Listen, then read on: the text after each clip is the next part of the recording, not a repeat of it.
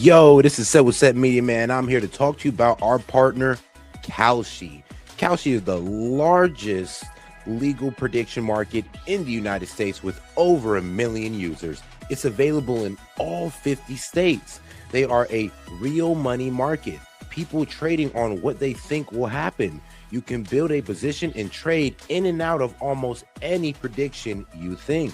Kalshi facilitates trade between people kind of like the stock market. There's no limiting your trades just because you're winning. Kalshi will pay you interest on your position. So if you make a long-term trade, you can earn a return even before the market is resolved. If you want to try out Kalshi, go ahead and give them a try, guys, at my link, kalshi.com/setmedia. Get $20 when you trade 20, so it's 20 for 20, guys. Once again, that's kalshi.com/setmedia. Go ahead and use my code setmedia to get $20 when you trade 20. Let's go ahead and take a look here at Kalshi, because like I said, it is a trading market where you can put in your prediction and you can go ahead and earn interest on that. You can make money off the knowledge that you know, and if you put $20 in, you get $20 back. So all right, guys, make sure to go check out my guy at Kalshi, because you can get in on good trades like who will Trump nominate as Fed chair, will Ali Khamenei be outed as the supreme leader, and will the U.S. confirm that aliens exist before 2027. So if you want to get in on this action, once again, go ahead and go to my partners at Kalshi. Go ahead and use the link, or you can hit the QR code above and use Set Media to go ahead and get $20 when you trade 20. This is Set from Set Media, and shout out to Kalshi.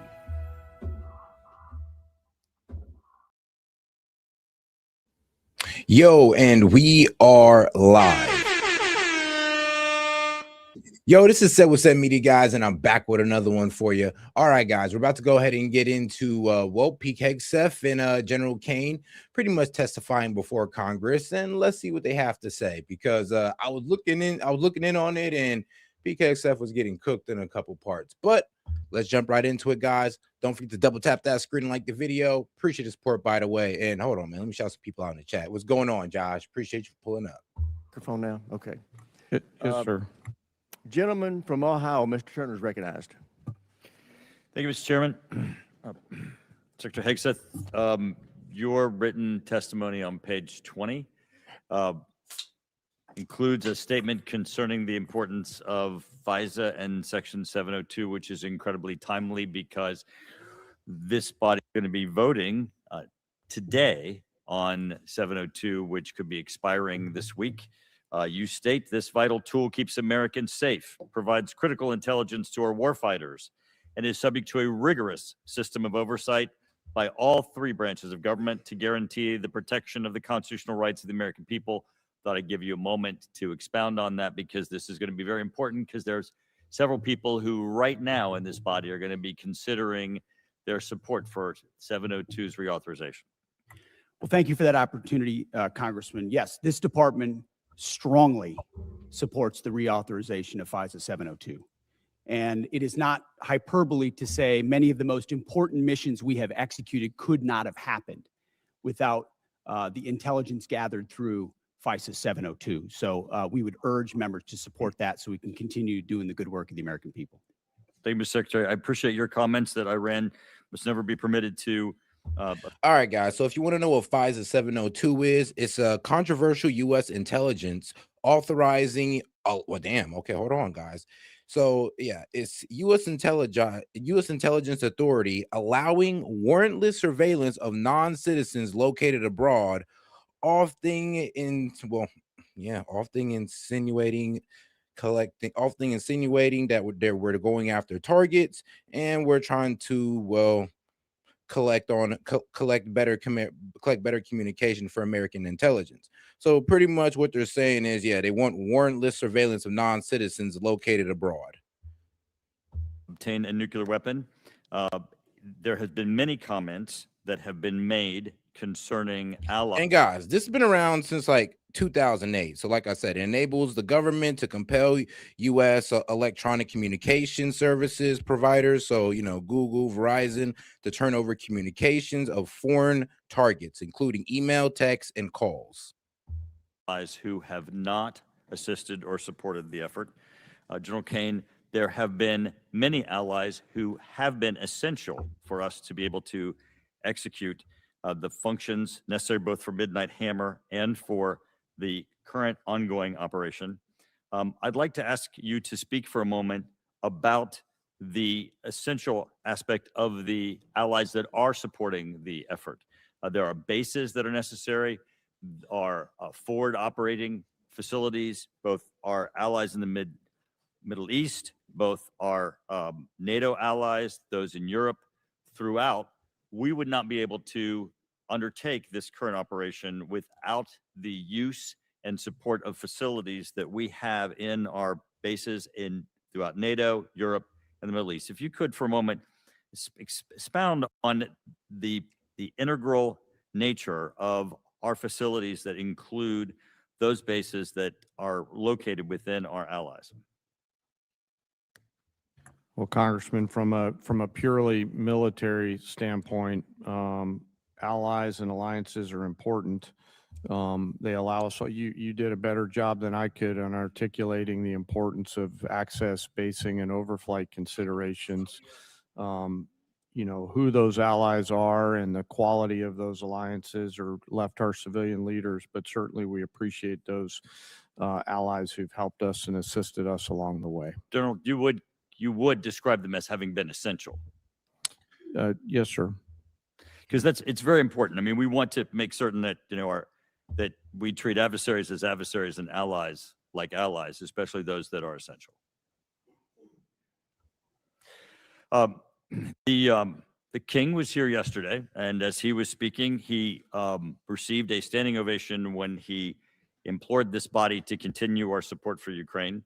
In the 2026 National Defense Strategy, it assesses Russia will remain a persistent, manageable threat. It specifically identifies Russia's continued threat to Ukraine, and we have, of course, the currently the presidential continued drawdown authority that can support Ukraine, and also the President Trump announced Pearl, the prioritized Ukraine requirements list, and in the FY 2026 NDAA, there is the $400 million that is included in the European capacity building within the defense security cooperation. General, the last time it went on the House floor with respect to funding for Ukraine, there was a vote in the House of over 300 members of the House that supported Ukraine. Could you please give us a description of some of the things currently that we're doing operationally support Ukraine? Congressman, a few of those are probably left for classified session. We continue through our security assistance group Ukraine to assist with some information sharing matters. UCOM continues. But you would describe it as continuous and ongoing and essential for Ukraine with U.S. support. So much of the relationship. Gentleman's time's expired. Chair now recognizes the gentleman from California, Mr. Garamendi. Thank you, Mr. Chairman. Mr. Secretary and General Kane, let me begin by thanking the men and women of the United States military for their service and their bravery. I recognize that our service members have performed with extraordinary courage and tactical skill, and they've done incredible things that our country has asked them to. Their professionalism and selfless service are not in question and never have been. What is in question is the purposes and the strategic direction of this war. Mr. Hegseth, as Secretary of the Department of Defense, you are ultimately responsible for the conduct of the Iran war. Any unvarnished review of what is happening right now in the Middle East would reveal a geopolitical calamity, a strategic blunder resulting in worldwide economic crisis. The result of Trump's war of choice is a serious self-inflicted wound to America. It will take years and a new administration to recover from the grave damage to our standing in the world, as well as our economy and our military. I mean, he got a point. He definitely got some point. It's like, yo, this was a war of choice. It wasn't a war of necessity. We chose to get into this, and it's hurting our economy to the point where it's going to low-key take it probably the entire year to fix it, and most likely a new administration. We must remember that 13 Americans have been killed in action, hundreds wounded, and thousands of civilians killed, including more than 100 school children. The risk of this conflict was foreseeable. I'm certain that the Department of Defense knew that it was likely that in a war with Iran, Iran would create an international economic crisis by blocking the Strait of Hormuz and thus stopping 20% of the world's oil. Yeah, but Trump was lied to and told that it'd be what, 4 days, 2 weeks, and now we're about 1 day from 2 months. So guys, were we being panikins, or were we just trying to warn you guys about the future, warn you guys about what was coming up? Because everything we said is happening. Inflation's going up, gas went up. It doesn't look like we're about to get out of this war anytime soon, because it just seems like things are escalating. Trump hasn't released the blockade. Iran's not opening up the Strait of Hormuz. He's trying to choke off their economy. They're like, well, we don't care. Like, there's a stalemate here. This existential threat considered? Apparently not. During the 60 days of Trump's Iran war, critical munitions have been expended at an alarming rate, depleting magazine levels below what is thought necessary to hold China at bay. It will take years and tens of billions of dollars to reach. No, bro, somebody said it hurts China way worse than us. No, it doesn't, bro. China was actually able to get 20 fleets, 20 shadow fleets with Iranian oil in it to China, okay? They're good.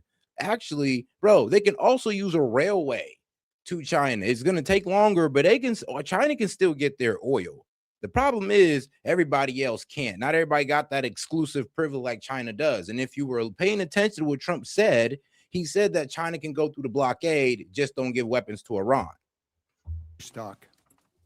China good. A significant part of the necessary Navy and Marine force in the Pacific has been removed and sent to support the Iran war.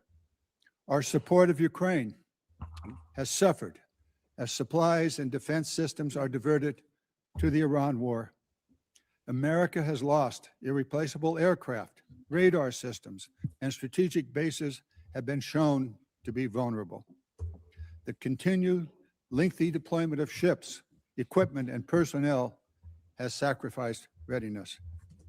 We know what we have lost, but what have we gained? Let's consider that the regime in Tehran is still intact with new and more radical leadership. It is. As are Iran's ballistic missile and drone forces. And guys, he's not just talking at his ass. He's actually reading off U.S. intelligence. Like, what he's also reading off is not only CIA, but DIA as well, which is Defense Intelligence Agency. So he's reading from our intelligence and what we gathered. What we're gathering is that they still have 60% of their Navy. Their Air Force hasn't been completely decimated. They still have thousands of missiles and drones. So yes, if you've been listening to Fox News, you've been completely misled on the status of this war. Iran's ability to rebuild their military industries. Also, as is Iran's coordination with China, Russia, and North Korea, and Iran's ability to choke off global energy supplies, and their stockpile of highly enriched uranium, which they only built after President Trump shredded President Obama's Iran deal in 2017. Secretary Hegseth, you have been lying to the American public about this war from day one, and so has the president. You have misled the public about why we are at war.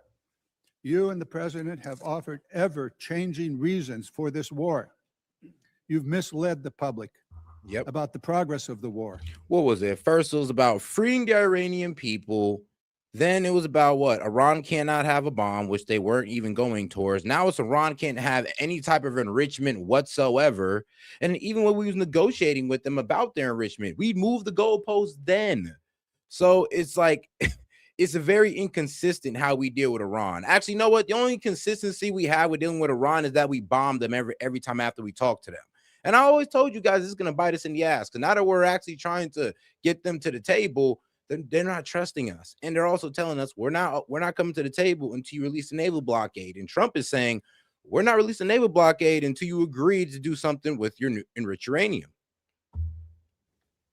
While the military has executed this war with tactical success, the strategy has been an astounding incompetence, doing immense economic damage to America. Mr. Chairman, And the Mr. world. Chairman, with the personal attack on the secretary, he should have an opportunity to respond. He Personal? certainly Thank will you. when I- No, at the time. Well, you- Personal, bro. I ain't gonna lie, bro. I was just reading out the facts. Those were just the facts. He ain't said not one thing to Hegseth that ain't true. That's it. I don't know if you can call that personal attacks. you want- finished. It's Let the him cook. gentleman's time. He can use it as he sees fit and add an extra 5 seconds to Mr. Garamendi's time. Thank you. You and the president are ever-changing reasons for the war. You have misled the public about the progress of the war. True. While the military has executed this war with tactical success, the And strategy. guys, yes, they did mislead the public on the progress of this war. They told you that their navy was destroyed, but they got speedboats out there in the Strait of Hormuz closing it down. Like they said, thousands of their missiles and drones was destroyed, but they was firing into the Gulf states and Israel at will. So yes, everything you've been told to about this war by Pete Hegseth and Trump has been inaccurate. And I'm sorry, it just is what it is. And I'm saying this, bro, as a conservative, as a Republican, as somebody who voted for Trump, this is what I'm telling you. You have been misled about this war and the progress of it. And I mean, if you don't believe me now, well, guess what? You're gonna believe me in about a couple months. Has been an outstanding Maybe too late by then. example of incompetence. This war of choice is a political and economic disaster at every level. Despite the president's promise to lower the cost of living, gas prices are up 40% and inflation is soaring. So much for lowering the cost of living. The $4. president has got himself and America stuck in Yep, the average price of gas is like what, $4.20? $4.20, guys. We're almost at $5. And when we're at $5, I better not hear nothing about a but Biden. That's all I gotta say. We're at actually, there are places that are already at $5 on the west side, $7 on the west side. So it was already too late for the West. They're cooked, but that's due to them. So we can't put that all on Trump. But over here on the east side in red states, we're seeing $4. That's a problem. of another war in the Middle East. He's desperately trying to extricate himself from his own mistakes. It is in America's and indeed the world's interest that he succeed in that. I yield back.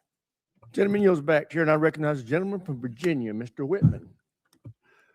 Thank you, Mr. Chairman. I'd like to thank our witnesses for joining us today. General Kane, Secretary Hegseth, Mr. Hurst, thank you so much. I want to go to a statement I've been making here. Oh, for yeah, the last. guys. Do me a favor, guys. Make sure to double tap that screen and like the video, guys. Let's get more people in on the conversation by double tapping that screen. Appreciate the support. Any question, comment, jokes, or disagreements, you can just super chat it in. Or if you just want to support the show, you can send a gift. All right. Last several years, and that is we are in the most dangerous national security position that this world has been in since 1939. And we know that it's a critical effort that we undertake to make sure we can deter through the concept of peace through strength. Ms. Secretary, I'd like to start with you. We know that peace through strength has a number of tenets. I think the most important of those is presence. And we know that the United States has the Marine Corps Amphibious Ready Group, Marine Corps Expeditionary Unit that provides us that presence.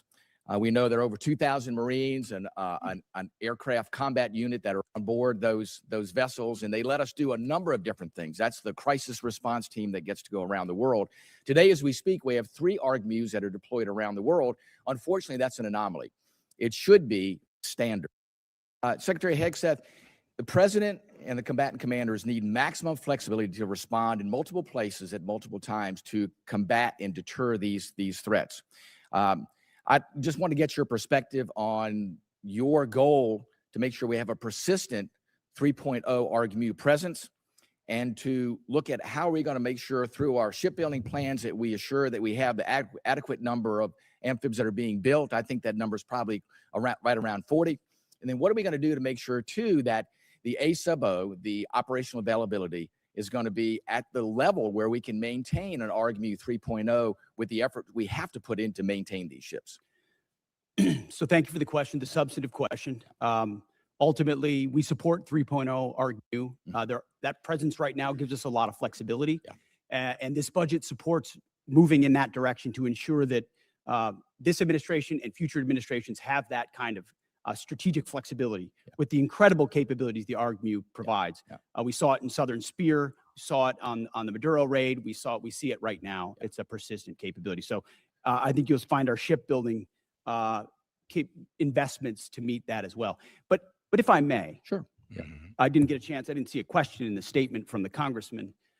I hope you appreciate how reckless it is. When I said reckless, feckless, and defeatist of congressional Democrats at the beginning, that came after watching you say the same thing on CNN this morning, a quagmire. I mean, here's a problem, though. I get not listening to the Democrats because, you know, they're always going to they're always going to talk shit about Trump. I get that. But when you're hearing it from your side as well, and you guys are still saying, F you guys, you're no longer on our side, that's when you guys know you're in the wrong. You're just not willing to accept it. Because, bro, like I said, MAGA, people who are used to be MAGA, are telling these guys, yo, this war is a bad idea. I'm sorry, it's hurting you. I'm sorry, but it's hurting the economy. And it looks like we're in a quagmire right now. And you're trying to sell to the American people as if we're just kicking Iran's teeth in. But the reality on the battlefield don't reflect that. The fact that they're not under a ceasefire does not reflect that. So I'm sorry, but excuse us for calling out the facts here. And I'm sorry that the Dems are going to sit there and ride away with it. But y'all put yourselves in this position to get cooked like this by the Dems and by your own side. But my main point is, even when your own side is criticizing you, you got to call them un-American too. Like, doesn't that just mean that you know you're in the wrong and you're defending the indefensible? My generation served in a quagmire in Iraq and Afghanistan, years and years of nebulous missions and utopian nation building that led us to nothing. What we have right now, the way you stain the troops when you tell them 2 months in, Congressman, you should know better. Shame on you. Calling this a quagmire 2 months in. Bro. The effort, what they've undertaken, what they've succeeded. I'm sorry, but here's a problem, though. And I think I know what he's about to try to do. He's about to try to compare this war to other wars, like, this war lasts for 7, this war lasts for 8. But yeah, you can't compare a concluded war to an ongoing war. So when this war stops, then you can go ahead and make y'all comparisons. But this war is still going on. It's still causing economic damage. And we still don't see an end date in sight. And if I ask Pete Hegseth, all right, so when's it going to end? He won't give me an answer. So, you know, we have every right to sit there and run the clock on y'all ass. Every right. The success on the battlefield that could create strategic opportunities, the courage of a but in president Trump's words, don't rush him. to confront a nuclear Iran, and you call it a quagmire, handing propaganda to our enemies. Shame on you for that statement. And statements like that are reckless to our troops. Don't say I support the troops on one hand, and then a 2-month mission is a quagmire. That's a false equivalation. What? Who are you cheering for here? Who are you pulling for? Our troops are doing incredible work. They've done incredible things for the entirety of this mission. Bro, we're not doubting our troops. We're doubting your leadership. That's who we're doubting. I think he has that very confused, or he's just, honestly conflating the two.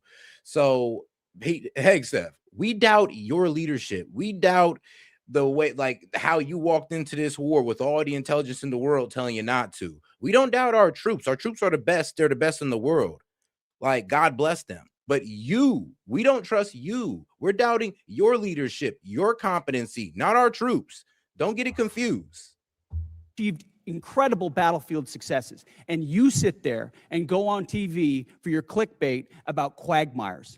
It undermines the mission. Your hatred for President Trump blinds you to the truth of the. I'm sorry, bro said anti-American when I literally just praised our troops. Like, crazy, huh? You see how these guys literally can't accept how they're wrong about this war.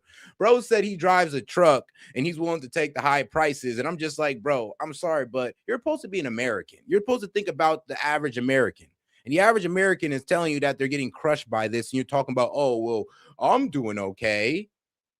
Like, bruh, I'm sorry, but that's the most un-American thing you can say right now. But all right. I mean, shoot, it's not that you're too American. The problem is you're not American enough to care about your own. Success of this mission and the historic stakes that the president is addressing, which the American people support. Iran's been at war with us for 47 years. You want to talk about a forever war?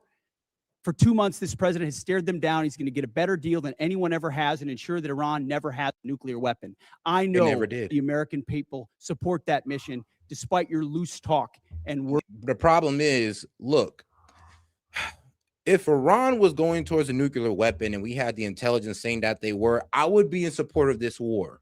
Okay. But we don't. Actually, since 2004, or like Iran's assured us that they won't have a nuclear weapon. Tulsi Gabbard assured us that Iran doesn't have a nuclear weapon or a nuclear missile program or nuclear weapons program. So what are you talking about? Our own intelligence saying that they don't have none of this, yet you're fear-mongering the American people talking about, oh, we're making sure they don't have a bomb. They never were going to have a bomb. They don't even have a bomb now. They don't even have a weapons program. They don't even have a delivery system. So what are you talking about? And guys, I'm sorry, but they're at 60% enrichment as a deterrent. And the only reason they're at 60% enrichment is because of U.S. aggression. I mean, you can damn near take North Korea as the best example. Due to U.S. aggression in the Middle East, they decided that, you know what? It's best we have a nuke because then the U.S. leaves you to F alone. And I'm sorry, but that's about to be the standard around the world because we've now vindicated North Korea. Words like quagmire. Thank you. Thank you, Mr. Secretary. General Kane, I want to quickly go to you. We know all about the need for exquisite platforms, but we know if we're going to close the gap with our pacing threats, we have to make sure we have those expendable and attritable platforms. And we know those nation capabilities are key, and we have to be able to spin them up quickly because that's the fastest way for us to, again, deter by peace through strength. Give us your perspective on how you see the urgency of getting that capacity not only in place, but getting that ability to go to scale and get those capabilities in the hands of our warfighters. Sure, I think it's critical. And when I look at what OSW above us is doing, and the Deputy Secretary as well as Secretary Duffy, and frankly, the National and Defense Industrial Bases all rallying around the need to scale, along with the new entrants that are out there who are coming and bringing products to the joint force. A key is capacity. Time's expired. Here, and I recognize a gentleman from New Jersey, Mr. Norcross. Thank you, Chairman. I'd like to thank witnesses for being here today. Mr. Secretary, it's well known that our Defense Industrial Base and Maritime Industrial Base has declined greatly over time. It's the shipyards. It's many of the things that you already spoke about. In my community, we used to have 3 shipyards, 40,000 workers.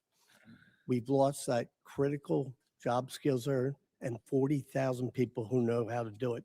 And quite frankly, most of it went overseas because it was cheaper. Well, cheaper doesn't buy the security we need for our industrial base. I championed a provision in the 24 NDAA entitled Enhanced Domestic Content Requirement for Major Acquisition Programs. Had to do with our industrial base making things here in America long before this administration came in.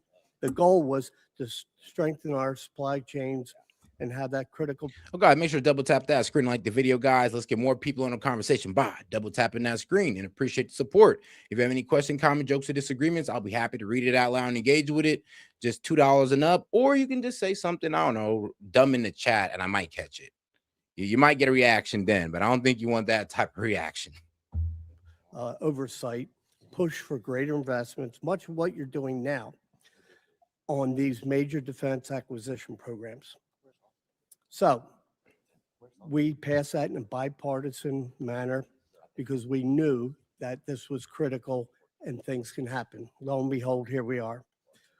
There was a reporting requirement in that. That's calls on you, the Secretary of Defense, to establish an information repository, issue rules, create a fallback process to govern the Department of Defense. We wanted to better understand much of what is being done here, but it's not being reported back to us. I sent to your office on January 8th, followed up on February 4th. We're years overdue on this report that will give us insight onto how we're addressing it. We hear what you're saying, but can you commit that we will get that report to us in the next 30 days? Unless Jay has additional details, I'll make sure we look into it. Whatever we can get to you as rapidly as possibly, we will. We'll also check with the new Navy leadership and make sure they're complying as rapidly as possible with every aspect that could apply to shipbuilding. That's been our focus on the Navy side. It's not just shipbuilding, major acquisition programs across the board. Yeah. This is incredibly important, and they are ignoring this. And 30 days is being generous, certainly. Second issue is you talk about Because I mean, and the reason why he's saying this is because, yeah, not only are we low on ships, and we're also low on munitions. And he's pretty much saying, like, yeah, you guys need to start putting orders for these munitions that you're using recklessly during this war. And the reason why is because, let's see here, it's the Center for Strategic and International Studies. These guys pretty much came out saying that, yo, we need to put in more orders for these THAAD missiles, these Patriot missiles, all that good stuff, or we're going to be ass out. And we're not going to have enough for China or Russia if ever need be. And that's what we're kind of doing right now. We're sacrificing war with Iran, well, for the future, I'll say this, for the future protection of Taiwan. And that's what we're sacrificing right now. So we won't be able to protect Taiwan if China ever goes in because of what we're doing right now with Iran and wasting our ammunitions. And it's going to take about 4 years for us to get back where we're at. But hey, some of y'all don't care. Some of y'all just care about now, not later. being an American worker and how important this is.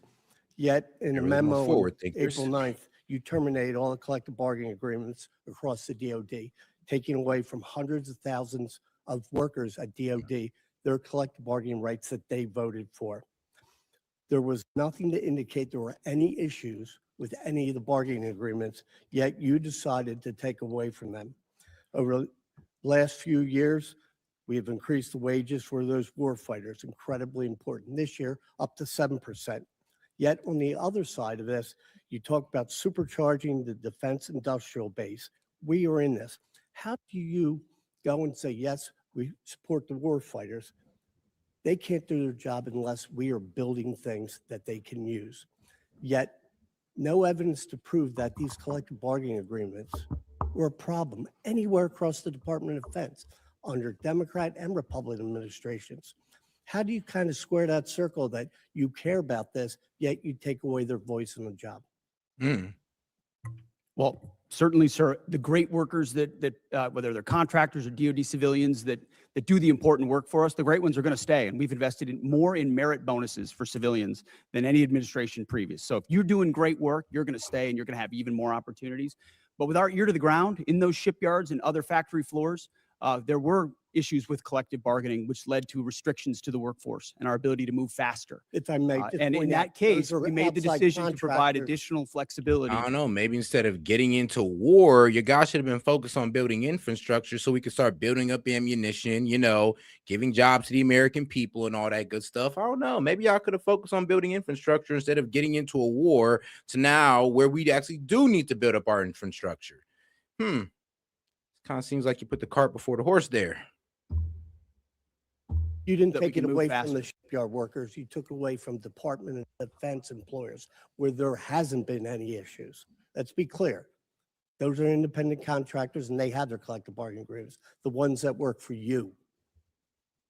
The ones that work for us should Yo, guess be at will like anybody else based on their performance. And if they're performing well, which I'm sure they are, as you've represented, they will have a job at the Department. So of War. where is the issue that you took away their collective bargaining rights? Why did you do it if it wasn't a problem?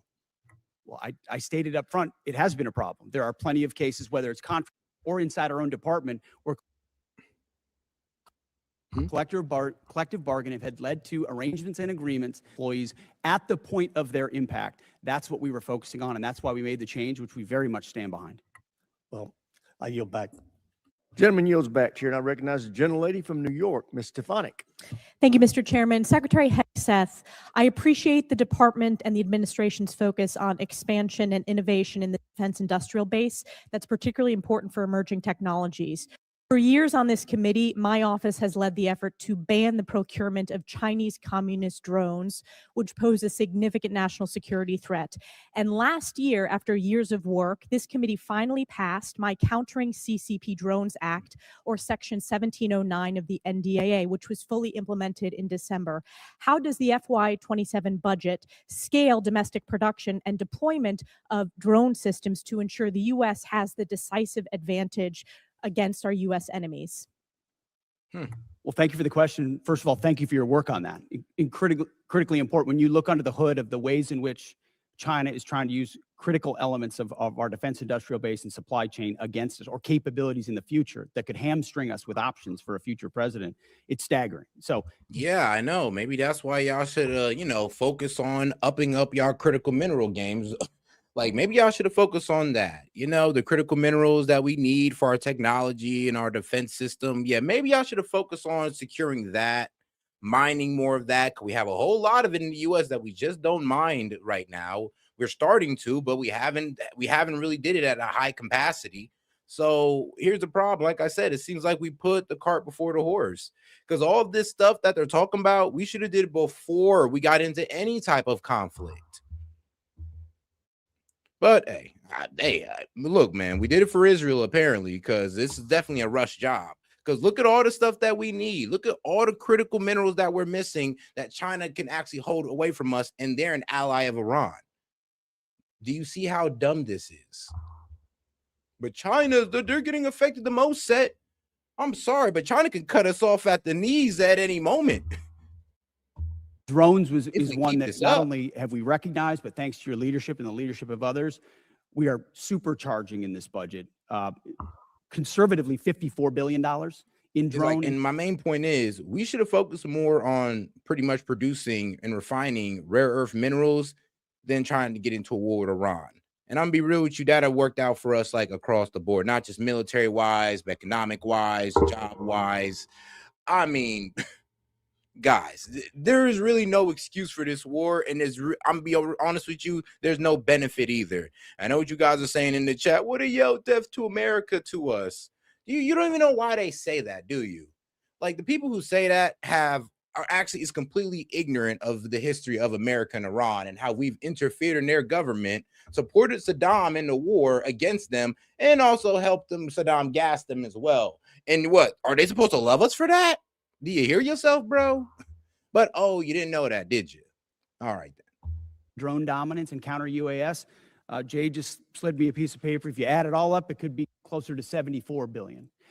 We started a defense autonomous warfare group, to focus on this, but we're going to do even more. We will shortly announce. Base logic. Let me give you some base logic. No, because it's their country. Yeah. You wouldn't want no other country getting involved with us in our protesters, now would you? No, I'm America first. If Iran want to go out there and take out 30,000 of their protesters for rebelling, that's their business, not ours. Oh, and by the way, that 30,000 is unverifiable, by the way. There is no verifiable evidence that they killed 30,000 people. And this is my argument to you. There were 70,000 innocent civilians killed in Gaza. We have their names. In Nigeria, the Christians that got killed in Nigeria, all 53,000 of them over the last 14 years. We have their names. But you know who we don't have the names of? Those 30,000 Iranians that you're talking about. All we got is about, 3,100. So I'm just going to go with what's verifiable. We're just going to say about 3,000 to 5,000, not 30. A sub-unified command. Autonomous warfare. Drones are so central to the future of warfare and where we get them from that we have to be able to both make the exquisite ones better than anybody else and also the attritable swarm, and then the ability to defeat them ahead of our adversary, learning from battlefields like Ukraine and Epic Fury. So Thank you for your leadership. It is front and center in this budget. I very much appreciate all that the department is doing under your leadership. One of the concerns I have is recent reporting indicates that while DJI, which is a communist Chinese drone company, is prohibited from receiving new FCC authorizations, there are still DJI products such as the DJI Avata 360 widely available in the US through major retailers. These received FCC authorizations before my provision in the NDAA was fully implemented. So my question to you is, we need to close this loophole to protect our national security. Will you commit to working with this committee in my office to ensure that these products that pose a significant risk to our national security are no longer permitted, given the evident threat CCP drones pose to U.S. national security? Congressman, yes, the department will commit to working with your staff and looking at that loophole, which we are aware of. And I missed in my first response, of course, that $54 billion is American-made drone Absolutely. dominance. Yes. That is exactly where they need to be, and that's where our focus is. Great. Another emerging technology that's very important and has a strong tie to my district is quantum computing.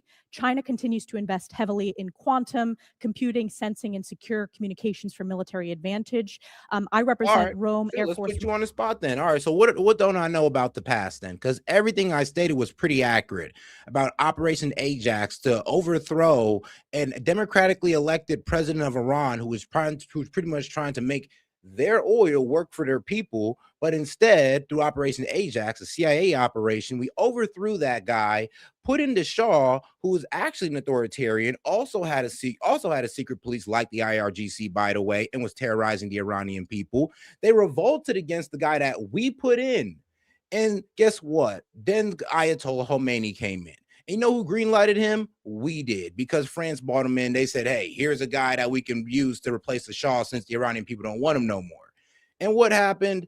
We lost control of Iran. And guess what? The Iranian people no longer want us involved in their politics, as they should. Like, I'm sorry, but a lot of y'all don't even understand what y'all talking about. And here's the thing. If you're going to say I don't know what I'm talking about, please try to correct me first before making such an idiotic comment. Research Lab, which is a hub of research when it comes to quantum. Secretary Hegseth, how does the budget proposal position the U.S. to maintain leadership in operationally relevant quantum technologies? The country that dominates in quantum will dominate the future in C2, in comms, in every way that we fight. And so this makes the maximal investment possible here at home to ensure that quantum compute, and working across the interagency, by the way, this is not just a DOW issue, this is an interagency issue, to ensure that we've got the ability to scale and out-compute adversaries who are racing for the same code. General Kane, throughout my time in Congress, I've pushed for the department to optimize its approach to quantum and develop a strategic roadmap. In your opinion, which quantum capability areas offer the most immediate benefit to the joint force and should be priority investments moving forward? Probably some of the work in crypto and quantum to make sure we can see, sense, understand, defeat, and protect our own stuff. So that's where I'm most interested in it right now, ma'am. Great. And I also want to use my remaining time. I just want to invite both of you to visit Fort. Yeah, we did support Saddam. All right, bro, you retarded? Like, so guys, I'm pretty sure it's common knowledge that yes, we with the Gulf states helped support Saddam in the Iraq-Iran war. CIA, actually, they said it up front. CIA documents pretty much stated that we helped Saddam procure the materials to make these chemical weapons that he used to gas Iranians.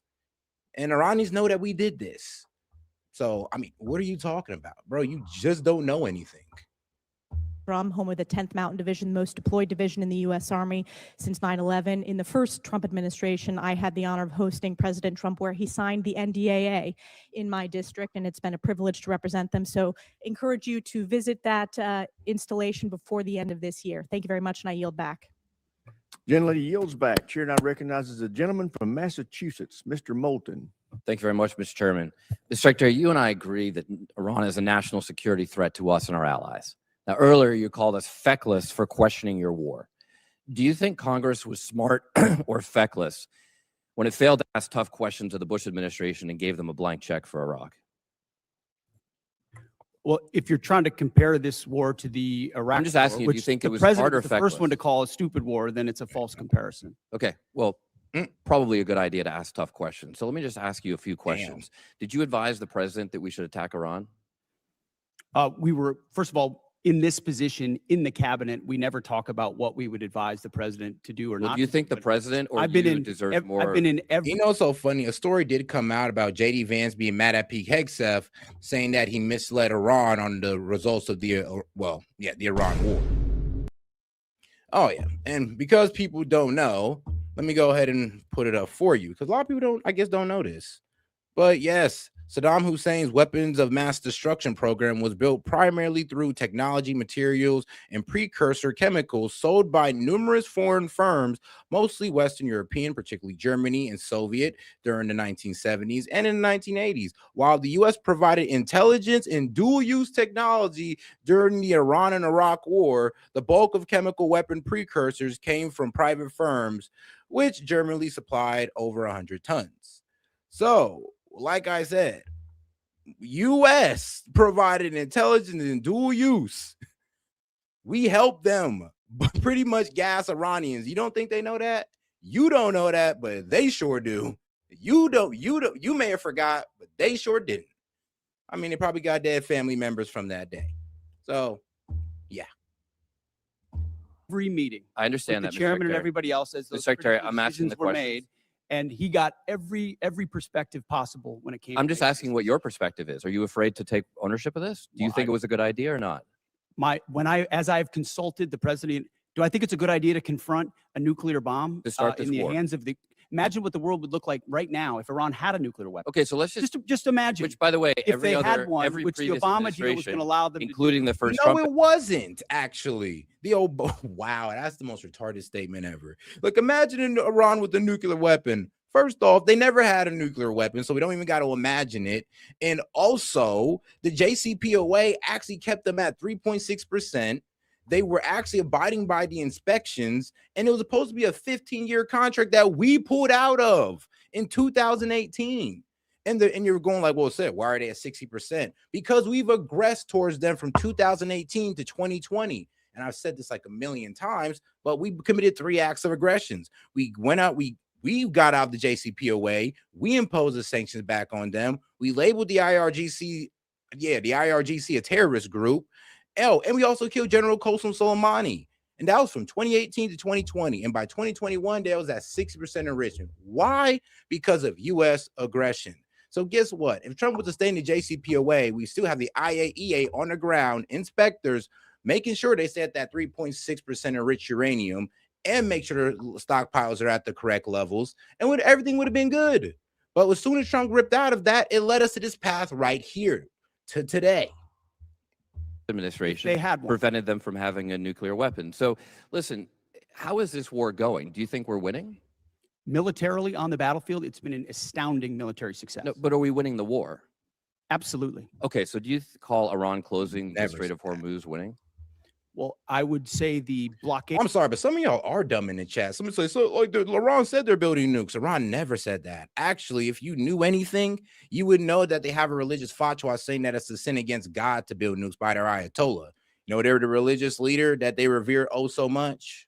But like I said, a lot of y'all don't know anything when it comes to Iran, at least. That we hold that doesn't allow anything to come in or out of Iranian ports. Which Okay, is so always we blockaded portfolio their to blockade. So use. they blockaded us, and then we blockaded their blockade. That's like saying, "Tag, you're it." Or you know, if President Madison had said, "Well, the British just burned down Washington, but don't worry, we're going to burn it down as well." Chairman Kane, did the military have plans for the idea that Iran might blockade the strait? No. Sir, thanks for the question.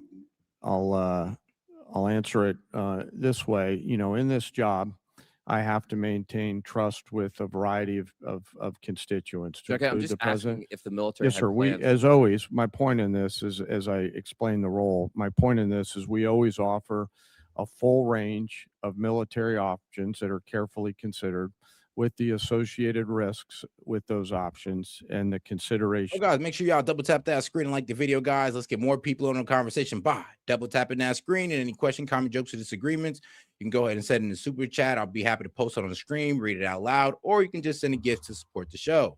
All right, guys, let's get right back into it. therein. So, and we Mr. always Secretary, do did that. you consider this risk? Of course, this department has looked at all aspects of this risk. And So then why because did you this send the department looks, minesweepers, the only minesweepers we had in the Gulf, to Singapore weeks before the war started? we have lots of capabilities that you may or may not be aware of at the classified level. Okay, and to deal so, with to deal with. by the way, with the mines. Trump, Yeah, but here's a problem though. Iranian vessels, Iranian shadow fleets were able to make it through the Strait of Hormuz. Well, and guess what? Pass our blockade. I know, right? It's tough, but it is what it is. So, and if you don't believe me, I mean, let's go to right-wing media. Shout out New York Post. I mean, if you don't know New York Post is right-wing, I mean, come on now. Shadow fleet vessels tied to Iran passes through the Strait of Hormuz. And this happened on the 25th. 25th, but they're supposed to be tied up with money, to be tied up. At least 2 ships sanctioned by the U.S. for serving in Iran shadow fleets passed through the Strait of Hormuz Saturday morning, tracking data revealed. So, yeah, guys, I'm pretty sure these shadow fleets are still somehow making it through the Strait of Hormuz. And guess who's also making it through the Strait? China. So they're still able to go over there, get their oil or gas from Iran and go right through. That's why this blockade makes no damn sense. class battleships. Well, and if you know anything about geography, I mean, they can also access Russia through the Caspian Sea and all that good stuff. So, yeah, I mean, they have ways to get to their highest buyers or to their biggest buyers. With this, You're talking about a Minesweeper. prospective future battleship, which we welcome in the fleet. okay, so you're supportive of the battleships. Yes, sir. Okay. How much has Iran profited from your administration lifting the sanctions on Iran when you started this war? I can tell you, Iran is financially devastated right now. In Okay, well, conjunction with the they've Treasury earned about and $14 billion. Operation Economic Fury, they're at a point where between the blockade and what we've done to them militarily, remember, they don't have a navy, they can't contest the blockade. Okay. Bro, they closed the strait with their navy that U.S. intelligence is saying they still have 60% of. Sorry, bro, but they're hopping onto ships on these speedboats. They're shooting missiles, and they got drone speedboat, kamikaze ones. Yeah, that's why your ass ain't on the ports or directly in the middle of the Strait of Hormuz. And you got to stay back there because they got missiles and drones that can fire at y'all asses. That's why y'all put the blockade over there in the, what was it? I think it's the Gulf of Aden. But trust me, it's not directly in the Strait of Hormuz. Actually, let me see if I can pull up a map here and show you where the blockade's at. Between what we've done to them What kind of militarily a and navy can they financially, buy they're at a for place $14 billion? they have very few Trust options. me. How many Chinese Yeah, like missiles they have can they buy ports. for $14 billion? Does that sound like winning? They're not. We're ensuring, and they're Doesn't not sound like buying winning. Chinese missiles. Okay. At the end of the day, this also has a cost to us. If let's say this war costs $100 billion, I mean, you've already said, give us more time. It's only been 2 months. It could go on for 20 years like Iraq and Afghanistan. Jesus. Let's just say it costs $100 billion. What is that to the average American taxpayer? Do you have any idea? Well, unlike foolish previous administrations, it won't go on No, I'm just asking. for years and decades. But let's How just do say you it's sitting in this $100 position? billion. It's hard to imagine how You know you've that? allowed those things to happen. You were a part You of know that the war. answer to that? So was I. I never. I'm knew I'm what just the end asking if state you know clearly what your was. war Now I costs know the what the average end state American is. taxpayer. What is the cost of Iran having a nuclear weapon that they wield? I'm just over us? asking if you know the cost of the average American I'm asking taxpayer. you what the. I mean, like I said, here's the problem, though. Iran doesn't have a nuclear weapon, and they still don't. So basically, you're asking the American people to go through this for no reason. And all the MAGTARDs all they say is, oh, well, you want Iran to have a nuclear weapon? Well, guess what? Obama already assured that for us in 2015. Oh, man, and guess what, guys? The Ayatollah assured that for us in 2004. So I'm sorry, but yes, we're here for literally no reason. Like, Iran was never trying to build a nuclear weapon. They don't have a nuclear weapons program. Really, we just want regime change. And well, it really Israel wants regime change. The only imminent threat that Iran is Israel. And that's not our problem. About cost would be of $600. that? So for the American taxpayers out there, my constituents, some of the constituents you wanted to represent in Minnesota, I'm just wondering if they have an extra $600 lying around to pay for your war. I think that's just a question that we ought to ask. Now, quickly, on March 13th in a press conference, you said we will give them no quarter, no mercy. In order for no quarter or no survival. All right, guys, let's go through a quick geography lesson here. So this is the Strait of Hormuz right here. This is what Iran controls. Why? Because you see this coastline, this whole coastline right here. Iran controls all of that. All of that's them. All of this is them. This is why they can so easily shut down the Strait of Hormuz. You want to know where the U.S. blockade is at? Over here in the Gulf of Oman, right here in the Gulf of Oman. So they're not even up here at the ports because honestly, they know better. And they know that Iran's going to start firing. So just to keep it safe, they're putting the blockade up here because, well, guess what? The ships, can't go through here unless you're a Chinese ship or you're an Iranian shadow fleet. All right. Now you understand. And also, I also did want to bring up this example as well. Like the reason why Iran honestly is not going to get strangled out is because they have other ways of getting their oil out. They're planning on using a railway to get their oil to China. So all this cap about, oh, we're strangling their economy. Oh, their pipes are about to burst because they have too much oil. That's also cap. But hey, I mean, you can believe it if you want, but I mean, hey, if it's still a week or two and you still believe in it, then you're kind of crazy. Survivors is a war crime under the Geneva Conventions. You understand that's murder. Do you stand by that statement? The Department of War fights to win, and we ensure that our warfighters have the rules of engagement necessary to be as effective Okay, so as just to humanly be clear, possible. you which called they are. Democratic members of Congress to be tried for sedition for reminding our troops to follow the law.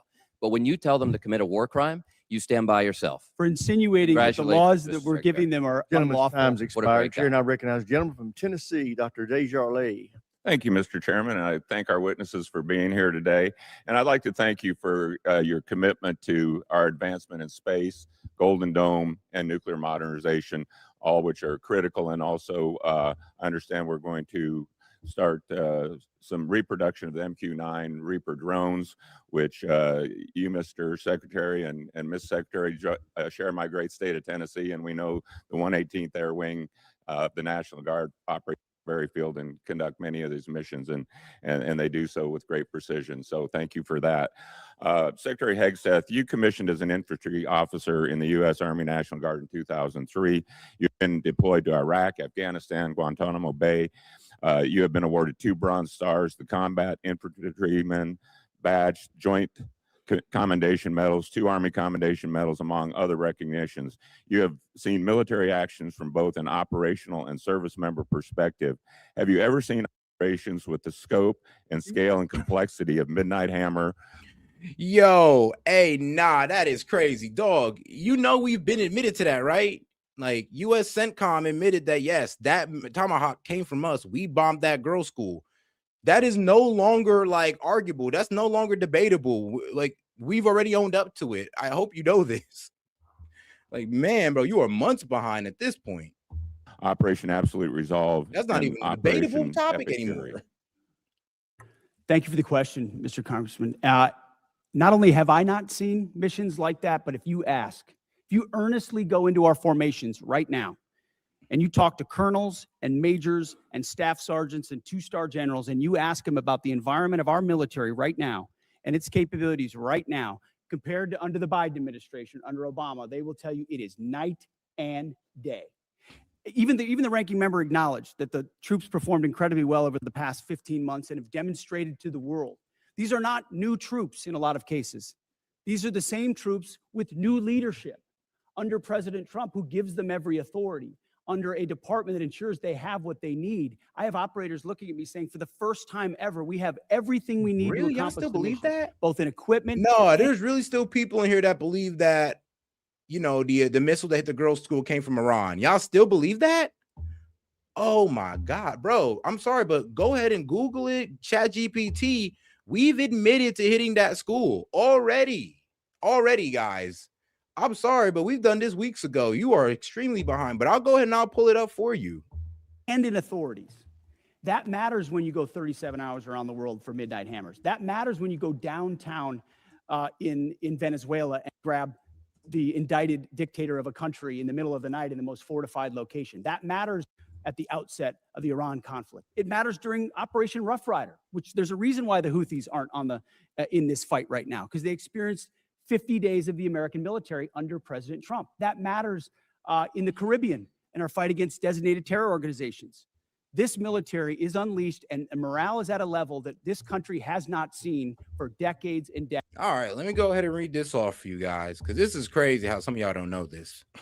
But let's see. Preliminary investigation and reports indicated that a U.S. Tomahawk missile likely struck a girls' primary school in Manab, Iran on February 28, 2026, during a joint U.S.-Israeli strike resulting in over 150 deaths, mostly children. While President Trump initially blamed Iran, U.S. officials and investigations suggest a targeting error, as detailed in PBS NewsHour report.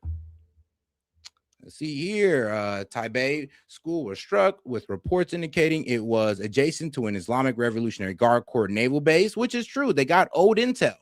Yes, guys. So we got old intel from satellite images from 10 years ago before they cut it off from the naval base and made it a girls' school. And we didn't know about that.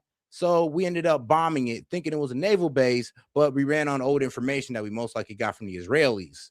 So yeah, we bombed that school, guys.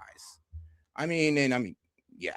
The U.S. military investigation suggested a targeting mistake caused by using outdated data. Support notes in the New York Times. Man. So, yeah. Do I need to show any more? Sorry, but that was us.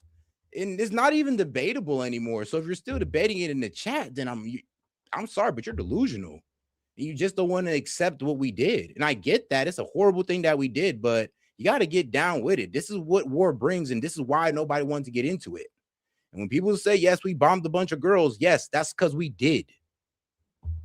Decades, because of the leadership of President Trump and because this War Department allows them to get back to basics. No more distractions, no more debris. It's simple accountability, training, standards, lethality, and they respond to it.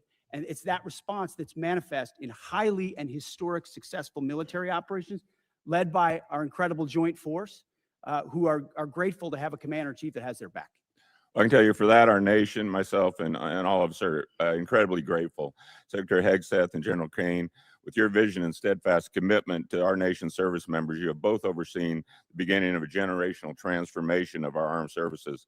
This budget request reflects that commitment by building and sustaining our defense industrial base, increasing service member pay, housing, and benefits, robust funding for Golden Dome missile defense and space capabilities, and the emphasis on the peace through strength doctrine outlined in the National Defense Strategy. Based on the Defense Department's recent track record of successful missions, can you share some examples of military action that illustrate exactly how your leadership and vision for the Department of War is translating the peace through strength doctrine into an operational reality, and what psychological impact that may have on our near-peer adversaries such as China and Russia? And I'd like to get both yours and General Kane's perspective. If you can take 30 seconds each. I'll keep it brief. Reestablishing deterrence was one of the core pillars of what we set out to do after Afghanistan, after October 7th, after the war in Ukraine, after Lloyd Austin went AWOL for a week and no one seemed to care. The world took notice of that. And through the actions we've taken swiftly that I just laid out, the world has recognized that American power is back, and the willingness to utilize it shows that we can achieve peace through strength. And General Kane, in terms of our adversaries? Yes, sir. You know, when we look at the totality of actions that we've done over the last year, one thing leaps out at me that I think is clearly and unambiguously seen by our adversaries or those that may consider it, and that's our ability to integrate and synchronize a whole range of capabilities that we have in the joint force.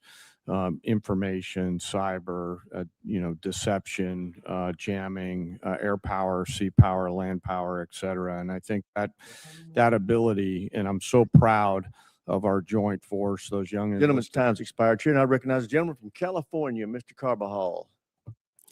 Thank you, Mr. Chair, and thank you, General Kane, Mr. Hegseth, and hers for being here today.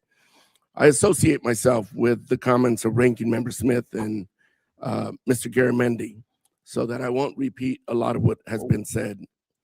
Mr. Hegseth, I recently realized that we have something in common. I'm also a fan of Pulp Fiction. Bro.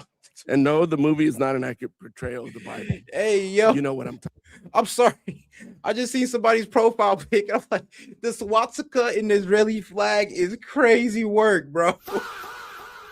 I mean, no comment and no further comment. Just know that that's just crazy. No, I have nothing to say. I'm shocked. I'm shocked. I didn't think anybody would ever do something like that. No, I mean, but you kind of cooking right now. talking about. This president and his administration have claimed to be the most transparent of all time. With that in mind, I'd love to get some straightforward answers today. Some estimates show that the Trump administration's war of choice in Iran is costing taxpayers around $1 billion every day. In addition to spending taxpayer money on a war they don't want, it is also driving up costs. Facts. Cost of gas, while the cost of living is skyrocketing under this administration's policies. Yeah, gas up $4. Let's see, went from 2.4% inflation to 3.3% inflation. And bruh, I don't even want to, oh man. I don't even want to know what April's job reports is looking like. I don't even want to know. But I'm going to have to look it up eventually. To me, and I assume to the American people, it is unclear why we started this war, how it will end, and what anyone gained from it. Mr. Hegseth, about how much money has been spent on this war to date, and how much more do you anticipate spending? Well, as our comptroller laid out, the estimate is less than $25 billion at this point as far as an expenditure. And the question I would ask this committee is, what is it worth to ensure that Iran never gets a nuclear weapon, considering the radical ambitions of that regime? Bruh, I would have to ask you. I'm like, all right, you're saying what is it worth? I mean, bro, if they was going towards a nuclear weapon, we would all be in agreement with you. If we had verifiable intelligence, we'd all be in agreement, but there is none. No verifiable intelligence that they're working towards a nuke. None of a nuclear program. And here's the thing, if they was enriching from 60 to 90%, we would catch them. We would know it. We have satellite scanners, imagery, and all this stuff that will pick it up. Like, we would know they were progressing towards a nuke as soon as they start trying to enrich to 90%. And then they're already weeks out from that. They'd be weeks away from actually putting it on a warhead and all that good stuff. You want to know how I know this? Because that's what we did with North Korea. We knew they were making a nuke. We knew they had a weapons program. They withdraw from the non-proliferation treaty. So that should have let you know something. And we knew what was going on. But we had a choice to make. Did we want to put boots on the ground in North Korea, or did we want to try to economically strangle them? We chose economically strangle. It didn't work. Didn't get in their nuke. It is what it is. But guess what, though? We don't have that same proof that we had with North Korea. And almost every member of this dais at some point has said, whether it was Thank you for your answer. I'll proceed to my next question. Thank you for your answer. President Trump is the one that's willing to make sure it doesn't happen. Supposedly, we had taken care of the nuclear capability last time around. Yep. And now this war, we're at it again, because obviously... And that's true. And this is what they're always going to stick you on. Like, bro... I'm talking to you guys in MAGA, bro. Republicans or no, Democrats are always going to stick you on the, you guys said it was eliminated, obliterated, I mean, decimated. So use all this extreme language. And anytime somebody said anything different, you called them un-American. You said they were insulting our soldiers. So now that we're right back here, and you guys, through y'all actions, are proving that that mission was a failure. That we didn't decimate their nuclear capability or their enriched uranium. They still got it. They're still able to use it if they want to. And now we're back here. So what is it? Are you guys going to retract that statement of you obliterated it, you eliminated it? Or are you just going to sit there and say, are you just going to keep up with that lie and be like, yeah, I know we obliterated it, but here we are trying to solve the same thing that we obliterated. That's supposed to be, well, gone if you obliterated it. We did, but we did it. In a way that we know. Wait. United States military can do. I want to reclaim my time. We know that the cost of oil and gas has gone up as a direct result of this war, and the American people are feeling that pain at the pump. In an attempt to alleviate the high price of gas caused directly by this president, he lifted sanctions on Russian oil. The way I see it, this is a massive gift to Putin and Russia's struggling economy. Mr. Hegseth, is there any concern that easing sanctions against Russia will allow Putin to continue funding Russia's illegal war against Ukraine? Bro, be Uh, real what with you, we've bro. We seen- can't even judge Russia no more. It's like just like how Putin just walked into Russia and preemptively struck. Well, that's exactly what we did in Iran. Like, yeah, and Putin attacked the Ukraine because of what? Oh, they were actually trying to go into NATO. We attacked Iran because of, well, ever-changing reasons. First, it was to free the people. Now it's about a nuclear enrich. Now it's about what? Getting their uranium, regime change. I mean, none of those have been solved, but like I said, it's ever-changing goals. Russia's and Putin's inability to make effective battlefield gains, just like their inability to defend the Maduro regime with the billions of dollars of systems the Russians sent to Venezuela in order to defend him, which were defeated. Hey, man, shout out to my man, Captain Blackbird. He said peace and love. Hey, shout out to my man. Crazy though, he said that with the Israeli swastika. Like, hey, my man is more peaceful, more loving and peaceful than the guys, well, with the Israeli flags in their profiles. Shoot, that is hilarious. I'm not even gonna lie. He did in 15 minutes. So Russia's military capabilities are no match for ours. And you don't And when it believe comes to easing ensuring- the sanctions is helping Russia?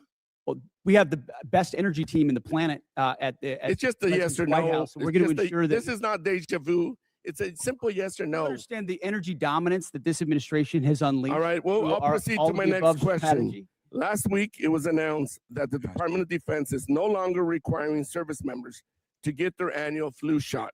Now, this is an easy one for you. It's a softball. Don't screw it up. The rationale was to, and I quote, restore freedom to our joint force. This has been a requirement since 1950 because it is an effective at preventing the spread of flu among our troops.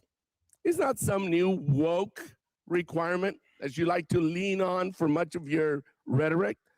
This decision is actively making our military less safe and less prepared. Mr. Hexeth, at this time, are there plans to remove the mandatory requirement of other vaccinations like measles, mumps, and polio? We made very clear in our announcement that it applies to service members having a choice as it pertains to the flu vaccine. Don't you think that's a little reckless? No, I think allowing well-informed Americans who serve our country to make a choice is not reckless. And commanders will still have latitude, say, for a submarine or something else to make a decision for a unit about whether it could be mandatory in a particular circumstance. But overall, our troops have earned the right to be able to choose about something like that related to their health. Mr. Hexeth, I stand by what I said last time you were here. You were incompetent then, you're incompetent now, and you're the gift that keeps on giving when it comes to incompetence. With that, Mr. Chairman, I yield back. Damn. Gentleman yields back. Chair, now Other than that, I'm recognizes doing the great. gentleman Thank from you. Mississippi, Mr. Kelly. Thank you, Mr. Chairman. Secretary, don't you think it was extremely reckless to mandate COVID vaccines for the healthiest and most unlikely to get COVID and kick them out of the service if they did not comply with a, although legal, crazy order from the previous administration? Don't you think it was reckless to require that those soldiers and Marines and sailors had to take that COVID vaccine? Congressman, thank you for the question. Not only do I think it was reckless, but we point out the nature of the emergency and lack of actual data on it. We think it may not have been legal. And as a result, we're working very hard to ensure that any service member who was pushed out is brought back in. If they were forcibly pushed out with back pay and rank and everything that comes with it, those soldiers and troops of conscience who had to make that choice, we think are the best troops in our force. Listen, I'm grateful that we have two great National Guardsmen sitting at that table today. As a longtime serving Guardsman who just retired, I'm so proud of y'all and what you mean for our total force. It's not a National Guard, it's not a reserve, it's not an Army, it's not a Navy. It is a total force, and thank y'all for recognizing that. I just want to go back to some of the Iran stuff. I don't know, maybe they're in a different world than I'm living in, but from where I live since 1979, Iran has been at war with the United States. Bro, when have we ever declared war on Iran? Tell me, we won't even do it now, or else we'd have to admit that this war is somewhat illegal. So please tell me when we ever, please, guys, explain. When were we ever at a war with Iran? When did we ever declare war with Iran? if anything, we've been interfering in their government since the 50s, bro. Like, bro, this man started off at 1979, bro. This started in 1953 for real. So you guys aren't even starting it off at the right point, because it's all started in the 50s, where we got involved in their government, where we ran a CIA operation to overthrow their government so we could control their oil. And they know we did this, by the way. So you starting off on 1979 is intellectually dishonest. We refuse to acknowledge it, whether that's Hezbollah, whether that's the Houthis, whether that is Hamas, whether that is trying to build nuclear weapons, exporting terror everywhere. I know. I mean, funding. Yeah, I'm be real with you. The only one, they're not building nuclear weapons, don't have a nuclear weapons program. But two, they are funding proxies. They are funding these terrorists like the Houthis in Yemen, Hezbollah in Lebanon, Hamas in Gaza, and this is what they call the actors of resistance. Here's the thing, though. Iran didn't create these groups. No, they didn't. You wonder who created them? Israel. Israel created Hamas, one through the reckless treatment of the Palestinians and through the funding. Yes, the direct funding to Hamas. They created Hezbollah pretty much in the 80s through their invasion of Lebanon and the annexing of the suburb Lebanon, which led to Hezbollah being created to push out the Israelis, which they successfully did. So it's really hard to sit there and get mad at Iran for supporting these groups who Israel are creating. And Iran sees that as a necessity to support these groups because they see that Israel is just going to take over Lebanon or Gaza, well, without them. And as much as I don't like these terrorist groups, that's just the reality of the situation in the Middle East. If they're not there, well, then Lebanon is Gaza. And then well, not Lebanon is, well, Lebanon will turn into Gaza, and Lebanon will be annexed by Israel. It is part of their plan, and they're doing it right in front of our face. For a fact, when I was in Iraq, both tours, that EFPs made by Iranians killed our troops. I know for a fact that many of the munitions, I know for a fact many of the militias in Iran that were Shia-based were there to attack Americans at the willing knowledge of the Iranian government. Do you agree they've been at war with us and are still at war with us and the world since 1979? Of course. I mean, bro, here's the problem. One, those are mainly through proxies. So if that's your logic there, then I mean, bro, then I guess we're at war with Russia then. I guess we're at war with Russia all through Biden, but nobody gonna say that. For 47 years, from Beirut to Baghdad, Iran has sought the most dangerous weapons in the world to try to achieve death to America. I don't know about that, because here's the thing. We helped Saddam get chemical weapons and gas these guys, and Iran could have did the same thing back, but they didn't. Iran has always leaned away from weapons of mass destruction. Even when a weapon of mass destruction was used on them, and then they had every right to make one, they still didn't make a chemical weapon. So honestly, throughout Iran's history, believe it or not, they've shown, well, restraint. And if they were to get the most dangerous weapon in the world, a nuclear weapon, they would most certainly use it, which is why this is at the level of seriousness that President— I don't know about that either. I mean, you guys said as soon as they had a missile capable of reaching Europe, they'd use it. So they have a missile capable of reaching Europe, and when they've had it for a while now, and they have not used it. Shoot, but now that even when we discovered it, they still haven't used it. So I don't even sure if I could believe that anymore. And I mean, here's the thing. Like I said, they're trying to sell to you this idea of that, oh, Iran's going towards a nuclear weapon with no intelligence on it, no proof on it, and they're just hitting you with the trust me, bro. Yes, I know. And you're putting, your tax dollars, your family members who are in the army into this war on a trust me, bro. Trump was willing to address it. And that's what I think so many in this body misrepresent. North Korea is the lesson. Everybody thought North Korea shouldn't have a weapon. Under the Clinton administration, they gathered so many ballistic missiles that their ballistic missile shield allowed them to blackmail the region and the world to say, we're going to get a nuke and you can't do anything about it.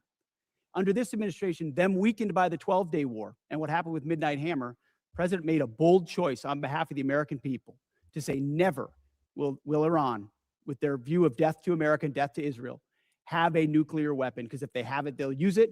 And he's taken that bold action in a way I think the American people, when they understand the nature of that threat, and they do, they support it. Hey, yo, and shout out to my man Noah Joyner for the great idea. He's like, simple fix to oil issues. He said, get all plastic from the GPGP and turn it into crude oil. This cleans the plastic as well as build up our reserves. As for the war, we are one species and we need to act like it. Exactly. Hey, look, man, I'm all for world peace too.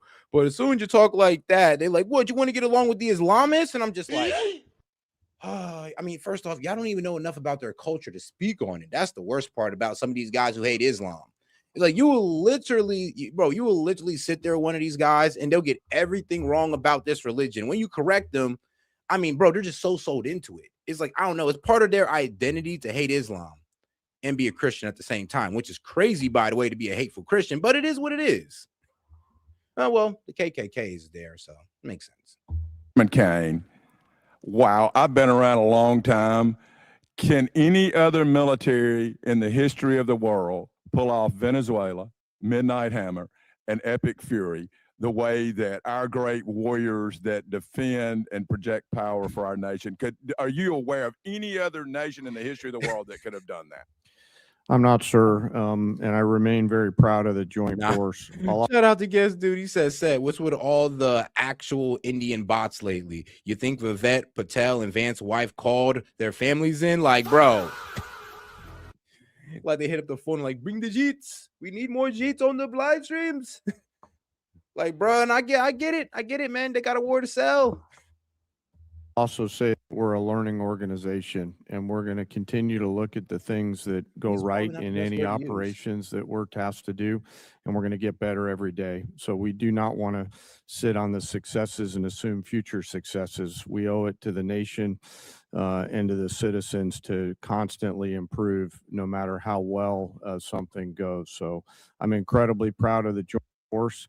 That said, I'm even more proud when they come back after that. They go into a team room and they start debriefing to make sure that we do it better next time, whatever it may be. And my final point, I just want to talk about what a stroke of genius it was, greater than I would have thought, to blockade the ports of Iran. Nigga, what? And that blow economically to their entire economy and to their leadership and everything else. So you tell me it was genius to put a blockade on Iran and try to sell it to the American people as if Iran's the only one getting affected when all the Gulf countries are getting infected. Actually, the entire global economy is hurting. Therefore, every country's hurting from higher gas prices from this. And also, bro, not just higher gas prices. Some of these guys are going through real fuel crisis, like a real fuel crisis, real shortage on oil. Like some people can't go to the gas station on certain days in certain countries. So I'm sorry, but to sit there and pretend like this only affects Iran is dumb. And to sit there and think that this actually affects Iran is dumb when we have information that they were using shadow fleets to get through the blockade. China can go in and out of the blockade, and they're also planning on using a railway that's going to take them through Kazakhstan to China. So, guys, we're not really doing anything with this blockade. And here's the thing. If Trump would remove the blockade, the Strait of Hormuz would have been open and we'd have started seeing gas prices start to fall. But for some reason, he didn't want to do that because he wants to start talking about our nuclear enrichment. And here's the thing. Iran's saying that we're not even going to talk about our nuclear enrichment. You either remove the blockade or we're not talking. We could just get back to fighting. And so guess what? We're most likely going to get back to fighting. Let me be real with you. Like, that's where I see this is going. That's why I see this going because of Iran's stance of saying that we're not talking about our enrichment. You remove the blockade or we're just going to keep fighting. And I think Trump is ready to keep doing that. If you look at his Truth Social, I think you can see that for yourself. It's going to take a little bit of time to play out. Pretty transparent. But that was so smart because it is more effective than any bombs, and those bombs were effective in Midnight Hammer. They continue to be. But until we kill their will to create a nuclear weapon, they will always be a nuclear threat. They never had a will to make a nuclear weapon because it's a sin against God, according to their religious leader. They never had the intentions of making a nuclear weapon. Like, and if they did, then why would they get into the JCPOA and have inspectors? And why would they abide by it if they had a will to make a nuclear weapon? If they had a will to make a nuclear weapon, they was at 60% enrichment since 2021 under Biden while we were distracted with Ukraine. That was plenty of time for them to get a nuclear weapon while we were distracted with Ukraine and Russia. But they still haven't. And like I said, they had 60% enrichment since 2021. You know this, right? So if what he's saying is right, then I'm gonna be real with you. They should have been had a nuke. We should have been since Biden came at them, since if they were going for it, because we'd have been able to track that. The only reason why we know they got 60% is because we track it and we watch their centrifuges, and we know. They've advanced far enough along, but that blockade was so important. And it amazes me now we're crying about high gas prices when they were $2 a gallon more just 4 years ago or 5 years ago under the That's not, bro. We voted for Trump for lower gas prices. The fact that it's at $4 is ridiculous. That's not what we voted for. We voted for affordability, and we're not getting that. And to gaslight the people and say, oh, you're just dealing with higher gas prices, bro. I'm pretty sure you got a beautiful government salary. Pete Hegseth, ex-Fox News pundit, $1 million contracts and all this good stuff. So it's real fucking crazy hearing this from people who are low-key and like wealthy, trying to tell the American people who are struggling with an affordability crisis just to get over it. Oh, and what about Biden? Are you fucking serious? Like, oh my God. Like, this is why I say you guys are really starting to sound like the left. Like, we were trying to tell the left that, yo, look at this effed up economy, look at inflation. And they were telling us, oh, you're in the best economy ever. Remember that? That's how y'all sound right now. administration. With that, I yield back. Gentleman yields back. Chair now recognizes the gentleman from California, Mr. Khanna. Thank you, Mr. Chairman. Secretary Hegseth, Hey, tomorrow bro. is Bro, Republicans are getting more and more liberal by the day, bro. 2 months since the war has begun. You've testified that it was $25 billion in cost in terms of the munitions we used and what we paid for it. But when you add to that the damage that was done to our bases and today's dollars for buying replacement munitions and replacement aircrafts, what has the total cost been over the last 60 days? That number right now reflects the total cost that we're seeing.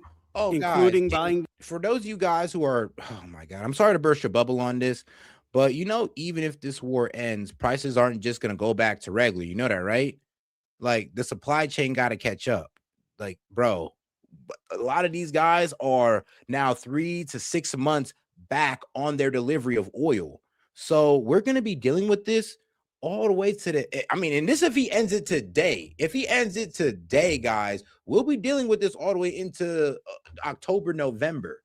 And that's just to catch up on the oil supply and the shipments. So if you're dumb enough to really sit there and say, oh, don't worry, when it stops, it'll drop down immediately. Nigga, if it drops today, you won't see it until 6 months. Excuse my language. Get a little bit frustrated when people say retarded stuff sometimes. Just like, are you serious, dog? Just think about it with common sense. Do you not know how the world works?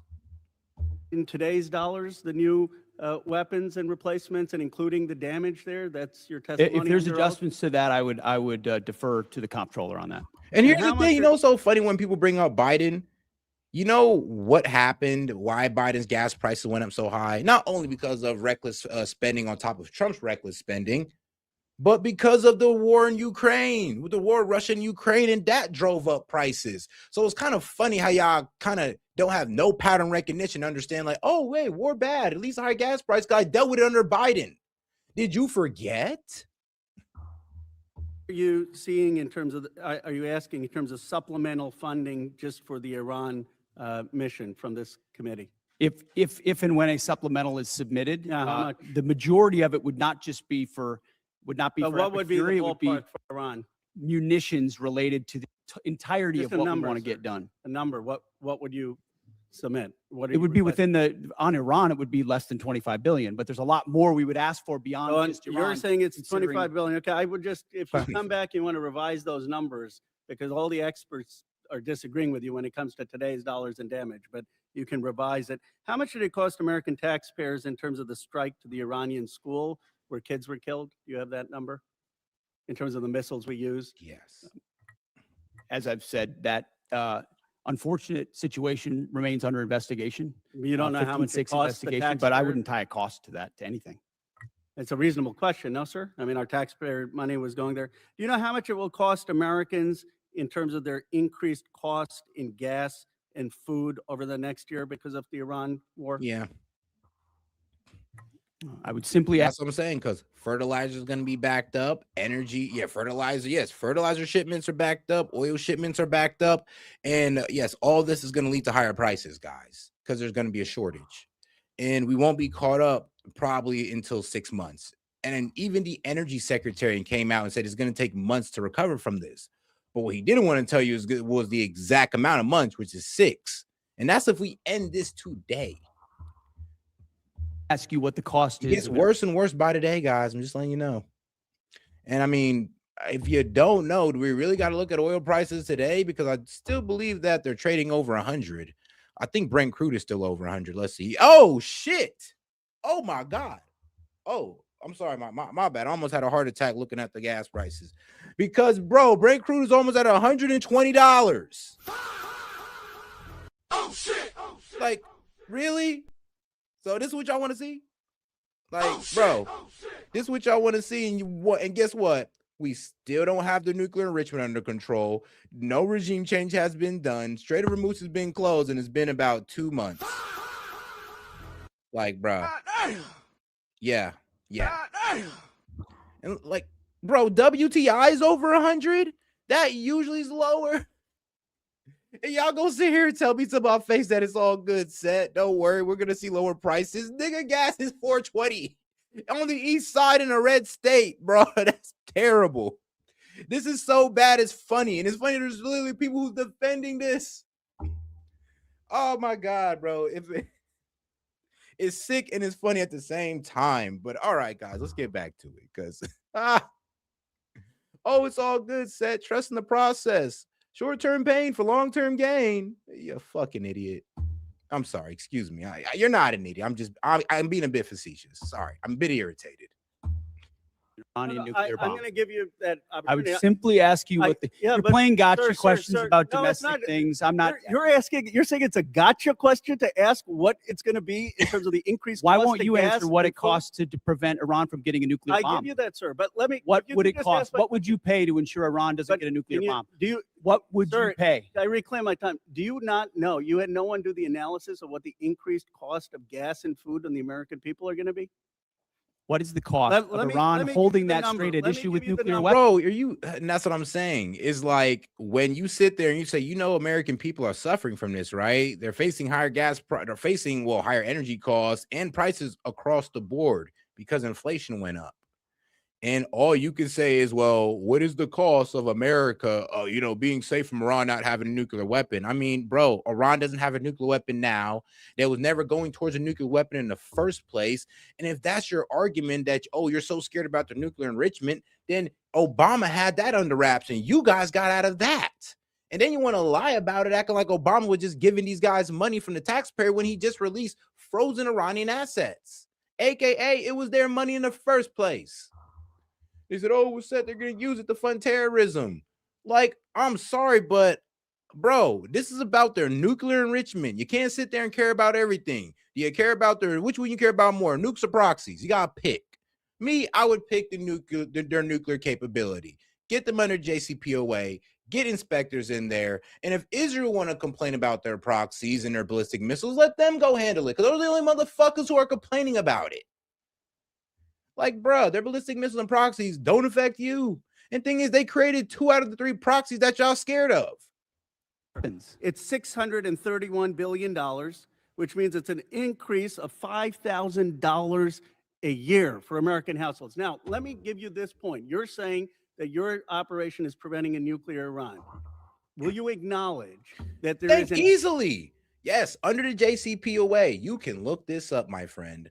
Obama was able not only to get the Iranians agreed to enrich that only at 3.67%, but also to keep their stockpile low as well. And also have inspectors on the ground. And the IAEA from 2015 to 2018 confirmed that working with Iranians was lovely. They followed the law. They followed the laws of the inspection. They didn't try to hide anything. They followed everything. So from that time, we had everything we wanted from the Iranians when it came to eyes on their nuclear capability. When Trump got out of that, he ruined it. They kicked out the inspectors, and now we no longer know what's really going on there. And then we want to act like it's their fault when we pulled out of the deal. We put the sanctions back on them. And that was the whole reason they was in the deal, was to get back that money, was to get the sanctions relief and to kind of get let back into the world economy. Trump ruined that at the behest of the Zionists. Because I'm gonna be real with you, there was really no reason for him to get out of that. Even Tulsi Gabbard, who's our DNI right now, said that no, you need to get back into the JCPOA, put your pride to the side, F what those neocons are talking about. You need to get back into that deal. Tulsi Gabbard said this. Tulsi Gabbard also says that Iran has no wanting to go towards a nuclear weapon. Said that in front of our Congress, by the way. So yeah, I'm sorry, but the facts are just on my side on this one. And if you want to sit there and complain about their nuclear enrichment, well, yes, Obama had that under wraps. He had eyes on it. Economic cost to the American people for doing what you believe is necessary to make Iran denuclear. Will you acknowledge the economic cost? We have an incredible economic team that's managing this better than but what the previous but to administration did to our acknowledge that- economy, to acknowledge what the there's a previous cost. administration You- did you with don't even inflation, know what the- you know what what's the previous upsetting? I administration reclaim my did with time. You know, COVID, Secretary- and you're going to Secretary, lecture this I reclaim administration my about the time, sir. economy? You know what Bro, is- are you dumb? Okay, this guy's retarded. You said Obama paid for the ballistic missile program. Are you stupid? Obama never paid him anything. He released their frozen assets. That's not paying them. That's just giving back their money that we took for them.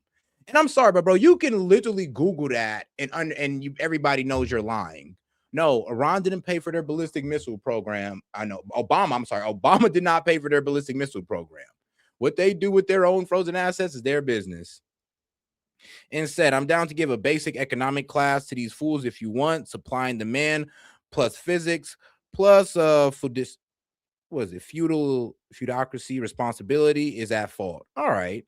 I mean, bro, here's the problem. They just don't know anything. They believe the lies that they were told, well, sadly, I mean, by the right wing about the Obama deal. And I'm sorry, but just look it up, guys, and look for yourself. And don't just believe what your favorite right-wing pundit tells you.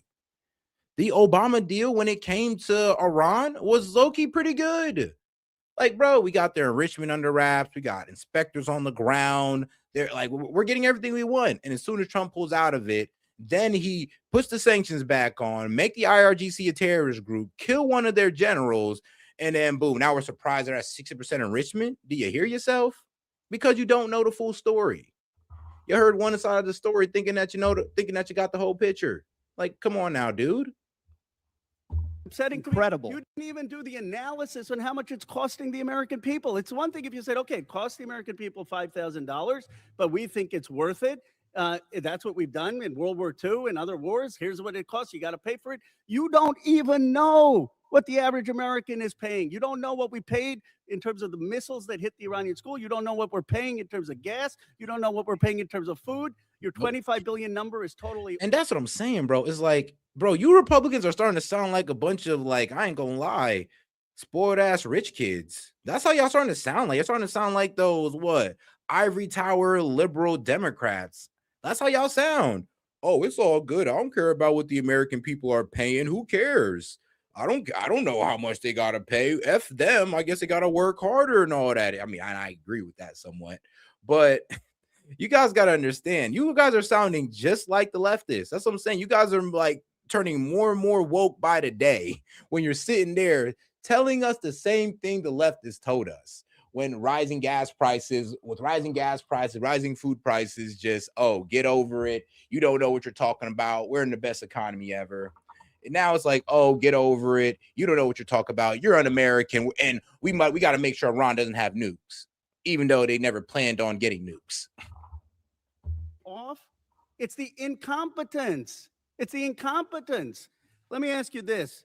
Certainly, maybe here we'll find agreement. There were still 440 pounds of low enriched uranium, correct, when President Obama after the JCPOA? Is that accurate? The amounts and types are classified. Okay.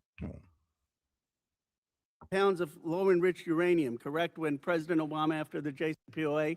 Is that accurate? The amounts and types are classified. Okay. Will you acknowledge that there were 970 pounds of uranium enriched after Trump tore up the JCPOA? Yep. The JCPOA was a terrible deal that allowed Iran a path to a nuclear bomb. No, it didn't. No, it didn't. All right. Think about it like this. Think about how retarded that sounds. Okay. I want you to understand how retarded this sounds. So how is that allowing them a path towards a bomb when part of the deal was saying they can't enrich past 3.6% and they were abiding by that? And they had to keep their stockpile low. Like, how dumb do you effing, like, bro, how dumb? I'm sorry, but now this is why I gotta call P. Hegseth incompetent now. This is where he's so low-key sounds like a dumbass. The JCPOA had them at 3.6%, eyes on the ground. We were monitoring everything they were doing when it came to enrichment of their uranium, and they were abiding by it from 2015 to 2018. So how did that deal help them get to a nuke when us actually getting out of it actually pushed them further to a nuke? You know that, right? Like, think about how dumb he sounds when under the JCPOA, they was at 3.6% enrichment. Outside the JCPOA that Trump got out of, there's 60% enrichment. So by logic, use common sense, let's use logic. Which one worked better, diplomacy or aggression? You deal with vague platitudes. I'm asking you about numbers. Like, you don't know what gas costs, you don't know what food costs, you don't know what the operation costs.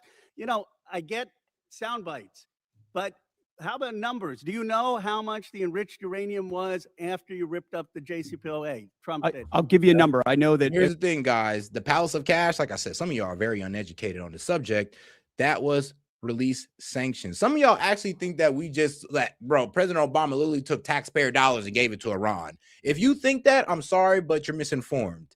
No, those were unfrozen Iranian assets that he was giving them to get into the JCPOA. And that's a pretty good deal, low-key. Then, I mean, like, to be quite honest with you, yes, that did stop Iran from getting a nuclear bomb. So you can't sit there and say that, oh, that helped them get a nuclear bomb. When to get a nuclear bomb, you got to enrich to 90%, but because of JCPOA, they're only enriching at 3.6%. You see how dumb he sounds now? This was stated by early on. The price of gas is twice as expensive in California, your home state, as anywhere else in the country because of the horrible policies your state pursued. You know what? It used to be that type of stuff worked, and then you started to lose the people that you campaigned. Bro, I'm sorry, but you know nothing about Middle Eastern politics. If you truly think that if we'd have took out Iran, 9/11 wouldn't have happened. You know nothing about Middle Eastern politics if you truly believe that. Because 9/11 really didn't have anything to do with Iran. It had everything to do with what we were doing in Palestine. And Osama bin Laden, it said that. It had everything to do with our military bases and holy sites and what we were letting the Israelis do to the Palestinians. And that was an Osama bin Laden letter, the orchestrator. So, like I said, you know nothing about Middle Eastern politics or geopolitical matters whatsoever, if you truly believe that. Wanted to be for, because you said you wouldn't get us into bad wars. You said you would bring down the prices. You know what I'm sad for? I'm sad for all the people who voted for Trump. I'm sad for them because you betrayed them. You betrayed a lot of that MAGA base. And you know who knows that? J.D. Vance knows that. Gentleman's time's expired. Chair now recognizes the gentleman from Nebraska, Mr. Bacon. Thank you, Mr. Chairman. I thank all three of you for being here today. And like I said, the reason he said that is because it came out that J.D. Vance is mad at Pete Hegseth for misleading Trump on the Iran war. And I think J.D. Vance kind of got his eyes open to what was going on when he went to those negotiations and he's seen how like unwilling the Iranians were for a ceasefire. And he's like, hold on. I've been told that you guys were begging for a ceasefire. I come over here to look good. Are you guys ready to walk away? Like, y'all got leverage? Yes, JD, because they do. And I'm pretty sure JD Vance sat on that jet and was like, son of a bitch, these people are lying to me. Bro, I just went over there to Islamabad thinking that we was going to get a slam dunk ceasefire. And they're over here talking about, yeah, we're not giving you the enrichment. We're not opening up the strait unless you do this, that, and the third. Like, that don't sound like people that capitulated. So yeah, I'm pretty sure JD Vance is pissed. And I know where he got that information from. He got it from Hegseth. And I'm pretty sure he's like, yo, this guy's been feeding us bad information on what's going on in Iran. And we're not even making appropriate or not even talking appropriately to it. And what I mean by that is that because they're not getting accurate information on what's going on the ground, they're thinking that they have more leverage than they really do. It's a real privilege to be a part of this committee. We are the most bipartisan committee out of 20 in Congress. We have a tradition of voting on NDAAs with large majorities year after year. And it's important not to be a Republican first in here or a Democrat first. We're Americans trying to ensure that our country is well defended. And in that spirit, I compliment the operations in Iran. I served 30 years in the Air Force. We were attacked repeatedly by proxy groups from Iran on every deployment I was on. They were the number one threat where I was located. I've lost friends, like at Khobar Towers. Iran with a nuclear weapon would have been an existential threat to our country. Man, Iran with a nuclear weapon. I'm telling you this right now, we'd never got into any of those wars because we'd leave them the fuck alone. And that's what a lot of people don't want to admit. No, Iran's not going to attack you if they have a nuclear weapon. The problem is we'd have to leave Iran the F alone and they'd be able to control the region. I don't want that. I'll be real with you. That's what I don't want. But they're not telling you that because let's be real, they got to make it dire for you. A lot of Americans aren't going to care if Iran get a nuclear weapon and so they can control their region. They really don't care.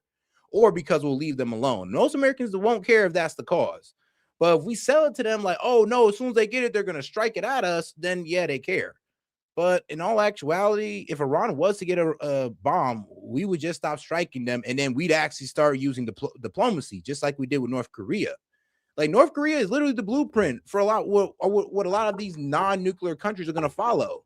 Like if you got nukes, then guess what? You get left alone. America can't bully you or another nuclear state can't bully you. And that's just what it is. And that's what we've been proving. And I'm sorry, but if Iran does get to a nuke, man, trust me, they're not going to nuke us, but we are going to have to leave them the F alone. If they had a missile that could hit New York, they would have done it. They would have done it. Wow. If they had a missile that could hit New York, they would have done it. Okay. Okay, man. All right. I mean, done it 2 months ago. So I support our operations there. I think it was good that we got. You also said if they could strike Europe, they'd have done it. And they could strike Europe, and they haven't done it. Maduro out. I would say it would be important to get the representative government that duly won their election there. Shoot, actually, if Iran was truly, these crazy mullahs, bro, F the ceasefire. I'm just going to start attacking energy infrastructure in the Gulf region, just decimate y'all entire economy. Let's be real. They don't need a nuke. They really don't need a nuke, guys. Their nuke is being able to destroy the energy infrastructure and water desalination centers in the region.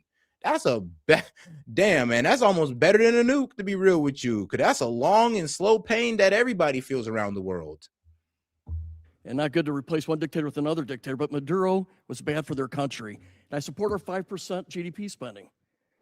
There's no way to modernize our nuclear force, 6th-generation fighters, take care of our men and women in uniform without being at 5% GDP.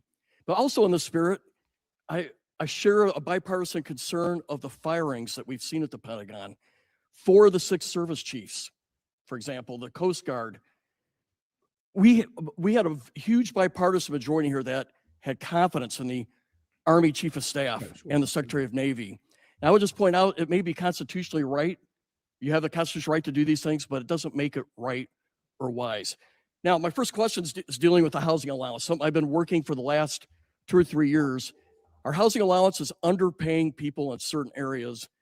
And the department, and that hasn't started under this administration, it's been going on for a while, they take out 5% of the housing allowance. They send it to other needs. But that means we're underpaying our servicemen and women living off base by 5%.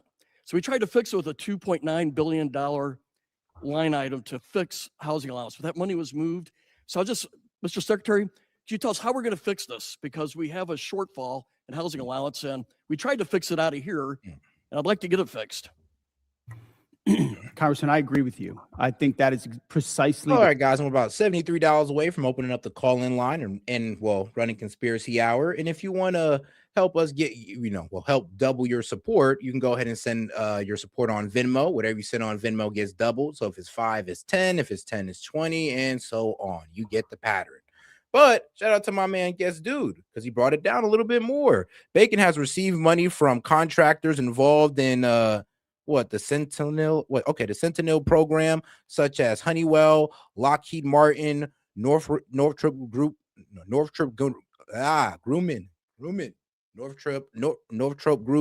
and General Dynamic. Sorry, I always had that one with Northrop. Always had trouble with that one. But Bacon? Let me see. Are you talking about this guy right here? Yeah, that makes sense. Look, bro, the way he's selling it is like he works for the weapons company. Next. Life issue that's been ignored time and time again. Oftentimes with good intentions of trying to do some trade off with something else. But I mentioned the 7% pay increase. That's just for junior enlisted. It's 6% from E6 to 03, and it's 5% from 04 all the way up. But closing that gap, TRICARE reimbursement's a big one we're going to look at as well.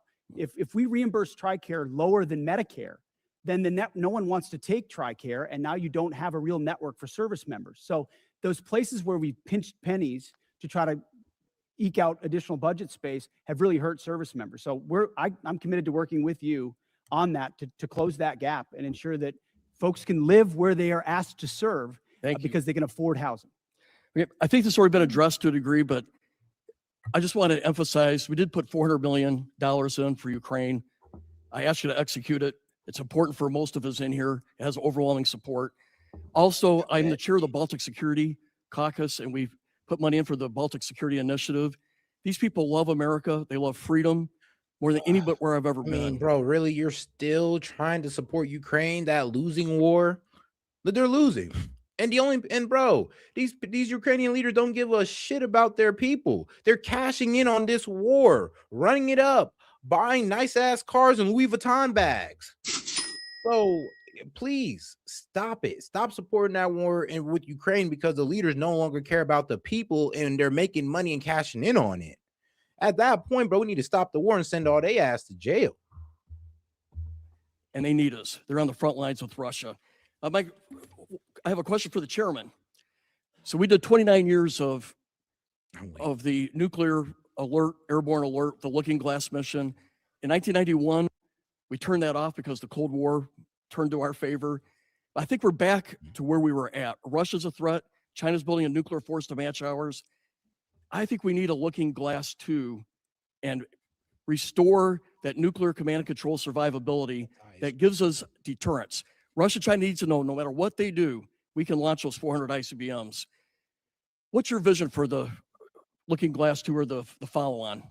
Well, sir, as you know, right now we're looking at all three legs of the nuclear triad to make sure that that most critical backstop on our nation's most important day is reliable, redundant, and workable. And so we'll take a look at that. I know the team already deep in analysis on all from NC3 to the end state. But what I want you to know is the most important thing is the ability to execute if we had to, and we can. You know, for 29 years, we had a plane airborne with the general on board, and it gave the Pentagon, the White House, Stratcom the assurance that we had a backup. Damn. Well, just my bad guest, dude. He said, never trust a retired general. They're all bought and paid for. We call General White Crayons for a reason. Damn, General White Crayons for a reason is wild. They are beyond useless. Yeah, and here's the thing, though. And I ain't gonna lie, this dude would piss me off about some generals. It's like, you've seen the atrocities of war. You've seen the results of the wars in the Middle East and how they have been fruitless for us. Yet here your happy ass is supporting another war in the Middle East like we're going to get the better results.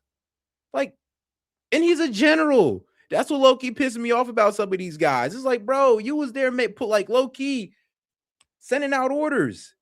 You should know how bad this is. You looked at the intelligence reports. You should know how, like, honestly, I'm not going to say it's unwinnable. We like definitely, I'm be real with you. We can win this war, but how much are we willing to lose for it? That's the main question we need to ask ourselves. We can win this war, but how much are we willing to lose in? How much are we willing to throw the global economy into turmoil, and for how long? There's a question you got to ask yourself. And if you're saying not for too long, then I guess you really shouldn't be for this war. But if you're saying, oh, don't worry, Seth, we can hold on out for months, then I mean, hey, bro, it is what it is then.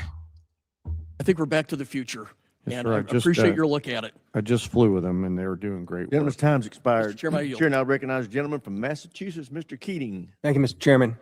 I want to talk briefly about the current U.S. doctrine and conduct of the administration in a particular event and a series of events, actually. As everybody in the dais and the witness table is aware, the Department of Defense Law of War Manual specifies that any order to kill shipwrecked persons in an illegal order would constitute a war crime. It isn't suggested. There's a specific example to show a clear-cut example of what this entails in our own manual. With that in mind, Let's look back a few weeks ago when a fishing crew ended a long day of hard fishing, scoring a full stock of albacore and swordfish on board. Without any warning or expectation, this small Ecuadorian fishing vessel, operating about 200 nautical miles off the Galapagos Islands, was militarily engaged by U.S. forces. It was hit once, then it was hit again. Not a warning shot, not an interdiction, 2 drone strikes. Survivors described chaos and severe injuries. Our U.S. forces then handcuffed the crew at gunpoint, placed black hoods over their heads, seized and scrubbed their devices, and then held them for days.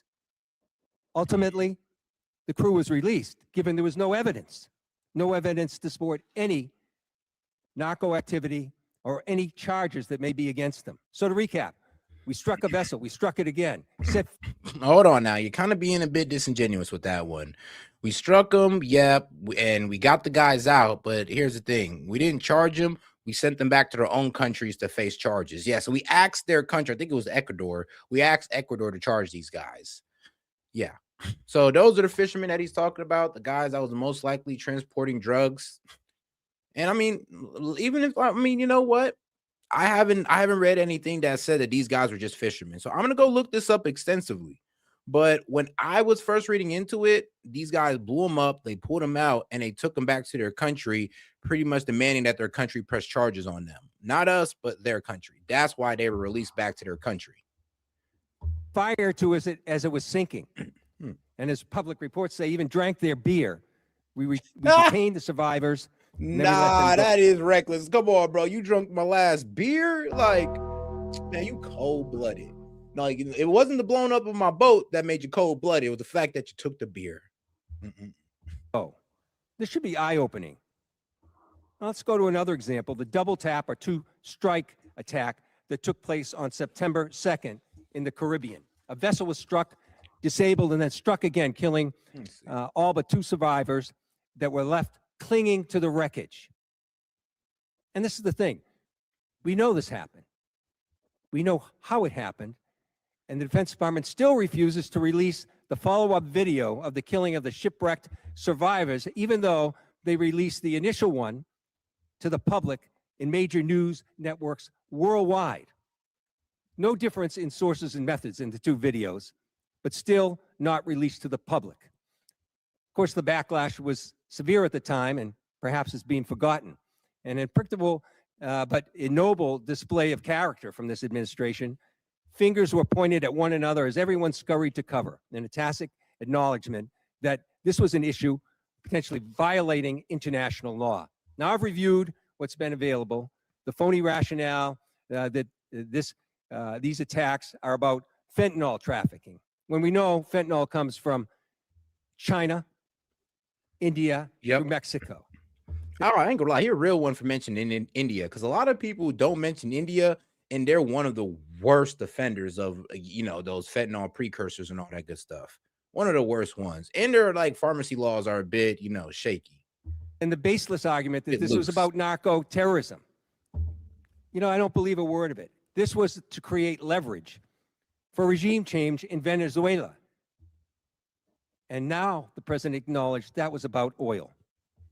Beyond the simple need for justice and exercising American values, it's important for us to discuss what the U.S. belligerence in the world stage means to our security, our ability to marshal cooperation with our allies, and most importantly, not to normalize these actions that could endanger the lives of our own service members put in similar peril.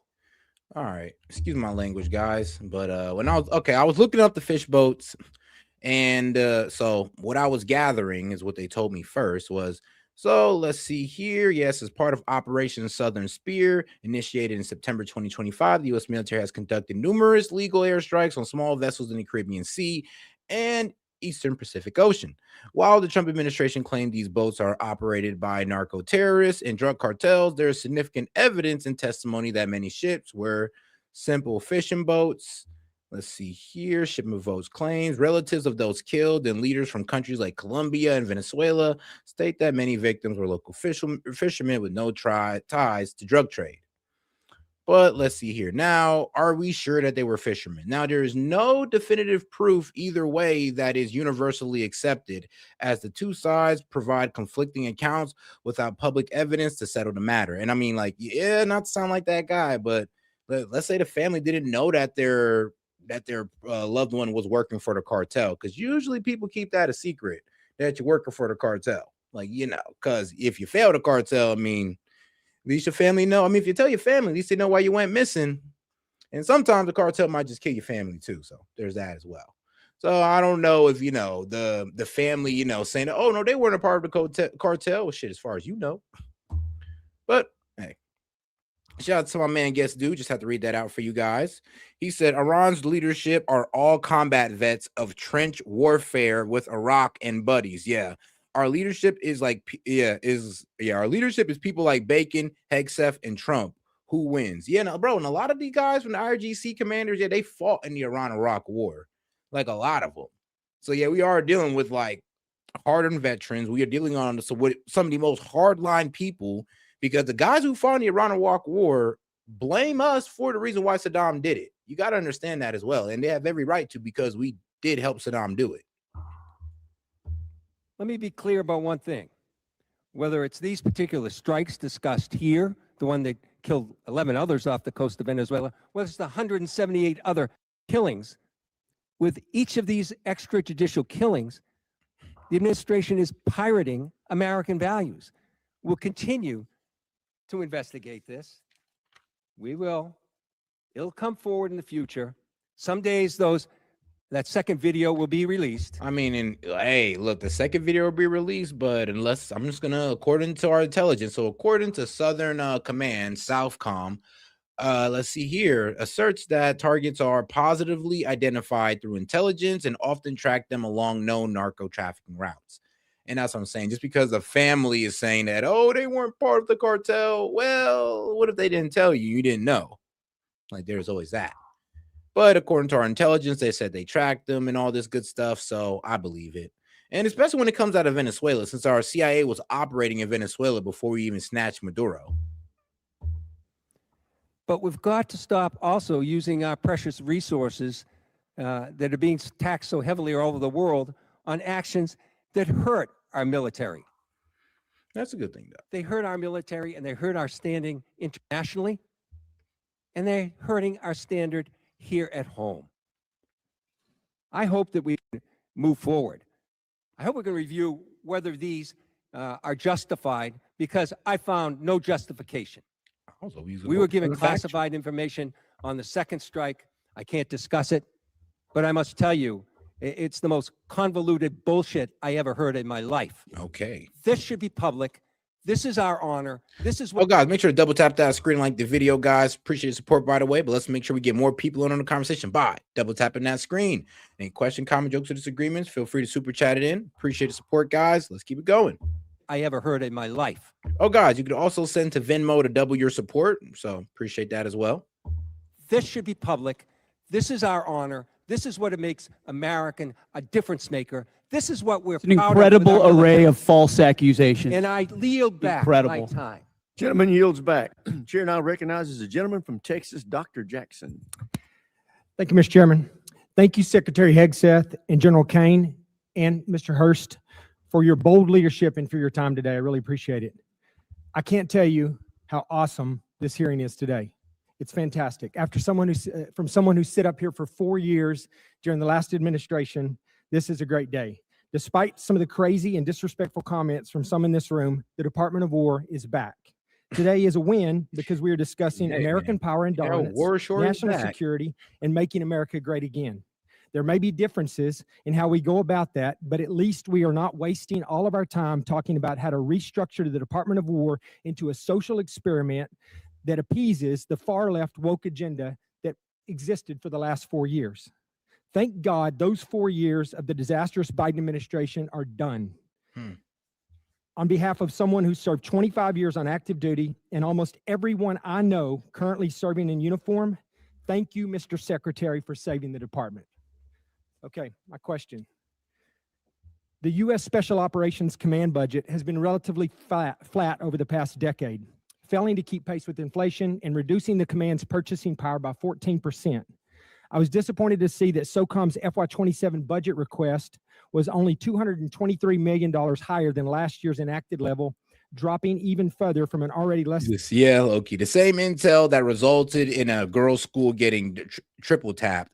Funny how bad our intel is now. I mean, the problem is with our intel in the Middle East, bro, we get way better intel in, you know, our hemisphere than out there in the Middle East. Why? Because we kind of leave it to the Israelis because they got their Mossad agents all over the place. And I mean, they're really good with their intelligence operations throughout the Middle East because, man, I mean, bro, I mean, a Mossad can be Arab, they can be Jewish, they can be, I mean, bro, Pakistani, it don't matter. They got all type of operatives. And that's where we mainly get our information from, our intelligence from in the Middle East, is from Mossads. And this is why I do like when the CIA does go out there, you know, confirm for themselves, because, you know, throughout the years, they've learned that, damn, we can't trust the Mossad because you guys are literally trying to walk us into a war. They've been trying to do it for years. Like, bro, Benjamin Netanyahu and the head of Mossad are the ones who came over and convinced Trump to attack Iran. Than 2%. Bro, the head of Mossad was spending the night at the White House, guys. Are you serious? The same Mossad that likes to leave listening devices all over the place. To now just above 1% of the department's overall budget. All of this comes despite being increasingly asked to do more. From 2023 to 2025, there was a 35% increase in combatant command demand for soft capabilities. And last year alone, SOCOM was unable to satisfy roughly 70 mission-specific requests due to resource and capacity restraints. Secretary Hegseth, I have appreciated the opportunity to meet with members of your team and leaders like ASW Solik Anderson and SOCOM Commander Admiral Bradley as we work to grow the SOCOM top line for future fiscal years. Can you discuss the critical role soft plays in underpinning deterrence? And do you agree with the urgent need to grow the SOCOM budget accordingly? Well, Congressman, thank you for your words. And I wholeheartedly agree. When you look at the burden that SOCOM shoulders on behalf of the joint force, it's incredible and it's significant. And so many of the things we have accomplished would not have been possible without the incredible leadership of Admiral Bradley, General Braga, and others inside that community and what they do. I recognize your desire for increased funding beyond what is in FY27. We have and will continue to look at that. That needs to happen. I think some of the other things inside the budget, drones, quality of life, there will be things that are applied to that community even more so, we believe, to ensure that they're taken care of properly. And then there's facility questions that are outstanding also, which we're examining. So we're committed and we want to work with you where we've missed something. We need to get it right because they are at the front lines. Thank you. And that leads into my next question. I just want to ask this real quickly. But this year's budget request of $54.6 billion for the DAWG, for the Defense Autonomous Warfare Group, is a vital step to unleash American drone dominance and rapidly integrate autonomous and unmanned systems across the joint force. And we've talked about that a little bit here. However, my concern is only $1 billion of this proposed funding is included in the base request, with the remaining $53.6 billion dependent on future reconciliation package. While I understand the flexibility this approach provides, I remain concerned about the potential gaps created if such a package fails to occur, or if funding for the DAWG is not included in future budget requests. And like you said, I'm hoping that SOCOM is a big part of this. But to avoid critical capability gaps, how is the department planning to fully fund DAWG at the $54.6 billion if reconciliation stalls, or if the department or does the department intend to transition funds for autonomous requirements into the base budget for future years? And additionally, as you mentioned, how will the department ensure SOCOM receives and executes portions of this funding to meet future mission requirements? It's the right question, and we plan to work hand in glove with this committee, with OMB, with the White House, to ensure that that reconciliation package is properly tailored and timed so that it is passed, so that critical money gets there. So we're not looking to FY28 or FY29, because we need those capabilities right now, which is why I appreciate the chairman's opening question about reconciliation. It is a critical vehicle in this calendar year to ensure this department is fully funded to meet the threats of the future. Well, thank you. Once again, I think you guys are doing an incredible job. I appreciate your leadership, and thank you for your time today. I yield back, Mr. Chair. Gentleman yields back. Chair, I recognize the gentlelady from Pennsylvania, Ms. Houlihan. Thank you, Mr. Chair, and I appreciate you gentlemen for being here today and for the opportunity to have a face-to-face conversation with each of you. I have many questions and unfortunately need to start with some that disturb me, Mr. Secretary, from your opening remarks. In your opening remarks, Mr. Secretary, you reserved more words and more time and more vitriol to condemn Democrats than you did for Xi and for Putin combined. It's pretty telling to me that you decided to use your words and your time for that. It turns out that Democrats, even Democrats in Congress, are patriots as well.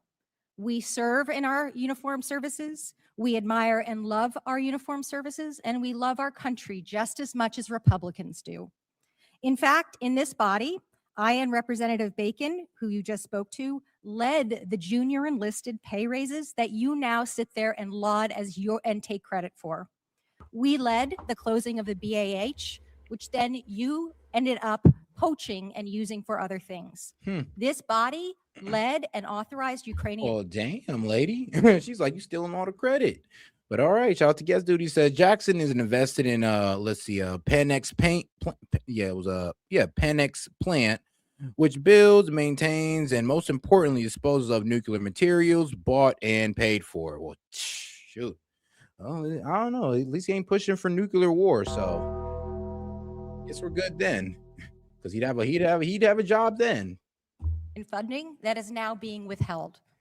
You also, in your opening remarks, strangely admonished us here for not being patient with the results of your 2-month war, a war of your suggestion to this president, a war of your choice, a war you executed without congressional consultation. And so it shouldn't be shocking, sir, Mr. Secretary, that we have questions. Indeed, it's constitutionally our right to do so. So to be clear, despite a brilliant performance by our men and women in uniform, despite thousands of tactical successes, Iran still has nuclear material, still has air defenses, still has small boats, and still has the Strait. True. So despite the fact that your recent I mean, look, man, I know we don't want to hear what she got to say, but she's not lying, though. Everything she said is right. And that's the problem. We're 2 months in and none of our goals have been completed. But I know we still got MAGA over here telling us, oh, short-term pain for long-term gain. And I'm just like, how about this? Can we get a short-term goal? Can we get that? Indicate that operations appear to be finished. It's clear there clearly is more work that needs to be done. As mentioned, today is indeed 60 days. So, Mr. Secretary, how many more months, just order of magnitude, do you think that you're going to need to be able to conclude operations successfully? And how many more billions of dollars do you think you're going to ask this body for? Well, as you know, and as the president has stated, you would never tell your adversary, Sir, especially once you've, that is the line that you always especially use, once but you've give me an order of decimated their military and you control their 3X, strait, 4X. how long you would be committed to the mission. And the next thing that you mentioned in your opening You know remarks, that. Mr. You would never do that. Secretary, is that you called on, which astounded me, examples of the Afghanistan war, the Iraq war, and the Vietnam war. Those are stunning examples to me of something that didn't go our way. We had the opportunity. And that's the problem. It's almost insanity to just keep on thinking that, it's the Middle, it's Trump this time. So, Middle Eastern intervention could work this time because it's Trump. No, it was a bad idea then. It's a bad idea now. And I'm just like, guys, and here's the worst part about it. When we talk about the Middle East, people want to relate it to World War II. And I'm just like, guys, you understand that World War II was mainly outside of the Middle East. These are two different groups of people we're dealing with here in two different times, by the way. So let's just look at what's been going on in the Middle East and let's leave out World War II because y'all just love to bring that up too much and it don't make sense when y'all bring it up. So let's focus on the Middle East. Iraq did not go well for us. Afghanistan, Libya did not go well for us. Bro, we was effing around in Somalia and that went terribly for us. Like, why keep trying when every Middle Eastern country we go to, we end up destabilizing and making it worse? Like, why keep trying? Why keep doing it? We're wasting trillions of dollars and wasting American life. For what? For what? Just look further down the line and like, oh, gee, that was a bad idea. And we're doing it multiple times. This is what makes it insane because the MAGA thinking, I'm sorry, but it is insane because MAGA looking at our history, understanding that multiple times when we interfere in the Middle East, it has not worked, thinking that it's going to work again because it's Trump. And what's the definition of insanity? You keep trying to do something over and over and over again, thinking you're going to get a different result. to execute on those wars quite well, but we didn't accomplish any mission, in my opinion, and I think you would agree on that as well. My point is this effort So is this not those efforts. That's exactly it. Is this war shaping up to be that war? Because it has every We're shaping up to get the indication same and kind of earmark for Democrats we that. got in those wars who were And once naysayers again, you from the go back to beginning, parties. undermining the Can we progress of just have a troops. conversation We're about the 2 country months and the in. nation and not about parties? The Democrat Party wanted to socially Again, engineer we're the having Department of War. conversations about We've had to undo that and get it to a this point where it's country capable of and not projecting parties. power. And that's Clearly, you're not exactly able what to we've have done. that conversation. And So I will President move Trump has on, sir, rebuilt and it. I'm going to reclaim my time. General George, let's talk about a guy who's a All patriot. right, and shout out to my man Guess who says important. The IRG compound next to the girls' school was a clinic, not a base. It's like bombing a VA clinic. Lovely waste of life and tomahawks. I mean, yeah. I didn't know about that one.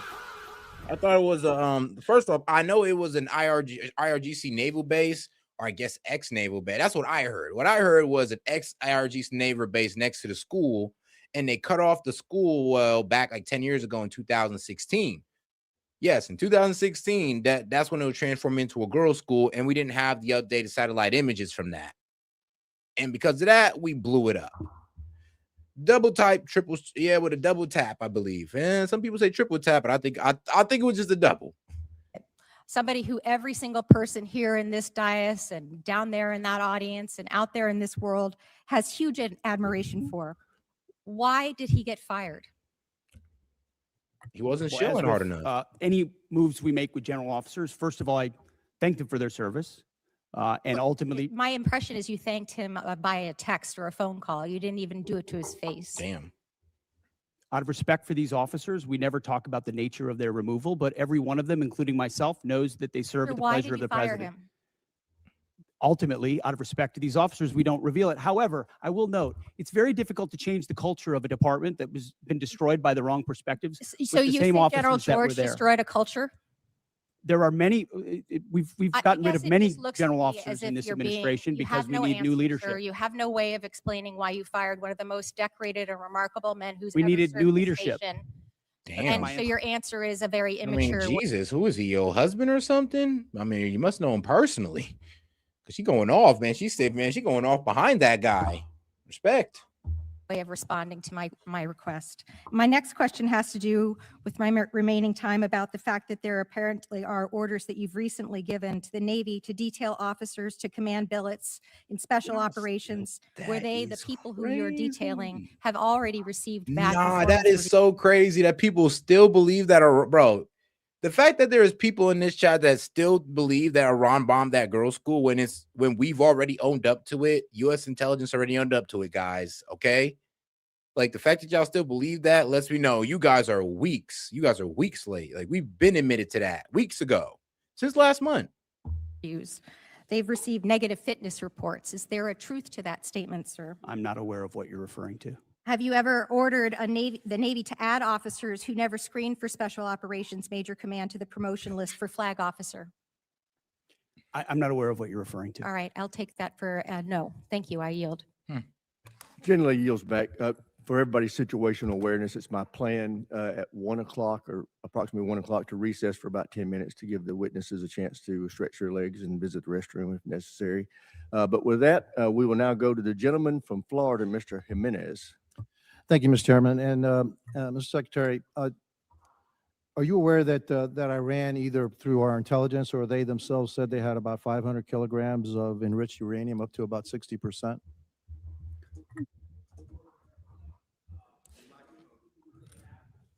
We're aware of what they have or what they believe they have and what we know they have, but all of that is classified. Fair enough. And if indeed they had 500 kilograms of your enriched uranium, how long would it take to to weapons grade? Quickly enough that it's a serious national security problem for the United States of If America. that if should I be dealt said with. days or a few weeks, would that be inaccurate? You might be somewhere in the ballpark. Okay, thank you. Actually, you can just get that from ChatGPT. It'll give it to you. Okay. So so it's not that classified. All right. Would you say that our primary mission in this war is to deny Iran the capability to develop a nuclear weapon? Yes. And would you say that a regime that's capable of killing 35,000 of its own people within a 2-day period, are they capable, if they had the delivery? Yeah, 35,000 people, that's unverified. And I'm sorry, but to do that in 2 days, you would literally have to bomb that area. Like, just gonna keep it real with you. And the actual numbers around 3,000 or 4,000. There is no verifiable 30,000 Iranian protesters dead. They're just inflating the numbers to sell this war to you. That's all. Oh, and guys, I'm sorry, but it's already been reported by New York Times and other media outlets publicly report that a preliminary military investigation indicates that the U.S. military is responsible for the attack. We've already admitted to this, guys. I just want to let y'all know that. Like, we've already admitted to this. It wasn't Iran. It was us. And as terrible as it was, I mean, it is what it is, guys. I'm not sure why you got to sit there and be lied to. But yeah, I mean, and you can Google this. We've admitted to it. Our own U.S. intelligence from our own military investigation is telling us that, yes, we were the ones who double tapped that school. I'm not sure what's really so hard to, reconcile with that. I mean, I actually know, I understand it's hard to reconcile with. That's not what I'm saying. I understand why it's hard to reconcile with it, but to sit there and deny the facts is crazy. Systems to carry out their threat to destroy Israel and also to harm the United States of America. Any regime willing to kill 35,000, and we think it might be more, 45,000. It's always more. Bro, I remember when it first started off, they were saying 10, 20, 30, 40, 100,000. Oh my God. But then when we asked them for names, all right, would you have names of 10,000 people? No. But the Iranians, I'm like, yeah, but do you have names? No. So okay, then you have no proof that 30,000 or even 10,000 protesters died. But Iran, they gave the proof of the names and social security numbers, or what they use as social security numbers of all the people killed in those protesters, all 31,000 of them. My bad, not 31,000. 3,100. Sorry, guys. Sorry. They're all 3,100 of them. So you guys can't find no verifiable evidence that 30,000 protesters died, but you're willing to believe it? Please give me the source. Give me the website. And guess what? I already know where you're going to get it from. Because the people who reported that was called Iranian International. They're a media group, I believe, stationed in the UK. In their name, Iranian International, which is hilarious because it makes you believe that they're stationed in Iran. But what they said that, okay, we received classified documents, classified medical documents, which is hilarious, by the way, because usually medical documents aren't classified, especially for hundreds of civilians. But what they said is that they received medical documents classified from Iran that 30,000 protesters died. When they were asked to show proof that they had the classified document or show us or post it, they did not reply back. Yeah. So the guys you're going off of didn't even show their work. Yes, saying that they had documents that they never showed proof of having or just posted it. I'm sorry, but if you're going to say that the Iranians killed 30,000 people, don't you think you'd want to show some proof of that, the names and all this good stuff? I mean, people who look at videos, well, I was seeing body bags. Yeah, all right, great. Go count on the body bags. You won't even reach 3,000. So please spare me. Jesus Christ, some of y'all are a little bit too emotional. Their own citizens in cold blood would most certainly be willing And to shout out to my man Gessler. He said, so Google Maps has better intel than the U.S. military. When Google Maps and Google Earth were funded and developed by the Q and Tech /CIA, make it make sense. Yeah, that is wild. Honestly, I think they just took the Israelis at their word for some reason. Like they just handed them the docs and it's like, bro, all right, we're gonna go off this, even though they're 10 years old. And shout out to my man Guess. He said, dude, Israel has been bombing Gaza into the dirt for years and has barely hit 60K. But go on and tell me Iran shot 35K people in 2 days. Literally, bro. Bomb Gaza into the dirt, bro. And only in 60K plus people. And you're telling me Iran did that, no bombing, no nothing in 2 days? Bro, you guys are gullible. That is just, I'm sorry, that's just too gullible right there. Like, really? You believe that? Really? Okay. All right. The most dangerous weapon in the world, especially as history teaches us, when a nation says they will do something, you ought listen. And when they chant death to America or death to Israel, if they got that nuclear weapon, history tells us they might use it. Well, Hitler said he was going to kill the Jewish, and he was going to try to eliminate the Jewish population. You know what, Todd? Where's your source on that? Source? Oh no, the Trust Me Bro from Laura Loomer and Mark Levin. Is that your source? Oh man. Was your Trust Me Bro your favorite Israeli political pundit? Is that your source? What's your source? Sean Hannity? And Jews All from right. the face of the world. Nobody really believed him, but he really tried to do that. So when somebody tells me for 47 years that they want to kill us, I think I'm going to take him at their word. And so would you also agree that now another goal of ours is to make sure that Iran never blockades the Strait of Hormuz, never has control of the Strait of Hormuz? Would that be an objective of ours? What they're doing right now is effectively piracy. It's terrorism. It's threatening international shipping. And our blockade is signaling to the world that we actually control that strait. And I would ask this. Oh my God. We control the strait, but we can't open the strait. Hegseth, bro. Bro, I ain't gonna lie, you starting to sound like Trump a little bit. It's like we control the strait, but we're trying to get the strait open. Hold on. What do you mean you're trying to get the strait open? Do you control it or not?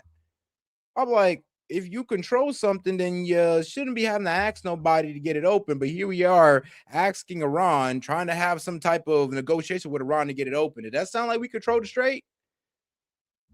I mean, if you believe that, all right then. But you one gullible bastard, I'll tell you that. This committee, what would this effort look like if Iran had nuclear weapons? Imagine if not Iran had nuclear capabilities, what they would do to wield over any advantage they have, from proxies to funding international terrorism. Mr. Secretary, also, not only would they do— Roland, how about you super chat that in with your broke ass? How about you do that first before you try to send me on a reading quest? And I read the Quran, and you're most likely taking it out of context, as most of the time you guys do. Because I swear to God, like, bro, people who hate like Islam, bro, they're the most disingenuous debaters, bro. I swear to God, they take things out of context, videos out of context. It's just y'all are the most bad faith debaters. It's almost not even worth debating you guys on Islam because I can never get a good faith debate at all. Like, y'all don't even know the difference between a Shia Muslim and a Sunni Muslim, but want to have debate on Islam. It's like crazy. do that. But imagine if we had not become energy independent. Under the previous administration, they were hampering our ability to be energy independent under the guise of the Green New Deal, which is insanity, by the way. I'm going to go back a little bit in history. We were bombed. Pearl Harbor was bombed on December 7th, 1941. Yeah. Do you know how long it took for the United States to have its first major victory in World War II? In the Pacific Theater. Bro, you see? Number of years. No. It's like, bro, every time they want to talk about this war and try to put it in a good light, they bring up World War II. But they want to skip over the entire Middle East, which is, a little bit closer in memory for most of us. It was actually 6 months. It was the Battle of Midway. All right. It was a turning point of World War II. Could you imagine if we had had the same Democrats asking then Secretary of War, all right, gee, it's been 2 months, okay, and we haven't won this war yet, back then. Well, I'm gonna be real with you. Back in World War II, the war was actually helping the economy. I'm gonna be honest with you, bro. Actually, we came out of World War II a global power because of how well World War II is actually helping our economy. That's what actually created the war industrial complex, because we've seen how well war worked for our economy, and now we're in this endless down spiral because of it. I mean, even the president of that time warned us of this. So what are you talking about? Like, God damn, bro. Do you not like this man's older than me, bro? You should know more about this than I do. No, it was actually 6 months. It was the Battle of Midway. It's like, I'm sorry, but you can't compare a war that was actually working out for us economically to a war that's low-key hurting the American people economically. Like, I'm sorry, but that's just a dumb comparison to make. Turning point of then Secretary of War. All right, gee, it's been 2 months, okay, and we haven't won this war yet. Back then, we didn't win a major battle for 6 months. Your job, the job of the military, what you've done in the first 2 months is extraordinary. And so, again, for a couple of final questions. Do you know how much money we spent on Ukraine? helping Ukraine? Under the previous administration, No, right now, up to now. upwards of 300 billion, You're 350 probably, you're billion. probably right about $300 billion. And yet I don't hear anything about, gee, how much money have we spent on Ukraine from the other side? The difference between them and me, Bro, I'm sorry, but yes, I've said it multiple times that yes, we spend hundreds of billions of dollars in Ukraine on a losing war that we're getting nothing out of, that we printed money and caused further inflation for nothing. Yes, I judged it with the same scrutiny as I'm judging this war with. So I guess I'm one of the few that's consistent about anti-war or the negative effects of war on the American people. is this. I support the United States and their efforts to help Ukraine against a dictatorial, aggressive power like Russia, which is our second greatest adversary. But I also support our efforts to make sure that Iran never has a nuclear weapon. And so you'll always have my support, and I'm pretty consistent in that. I also support our efforts in what we did in Venezuela. We still have to go a little bit further because that remnants of that regime are still there. And we need to provide freedom for the people of Venezuela. What? And also one thing. Oh, for me, come on, dude. It's like you want more action in Venezuela? First off, we snatched Maduro. Dulce Rodriguez is basically our puppet. No, leave him alone. And here's the problem. I get it. I get it. The regime is still in power. They're still going through the same laws. Yeah, but let's be real. We never really cared about the Venezuelan people, just like we don't care about the Iranian people truly when it comes to getting into conflicts with them. We just care about, well, their resources and it being used for us and who's influencing them. And if it ain't us, then it ain't good. And trust me, I don't agree with that, but that's just how we're running things right now. I guess what I'm looking for in this war with Iran is to make sure that Iran never has a nuclear weapon, that we have established an inspection protocol to make sure they never get a nuclear weapon, and that we control the strait, and they never can control the strait. Gentleman's time's expired. Yeah, well, guess what? They weren't controlling the strait before this war. Now, were they? Kind of created a problem there. Like, we literally created an extra goal for ourselves. We walked into the war with the goal of what? Decimating nuclear capability, or no, decimating their military capability, regime change, and all this good stuff. And then they added one. Now we got to open the strait because since when we started the war, they closed it.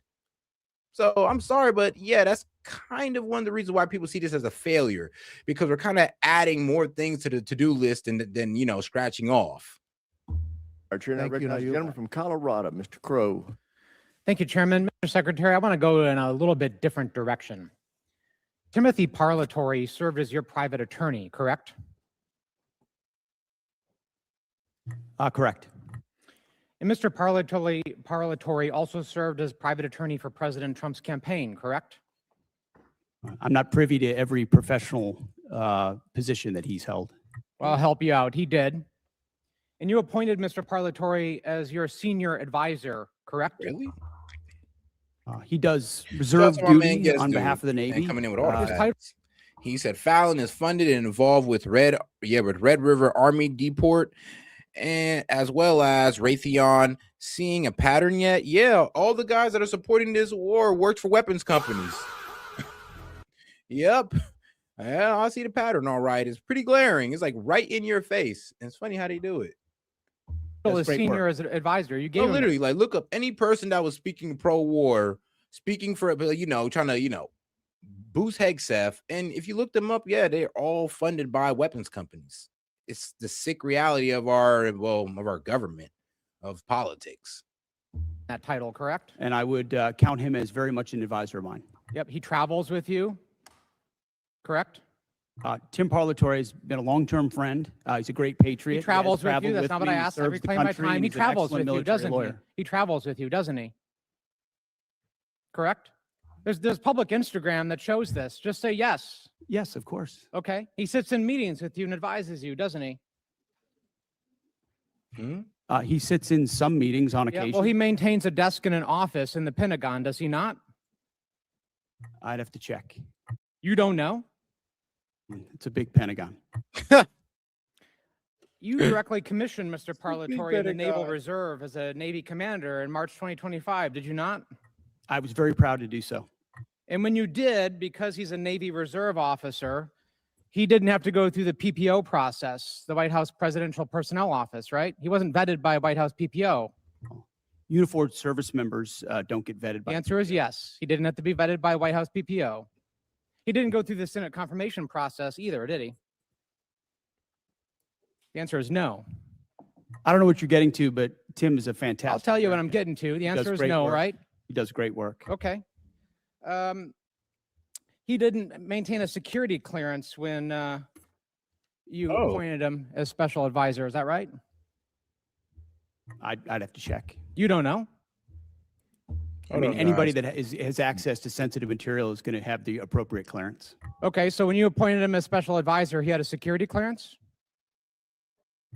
You're trying to piece together a timeline. No, I'm that asking I a simple can't give you question. exact One of your dates for. special, most sensitive advisors, did he have a security No, clearance? you're when you- playing a gotcha game like you do on TV I'm and asking everywhere else. questions. You're trying to thread I mean, together details that clearly are you're connected about concerned. something else. I mean, I don't know, bro. It is kind of weird that bro's your best friend and they have reports that he's in the Pentagon and you don't. I mean, how you don't know bro's in the Pentagon, but they do? Like, DOD, Department of Defense. Like, all right, Secretary of Defense, you don't know that? That's a bit concerning. But let's get over to our guy, Trump. President Trump participated in a greeting with Artemis 2 astronauts. And I'm gonna be real with you guys, man. Look, they could have did better. They should have landed on the moon instead of going around it. Like, oh my God, they went around the moon. No, man, land on that mug again. Do it again. It's like, man, like we landed on the moon. Great. Do it again in modern day, please. So we can shut the flat earthers up, or they're always going to be sitting there talking. And now they got more of a point. An update on the UFO files. All right. First of all, it's a great honor to meet all of you. Congratulations and welcome to the White House. I have had the privilege of interviewing Gene Cernan, the last man to walk on the moon. Is that what you would like to do? And Mr. President, do you think that will happen during your second term? Well, we have a shot at it. I mean, we don't like to say definitely because then you say, oh, we failed. Because I think we could say we're ahead of schedule. So we have a good shot. We've authorized it. And I think with this team and, with Jared's done such an amazing job at NASA, I think we have a good shot, right? We'll see. Yes, Mr. President, we have an achievable plan now back to the moon. And we're back in the business of launching moon rockets with frequency. So we just sent Artemis 2 around the moon. We're going to launch Artemis 3 in 2027. We'll protect for up for 2 opportunities in 2028 to return astronauts to the surface of the moon. Okay, 2028. I like space. I started Space Force, as you very well know. It's been very, very important. And they tried to kill it. So, I mean, I don't know, but we've landed on the moon before. Why'd you guys just didn't do it now? Like, I guess they just needed to make sure that they can still go to the moon. Maybe they were just, let's make sure we still got it. Let's make sure we can still go to the moon. And then if we can, we'll plan, to land on it later on down the line. So in 2028, expect a moon landing. And if they fake it again, well, guys, I'm sorry. I'm going to have to turn into a flat earther then. I know, right? It's going to suck, but it is what it is. And actually, the military would not let the Biden administration kill it. They wanted to kill it. And it's going to turn out to be one of our most important things. I think it'll turn out to be one of the most important things they did. But we got involved with NASA bringing it back. And I was saying when I first looked at some of your facilities, they had grass growing on the runways right in between the cracks of the asphalt. And but not anymore. It's really strong. Yeah. And what they do, one of the things they do that's so important is for our military offense and defense. And a lot of people say, well, is it worth it? It's really worth it because what's happened militarily, you see what we're doing militarily, a lot of that comes from space. So it's been pretty great. Good question. Yeah. Thank you, Mr. President. I have 2 questions for you. First, on the topic of space, do you have an update on the UFO files and when we're going to be seeing those? Well, I think we're going to be. I don't know about that. I mean, you guys are bullshitting with the moon landing. I don't know if y'all are going to start releasing the facts that aliens exist. And know what? Okay, this is my personal opinion, but I honestly do believe that aliens exist. But here's the thing: are they come from the sky? Or they come from underwater? Who knows? But hopefully Trump can clarify on that one. And shout out to my man Guest Dude. He says reports indicate that in February, a broker for Hegseth attempted to make a multi-million-dollar investment tied to major military contractors just weeks before U.S. military action against Iran. Oh, okay. Well, that makes sense. I mean, bro, there's been a lot of inside trading going on in the administration. A lot. Let's see here. They were observing areas meteorites impacted. Okay, well, I mean, I guess that explains why they're going around it. I don't know. Maybe they're looking. I don't know why they were going around it. Hopefully, they discover some safe places to land in 2028.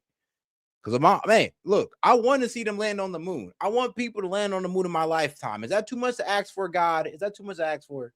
I think that's a very small ask. Just let me see some people on the moon before I die. And I'm only 30, so we got like years, decades, really.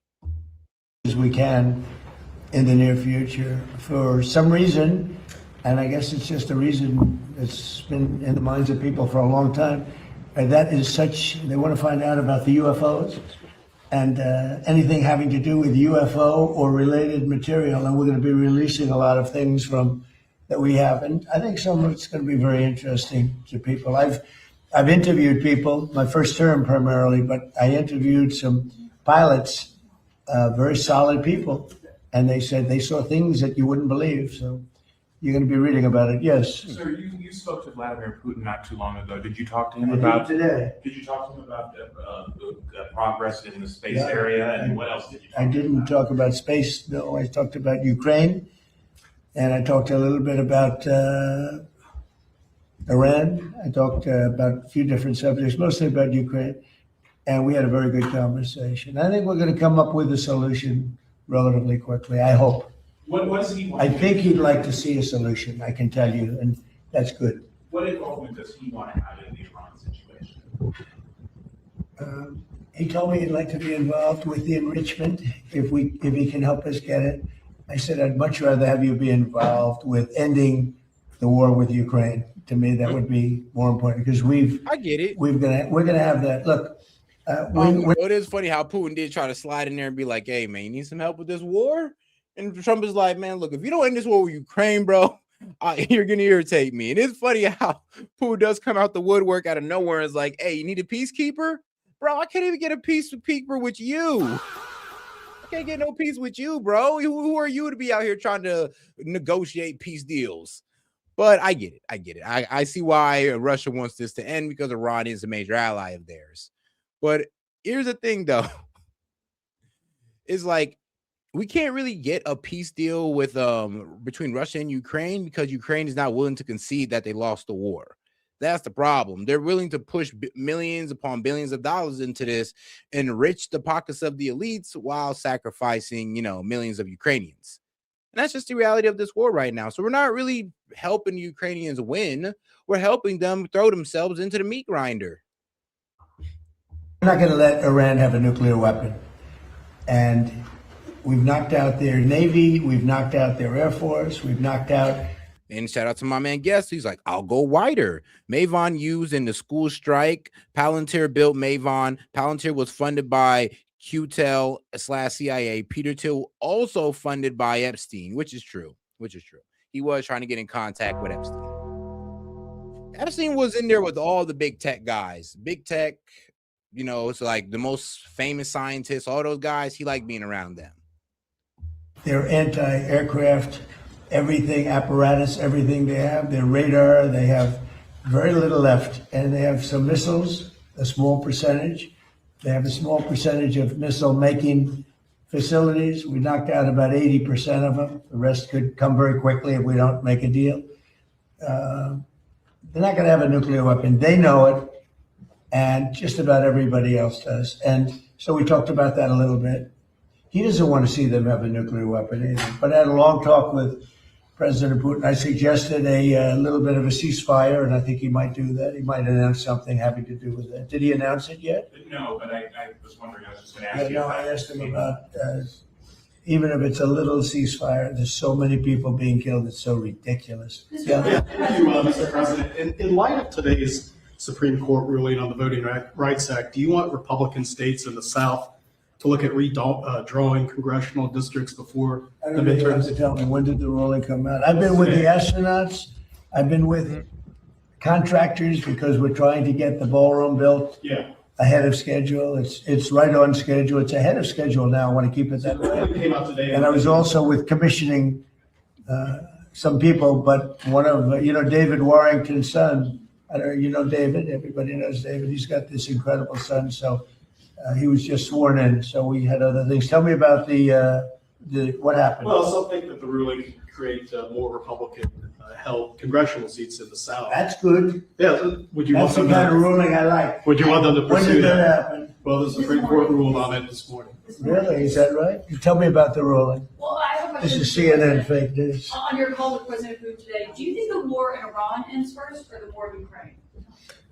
Well, we talked more about the I war. mean, here's the thing: the war in Iran, we're involved in it, so we got a little bit more control over it than that in the war in Ukraine. Okay, like we're trying to tell Ukraine, look, bro, you might just have to give up some land. Ukraine is telling us no. And the problem is, I wonder how much land Ukraine got to lose before they just go ahead and surrender. But we'll see. That's the problem with Ukraine and Russia is that our cards when it came to dealing with Russia depended all on how Ukraine was doing in the battlefield. Ukraine is not doing so well in the battlefield, so we really don't have any cards to pull against Russia, but trying to strangle their economy, which we kind of laxed on a little bit since we released sanctions off their oil. And they were selling oil at $40 per a barrel. Now they're selling it at $90. So this is why people are kind of hard on Trump right now about Ukraine and Russia, because it's like, dog, you went from trying to strangle their economy to now helping it flourish. Ukraine, but he would like to be of help. I said, before you help me, I want to end your war.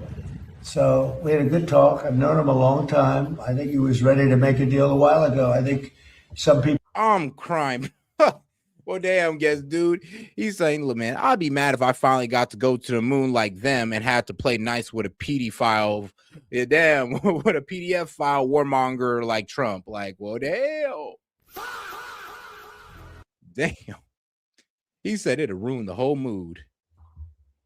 People made it difficult for him to make a deal, but we talked more about Ukraine. But which war do you think ends first?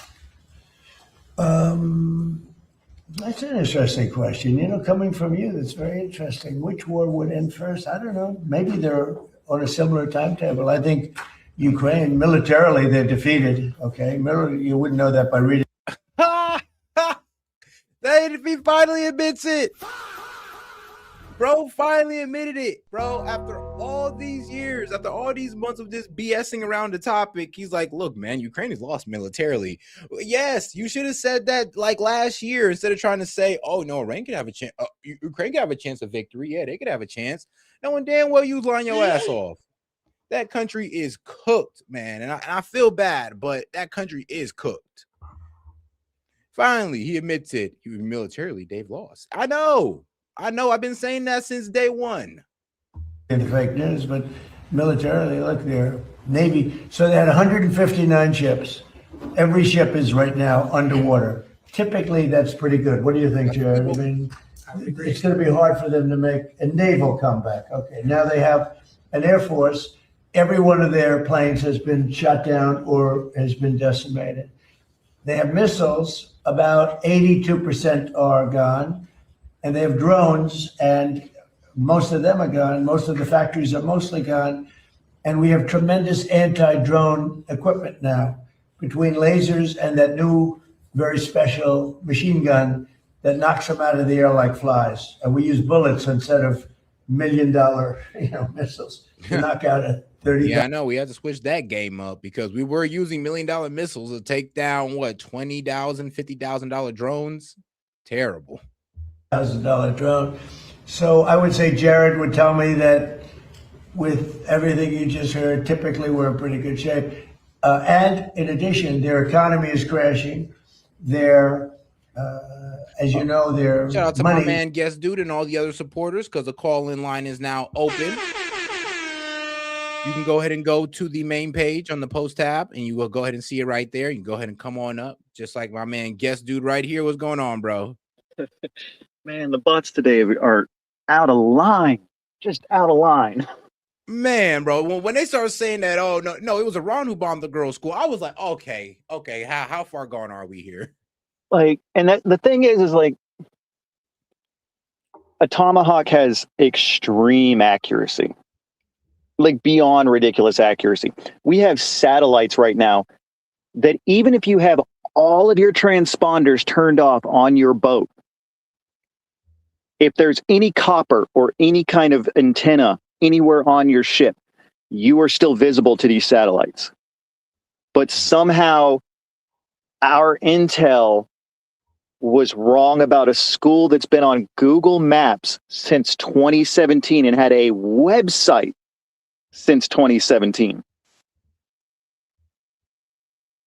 Man, the crazy part is, what was it? Man, let me go ahead and see if I can read this. And they did triple tap it. The actual process was they hit it once. The head of the school brought a bunch of the girls into the prayer room. The second missile came through the roof of the school into the prayer room. Bro, and check this out. The U.S. has launched a formal investigation into a missile strike on an Iranian girls' school that killed at least 165 civilians, many of them children, after a preliminary assessment determined the U.S. was at fault, according to U.S. officials who was not authorized to speak publicly. The investigation is expected to take months and will include interviews with all those involved, from planners and commanders to those who carried it out, and which we already did because this article is old. Yeah, and the third missile hit after aid showed up. So it was very much like how the Israelis have this horrible tendency of targeting paramedics. That's true. And the idea that this, and it was IRGC naval, but it was an IRGC naval clinic. Okay, so it wasn't just a naval base. Okay, so like the facility is like maybe as big as a Walmart or Sam's Club parking lot. And they hit parts of the clinic and parts of the school, which are both off limits targets. And we used between 5 and 10 tomahawks to hit the spot. Oh, see, wait, you tell me one was a medical facility and the other one was a girls' school, pretty much. Yeah, and it's very much intentional because that's modus operandi for how this war has been fought. We fired tomahawks into synagogues. Yeah, we did. We did do that in Iran. Yeah, when they bombed the synagogue, it's very obvious that we're trying to create some sort of psychological effect that will cause the Iranians to rise up. Like, apparently shooting their kids is going to make them turn against their government when we're the ones shooting their kids. Yeah, which is exactly why this false narrative of it was the Iranians that did it has been pushed. I mean, here's the thing. All this has done is create a rally around the flag effect. Like, people who didn't support the that's because they were expecting that the intelligence on the ground wouldn't be good enough, and that the problem is the military is run by a bunch of fucking boomers that don't understand how the internet works.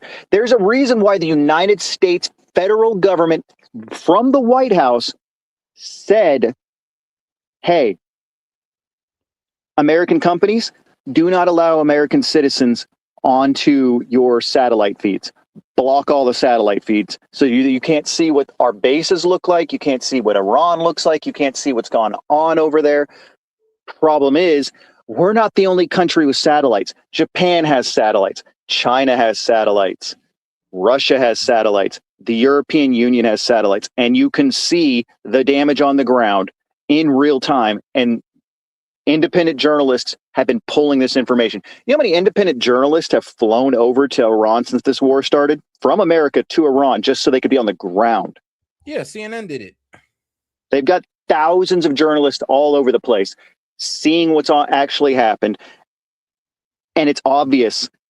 One, that whole 35,000, now it's 40,000. It's bullshit. There's no evidence for it.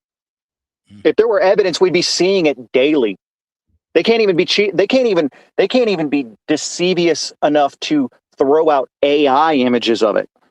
I mean, here's a problem too. The thing is, we got CNN down there, and I'm sorry, but if there was any proof of that, pretty sure CNN would be quick to report it. Because let's be real, like, I know they're against Trump, but they also want to sell this war to you as well. So if they go down there and they hearing stories from locals about 30,000 killed protesters, I'm pretty sure they would get those guys on camera, but we have not gotten one And that's interview. the other thing is people don't seem to talking about understand. 30,000, and they're Yeah. in Iran. Yeah, and people don't seem to understand how protests work in Iran. It's like every year and a half to 2 years they have a major protest in That's Iran true. since the 80s. They've Now, had here's the problem. protests. People thought that the protests that they were protesting their government. No, they're protesting the downturning of their economy.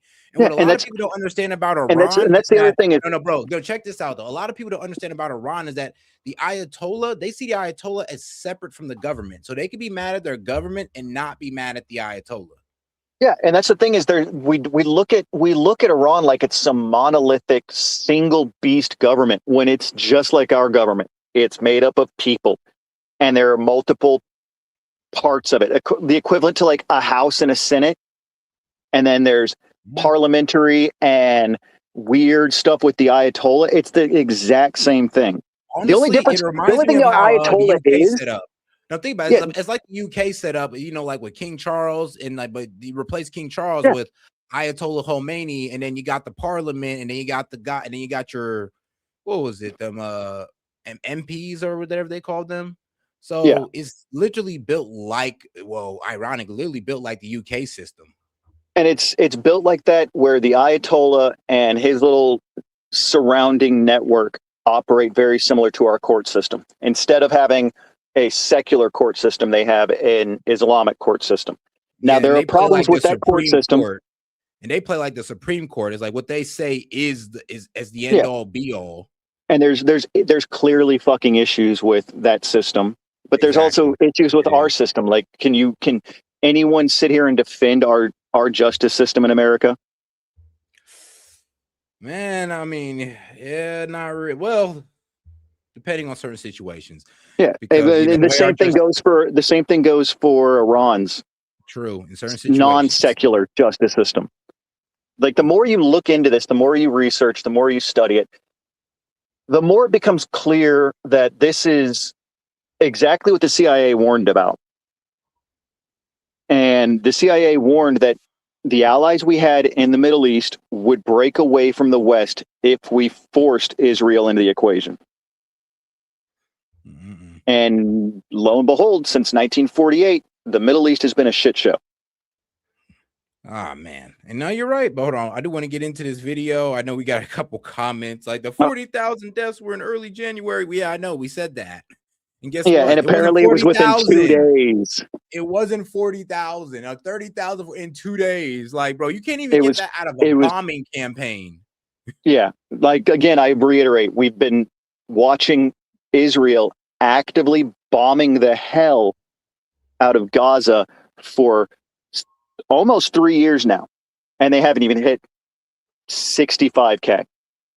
But they did this in 2 days. Like I said, it's like, how gullible do you really got to be to believe that? Like, and here's the thing, though. They also don't know that the protesters had guns as well. So yeah. it was really like, I'm telling you, if it was 30,000, I'm sorry, but I mean, all you got to do is go back. All you got to do is go back and look at how bad Rwanda was. That was a month, and they killed roughly 1 million people during the uprisings and slaughter and ethnic cleansing that was occurring in Rwanda. Yeah, but and bro, the rivers were 30, full of bodies. Yeah, but here's the thing that we had the names and all of those people. Like Rwanda was able to give out names. We knew who died. But with this one, they have no names, no birthdays, no records, just 30,000 people that I guess don't And even this goes, exist. and I will give it was probably 3,000 to 5,000 people were killed during an uprising, because when you look at the history of protests in Iran, the government, the IRGC, the Ayatollah, and all the upper echelons of the government tend to not give two fucks about protests. They don't care. They don't watch them. They don't look at them unless they are actively calling for the overthrow of the regime. Now, if you get a bunch of guys armed by U.S. weapons that were brought in by Kurds to start trying to overthrow a regime, you're going to get a shit show.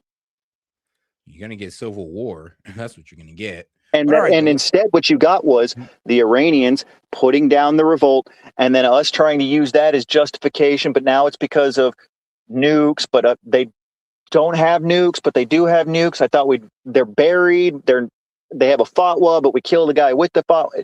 They are using flooding the zone tactics, and they're not even good at it. Iran's beating us in the PSYOP game. Oh, and I say in the propaganda game, no, you're right about that. In the propaganda game, they definitely are beating us. Well, propaganda's low-level psychological operations. It's the first tier of psychological operations. So yeah, they're winning. Something like, I would argue, probably about 75 to 80% of all people on the globe are on Iran's side right now. No, that's actually true. The globe is like, the world is on Iran's side. We've literally turned Iran into freedom fighters. We turned the IRGC into fucking freedom fighters, which is crazy. Like, and this on guys, and we're not saying this as Americans. We're saying this is how the world views this war. You go outside of America, and people view the IRGC as the good guys, believe it or not. And it's Yeah, and there's insane. already talks within the EU of cutting all ties with Israel. Turkey and Egypt are already stating that if this goes hot again, they're going to hit Israel. Like we're on the wrong side. Yeah. I mean, and here's the thing, it's hard. I don't really want to even get that point across saying that, oh, we're on the wrong side. My point is that we shouldn't even be doing this at all. Yeah, but I mean, that goes part and parcel with each other, hand in hand. Like, we're actively arming and supporting and funding and giving blood and treasure, and 13 lives that they've reported on, nearly 1,000 wounded. That doesn't include third-party nationals that were contracting on these bases. That doesn't include American contractors that were on these bases. They never released those numbers. So we don't know how many people actually died in these attacks. We don't know how many we actually lost. We don't know how many were wounded. We have depleted. Now, some estimates are saying 95% of our PAC-3 and THAAD supply is gone since 2015. But all right, though, before you go on, we do got to get into the video because this actually came out a few moments ago. Okay. Meanwhile, the Wall Street Journal reporting President Trump could be preparing for an extended blockade of Iranian ports. And Brian Yennis has the latest from Tel Aviv. Good morning. Dana, good morning. Well, the U.S. blockade on Iranian ports is now in its 16th day. And this morning, the Wall Street Journal reports that President Trump has instructed his aides to prepare to extend this blockade with the goal of collapsing Iran's economy enough to force Iran to agree to a deal to end its nuclear program. Now, the president reportedly assesses that the blockade is less risky than walking away entirely or resuming. Guys, you got any questions, comments, jokes, or disagreements, you can go ahead and super chat it in. Or you can always come up on stage and, debate guest dude on the topic yourself, because whatever you think he's wrong about, I mean, please challenge him on it at your own peril. But most of you won't do it, so you might just want to calm y'all ass down in the comments and just pay attention to the video and learn something. Military strikes, at least for now. This morning, President Trump posted a warning, quote, Iran can't get their act together. They don't know how to sign a non-nuclear deal. They better get. And all right, guys. So like I said, what this is literally coming from is the fact that Iran will not make a nuclear deal. They won't make a nuclear deal for the open of the strait. And like I said, right now it's a double blockade. And they're saying that they will not continue talks with the U.S. unless the U.S. moves their naval blockade. But Trump is saying that, well, we won't move the naval blockade unless you come up with a non-nuclear deal. And now we're seeing where the leverage lies. Has Iran came out with a nuclear deal in the past, what, 6 hours or so since this came out? Because this came out today. So we're going to see how Iran reacts. But if within the next 48 hours, they ain't come up with no non-nuclear deal, that should let you know where leverage is at. All right. March soon. The post includes an image that reads, "No more Mr. Nice Guy," with the president holding a gun surrounded by explosions. Now, Iran International reports that internally, Iran's leaders acknowledge its economy cannot withstand another 3 to 5 more weeks of this blockade. So far, 2 million jobs have been lost. That's such Half a bullshit of Iran's line. jobs are. First off, the inflation rate was already at 67% before this war. Actually, hold on. This is retarded. I'm sorry. Hold on, bro. All of this was already up in January. Like, bro, remember, we crashed their currency. Did you not remember? Scott Bessent came out and literally admitted to pulling economic levers to crash their currency. So they been had 67% inflation. Bid had 98% currency loss. That's why they were protesting in Yes, January, not because of their government. And here's the thing people don't understand, right? When you're fighting an existential war versus fighting a war of choice, which is what it is, the United States entered in a war of choice. Iran's fighting a war of existential value to them. Yeah. Now, when you look back to World War II, since they like to always bring up World War II, how many months was the Blitz on London of just nonstop bombardment? They were firing V2s into London in up to and including the end of the war. Yet, did Great Britain collapse? Did they give up? Nope. So why would a government, a nation that now has seen their children and their friends and their families and their neighbors killed by another nation that is run by a sociopath, why would they capitulate? Yeah, that's all. I would do ask people. I'm just like, so why would you think Iran would capitulate when, I mean, let's be real. Like, if we were completely decimating them, sure.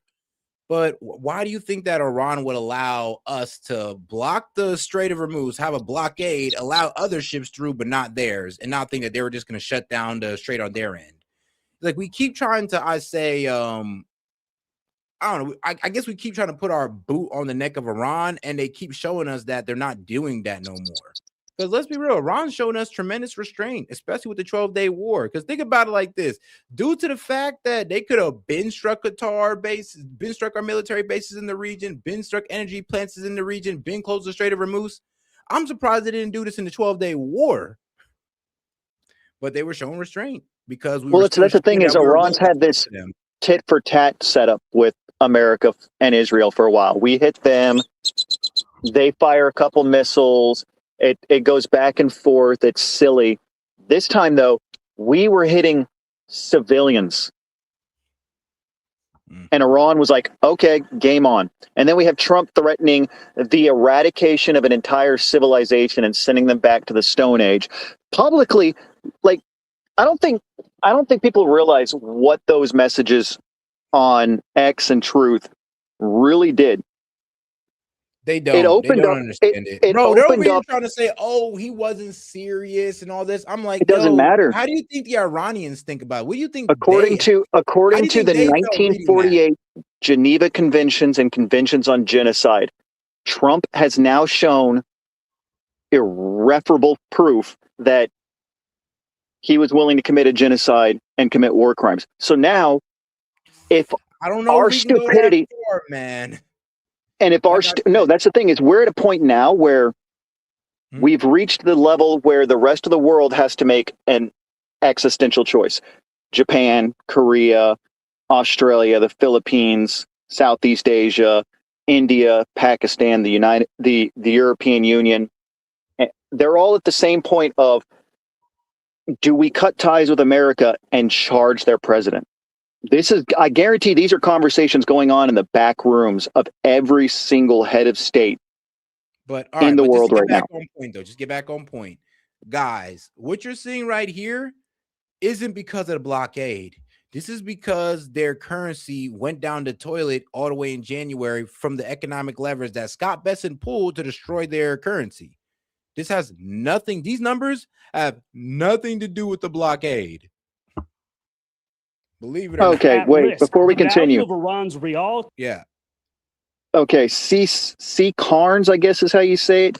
No, those people willingly went out and stood on those bridges and around those power plants because, and I quote from the guy who started that protest, who was a musician in Iran, stated, if they're going to destroy my nation, they're going to have to take me with it. Bro, what you mean? I was seeing women in Iran, hijabbed up and everything, talk about this is my country. This is my country. I don't want nobody else in here. These Americans are invaders. We're willing to die for this. And this is just a regular woman on the street in Iran. I don't think people understand what a war crime is. Like, I keep seeing people in here saying it's not a war crime. A war crime Oh no, because people are low key being like, bro. I remember when I was debating Monty on the subject, and it was getting irritating at a certain point because I'm just like, bro, you do understand attacking that a it power affects plant. mostly citizens. If he starts bombing power plants and he's putting millions of citizens in the dark, hospitals in the dark, that's a war crime because it's mainly going to affect citizens more than the military. But they don't want to understand it. They think they can literally just bomb power plants and bridges and it's all good. Like, what are you, Israelis? Man, the bots are just hard in here. Okay, Iran was put into power by the Democrats and Carter. Wait a second. No, that's not what happened. They overthrew the government we put into power in 1953 with the assistance of the UK. Because the Iranian government wanted to nationalize their oil. So we put in power a dictator who killed thousands annually. The Shah's who he's talking about, the Shah who had a secret police And their people finally, through a joint effort of Marxists, socialists, Islamists, secularists, Jews, Christians, Muslims, the whole 9 yards all said, nah, fuck this guy. And they rose up. And he had to flee and become a king in exile. Yep. And those are the people. And now his bitch ass son's doing tours saying, ooh, I get to go back to Iran now. I'm gonna be the Shah. Bro was being a coward the whole time. It's like, do people I want to know where people are getting their information, because we live in 2026, last I checked, where we have access to artificial intelligence and search engines and these things called fucking libraries. Yeah, I mean, bro, like I said, a lot of people don't really look this stuff up. They just believe their favorite political pundit who shows no receipts and just tells you whatever. I guarantee they're in disbelief. If these people were honest and they would give me their receipts and show me who they get their information from within about 10 to 15 minutes, I would very easily be able to pull up where they get their funding from. And I'll put 50 on the table right now that every single one of the people they're getting their information from are either In-Q-Tel backed, CIA backed, Mossad backed, APEC backed, ADL backed. Like, it's all the same. Like, it's the same bushel of dick bags. Damn, man. Guys, I mean, look, man, the call-in link is in the post tab on the main page. If you want to come up and challenge guest dude on that, like I said, I'll be happy to mediate it, be a mediator. But hey, come on up, debate the topic. Otherwise, you can sit in the chat and cry. But you're not really doing anything from the chat. I'll tell you that right now. No, not SPLC backed, ADL backed. Anti-Defamation League. But the ones who say that me criticizing Israel makes me anti-Semitic and I should lose, and now we have congressmen backed by APEC saying that I should lose my citizenship even though I've been here for 38 years. I served in the military for 10. I was a contractor for 4. But I should lose my citizenship because I'm criticizing Israel. Well, they're also trying to give my VA benefits to American citizens that violate, because if you look in your passport, it says do not serve in any foreign militaries. They go over to Israel, they serve in the IDF, so they can become part of the lineup of people who can steal land from people in the West Bank while they chill out in Jersey. Dude, you see that story I posted? No. They're thinking about extending VA benefits to IDF soldiers. It's like, how are these people not witnessing this in real time, that we are bought and paid for and controlled by a foreign power right now, when they are giving away our benefits to people that violated their citizenship by serving in a foreign military and participating in a genocide? All right. Let's go ahead and get back into the call-in. I mean, not call-in, but let's get back into the video and let's see if some of these guys are actually going to come up. I actually do want to hear some of you guys who support the war actually debate it. Because here's the thing. I've held No, they won't, because they all have Indian accents or their AI. The only person who's actually came up here and defended this war is Monty. Shout out to Monty. And me and Monty butt heads. But I love the dude. This war. And all the rest of y'all just stayed in the background crying in the chat. Only Monty's done it. Yeah, no, that's the thing, is like Monty actually puts his money where his mouth is and actually backs up his positions. We butt heads hard, but at least he's willing to actually talk. But I guarantee a good chunk of the people that are actually defending the war in this chat are either bots, or if they get up, they're going to sound like a call center worker. George, Currency. we're not going to insult you. We're just saying that, I mean, look, bro, if you're going to sit down there in the comments and cry, yeah, I'm going to insult you because you're being a coward about it and you're crying in the chat about it. I'm not going to insult you. I'm going to respect you if you come up here to the platform and debate guest dude or me on whatever subject you want to. Like, I'm going to show you full respect. And I'm going to give you a shout out for actually coming up, because a lot of dudes are too coward to actually come up here and voice their opinion. So I would give you a lot more respect you actually coming up than crying in the chat. Has dropped 98% to a record low today. Inflation is up 67%, with the price of chicken up 75%, and beef and lamb is up 68%. In the meantime, the U.S. has surged more military assets to the region. Fox's General Jack Keane says military strikes, in his opinion, should resume because this blockade ultimately won't work. Eventually, it could cause an economic collapse. But they don't care about the suffering of their people, in my judgment. What we need to do is finish the objectives in terms of the military objectives that have been assigned to the Israeli forces and to the American forces, and let's finish what we started. Here in Tel Aviv, the Israeli defense minister says that Israel is prepared to renew this war and is simply just waiting for the green light from the U.S. Dana? A great report, and more to come as we go over to Bill at the board. So, Dana, getting the word from the White House just late last night that the president has said we're going to stick with the blockade, and try and starve economically Iran as we speak today. Hey, Seth, I'm going to do this in real time. About that here in the Persian Gulf. Keane, the guy who was just talking, has funding from General Dynamic, and like it's every single one of them are funded by the guys who are going to make billions to trillions off this war, the same way they did with Iraq, the same way they did with Afghanistan. Now, I was hearing them earlier today talk about, oh, how we need to just break this ceasefire and go right back in and start striking them all over again. And I'm just like, oh my goodness, this guy is like, bro, him and Lindsey Graham is all about escalation to them. They really want this war to go full throttle, man, full throttle. They do not care. Yeah, because they'll make tons of money, but I don't think they understand that that's not the economy we're in. It's like that economy lesson I was talking about. Okay. Mm-hmm. Every single company in the United States that our oil, aside from our SRP, our SPR, is owned by private companies. And every single one of those companies have a fiduciary responsibility to their shareholders, which means when Brent oil is trading at a certain amount, and now WTI is catching up to it, and it's going to continue going up, we're about to enter into the bidding war stage. So if Japan bids 150 for a barrel, and then South Korea bids 160, and then the Philippines bid 175, it is the CEO's requirement for his job, part of his mandate for being a CEO of like Chevron or ExxonMobil, that they have to sell it to them, which then bumps the price up across the board. The prices are going to skyrocket because East Asia gets 75 to 90% of all of their oil from the Gulf.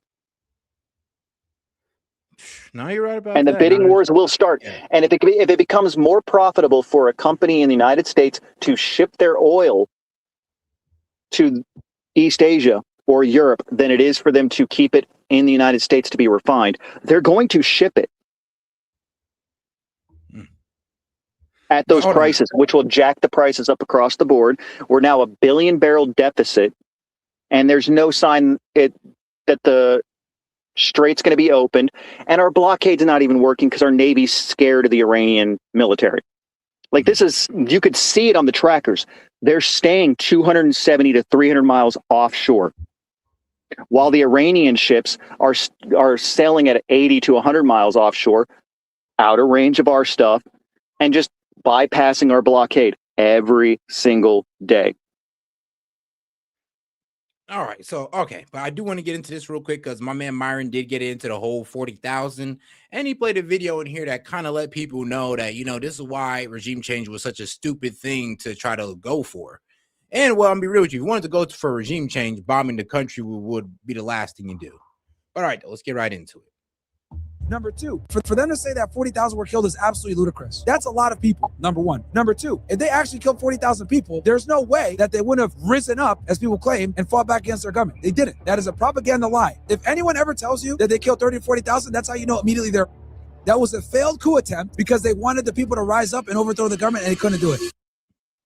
The Iranian people are a very proud people, okay? You guys don't believe me? Here's more receipts. Look at this. To show our support to the oppressed people of Palestine and to against Zionist.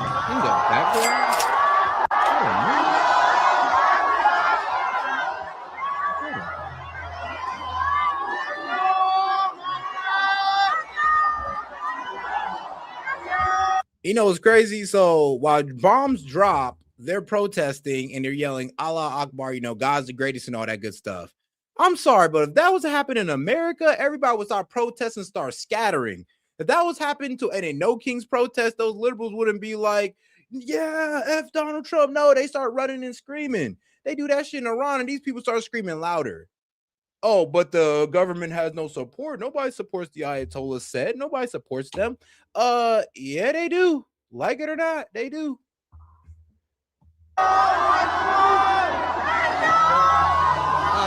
So, as we were doing interviews in the International Quds rally, an attack just happened in the building right across the street. People are chanting slogans. They are not afraid. They are standing right there and they are chanting slogans against the Israeli regime. They're chanting Allahu Akbar and to America. Okay, why am I showing you this? I'm showing you this because I'm trying to explain to you guys not to believe the mainstream media when they tell you that the people are going to rise up and take over their country. They're not gonna, bro. All we've done is strengthen their resolve. This war is stupid.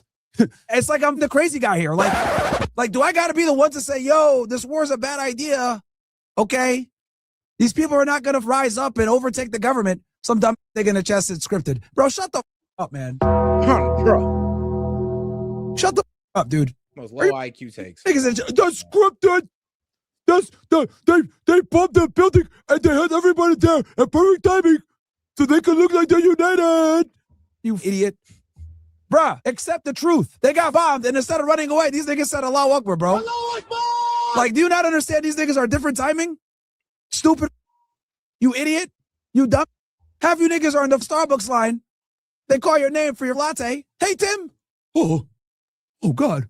You'll get surprised when they call your name at Starbucks, man. You dumb.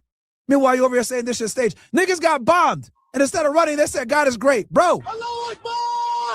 Like what? I'm not trying to go to war with niggas that get bombed and cheer. I'm good. That's stupid. Oh, look, and Max, whatever, still says, all right, Cuck. Steve, bro, you're an idiot. Let me look at your dumb chat history. Let's see. This nigga said they killed 40,000 of their own people and Iranians want a new regime leader. We need to destroy Iran, bring stability in the Middle East because they fought all terrorist proxies. They are an evil regime that are against American values. They killed 40,000 of their own people and Iranians want a new regime leader. Yo!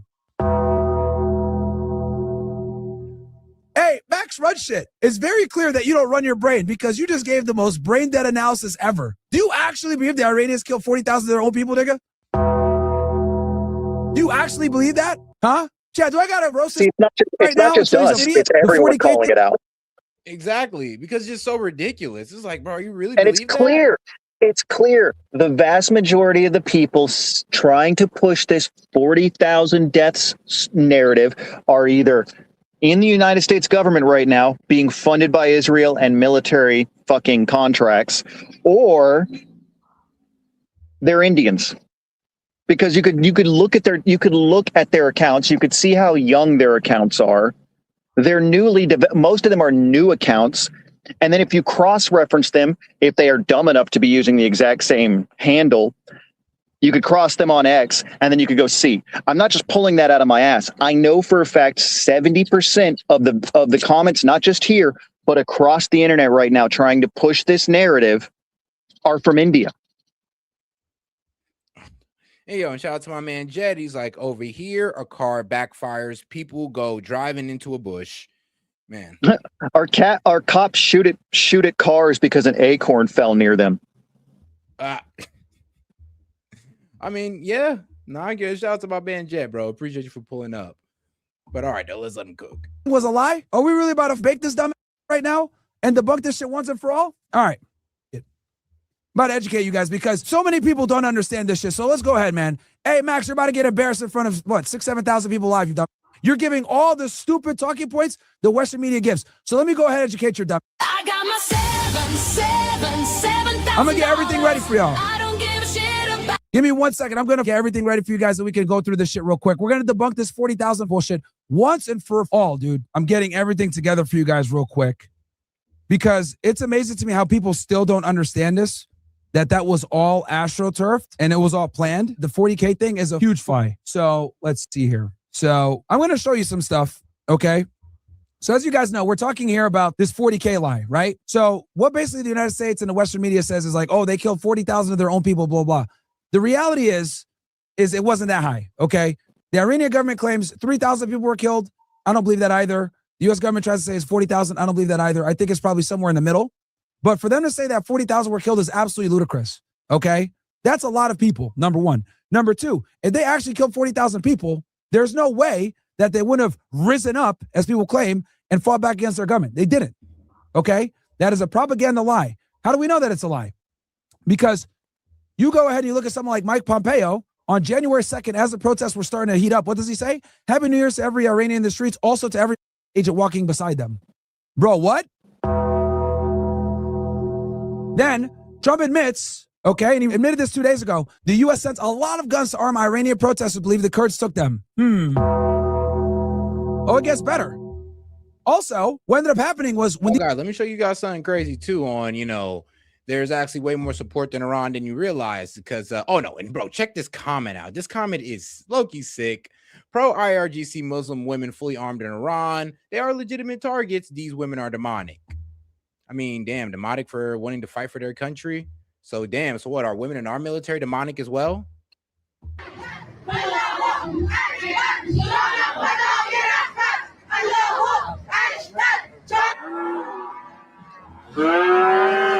These are the people you want to fight with? Okay. So here's something this right here.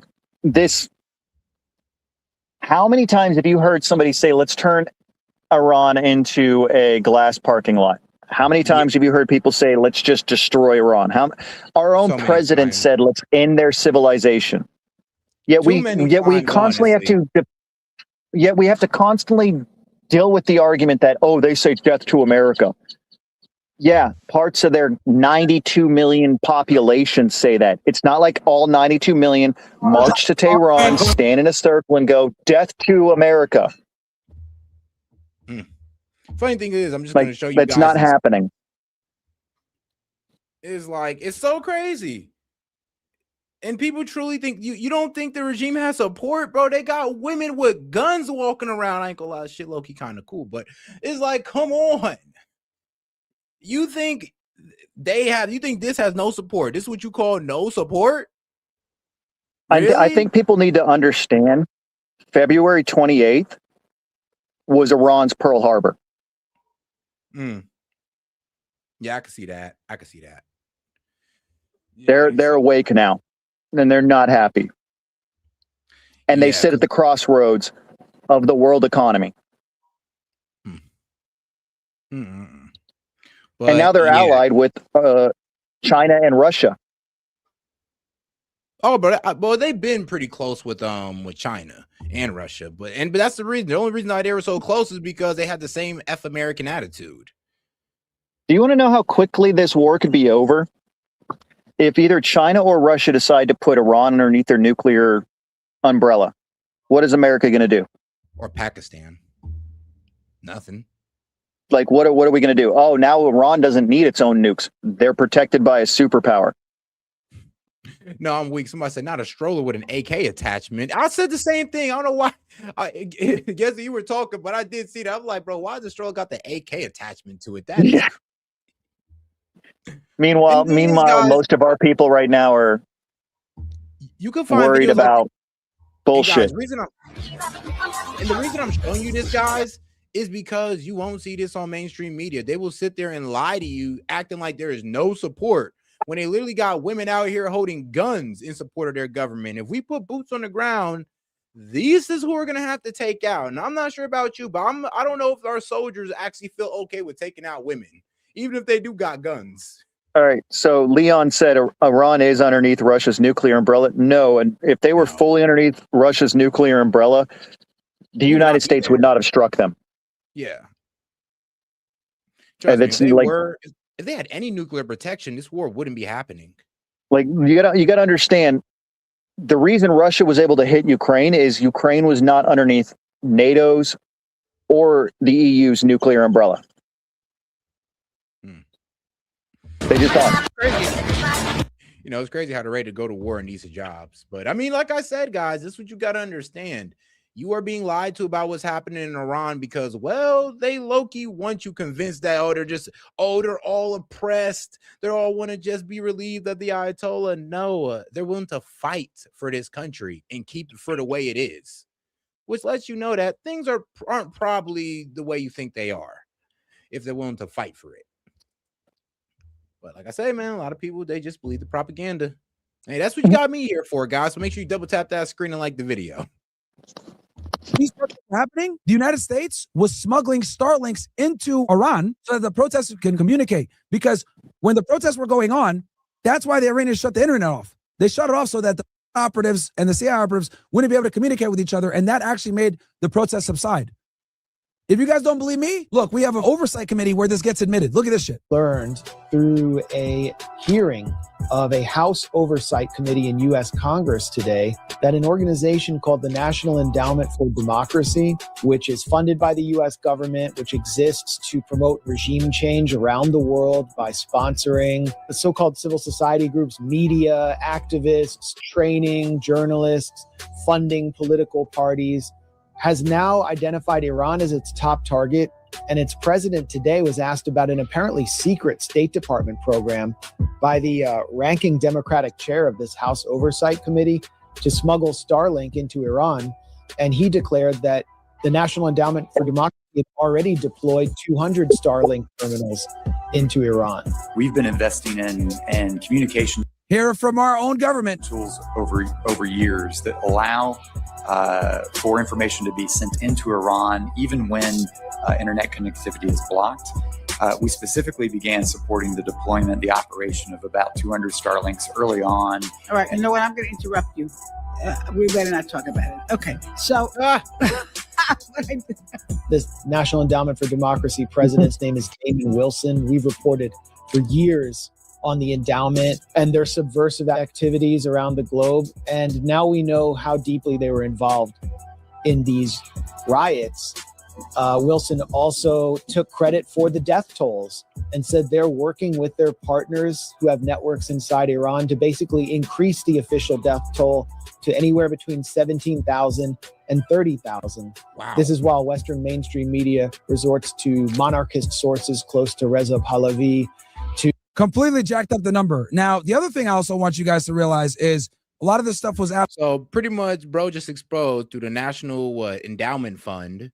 So, they're the same ones who funded that they deliberately put money into selling you guys that story. Oh, they are the National Endowment for the Fed slop. Yeah, the National Endowment for Democracy was also directly involved in the revolution and coup in Ukraine in 2014. So they're not trustworthy. If you see the National Endowment for Democracy operating in a country, or you see USID back in the day operating in a country, just replace those names with CIA. Facts. Because they were established as sister organizations to the CIA so they can embed themselves. Facts.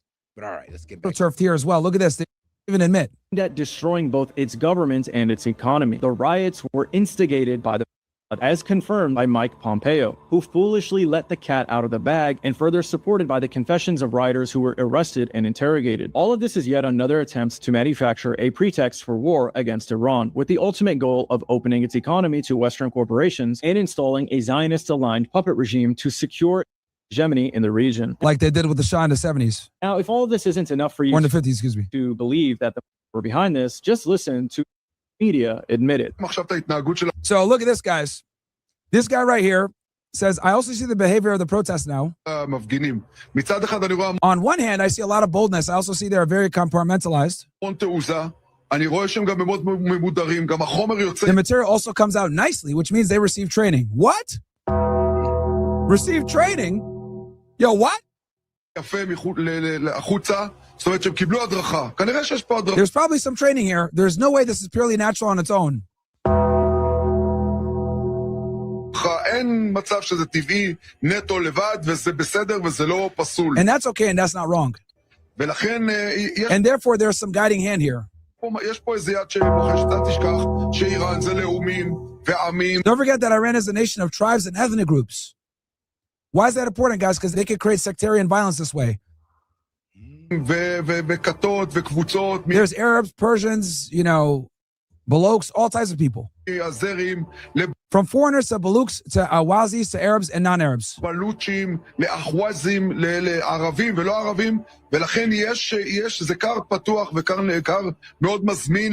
So there's a very strong link here. So there's a very, very strong link here of intelligence type work. But ultimately, the Iranian people have to do it. Reported tonight on Channel 14, foreign actors are arming the protesters in Iran with live firearms, which is the reason for hundreds of regime personnel killed. Everyone is free to guess who is behind it. And even Donald Trump admitted it 2 days ago. Yeah, it's like, guys, yes, we manufactured that protest to turn it into a revolution. And it didn't work, but we tried, though.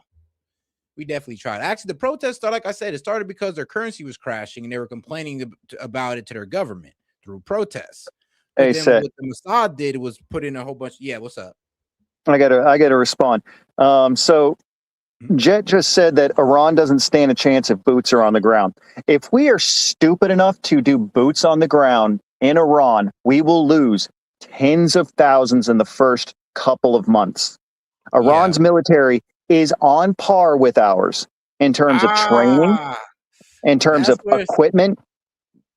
That's a bit controversial. I don't know. I think I'm pretty sure we would win, but the problem is we just lose hella soldiers. The best estimates from the Pentagon over the last 20-something years, going all the way back to when we first started talking about this during Iraq and Afghanistan, when we held dual fronts against them, was it would take a force of 250,000 to 300,000 American troops on the ground, and we would lose tens of thousands in the first year.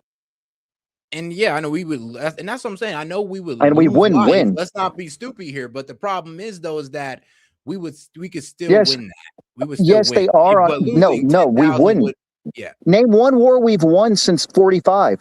Bro, if we put boots on the ground, did we win in Iraq? Time where we haven't put boots on the ground, we haven't gotten what we wanted. The end result didn't turn out the way we wanted. But putting boots on the ground, we do effectuate your regime change that way. I'm going to say it right now. We're still using firearms from the 60s. Yeah, but so are they. No, they're using modern firearms. I don't know about that. I think that's their civilian population. Their actual military is using a AR style platform built around the FAL platform. Okay, but you're acting like we don't got anything close to that. It's like they're not. You're acting like, come on now. Our military right now is roughly 1.3 million people. Of that 1.3 million, only 300,000 are actual infantry. No, that's true. The rest are support forces. So we have a very minimal actual boots on the ground. Now, if you look at the IRGC and you look at their paramilitary teams and you look at their actual national military, their forces are roughly 750,000 infantry that have home field advantage. True. I mean, bro, the IRGC is a 1 million-man army alone. So, and we're talking about they're going to have Like we're gonna have to get a foothold, and a foothold in Iran right now is going to have us getting hit by drones, getting hit by missiles, getting hit by artillery, getting hit by their air force, all at the same time. And then the second we make the stupid mistake of doing that, the vast majority of Iraq's military is actually a paramilitary force that is controlled by the Iranian government. So the only place we could actually do an invasion is along the Iraqi border. So we'd push in, and then within a couple days, we'd be boxed in by a military force to our rear and to our forward. We'd be encircled. All right. I don't think we'd lose it. I don't think we'd lose it, quite honestly. I think we'd have air superiority to some because extent. we don't have air superiority because the vast majority of our... Hold on now. We still, look, we don't have complete air superiority, but we're still able to go We don't have it. drop bombs. What is the #1 missile used by our Air Force right now for air-to-ground operations? Not really sure, but I know we still got them. It's the attack AM. Yet, even though we're running low.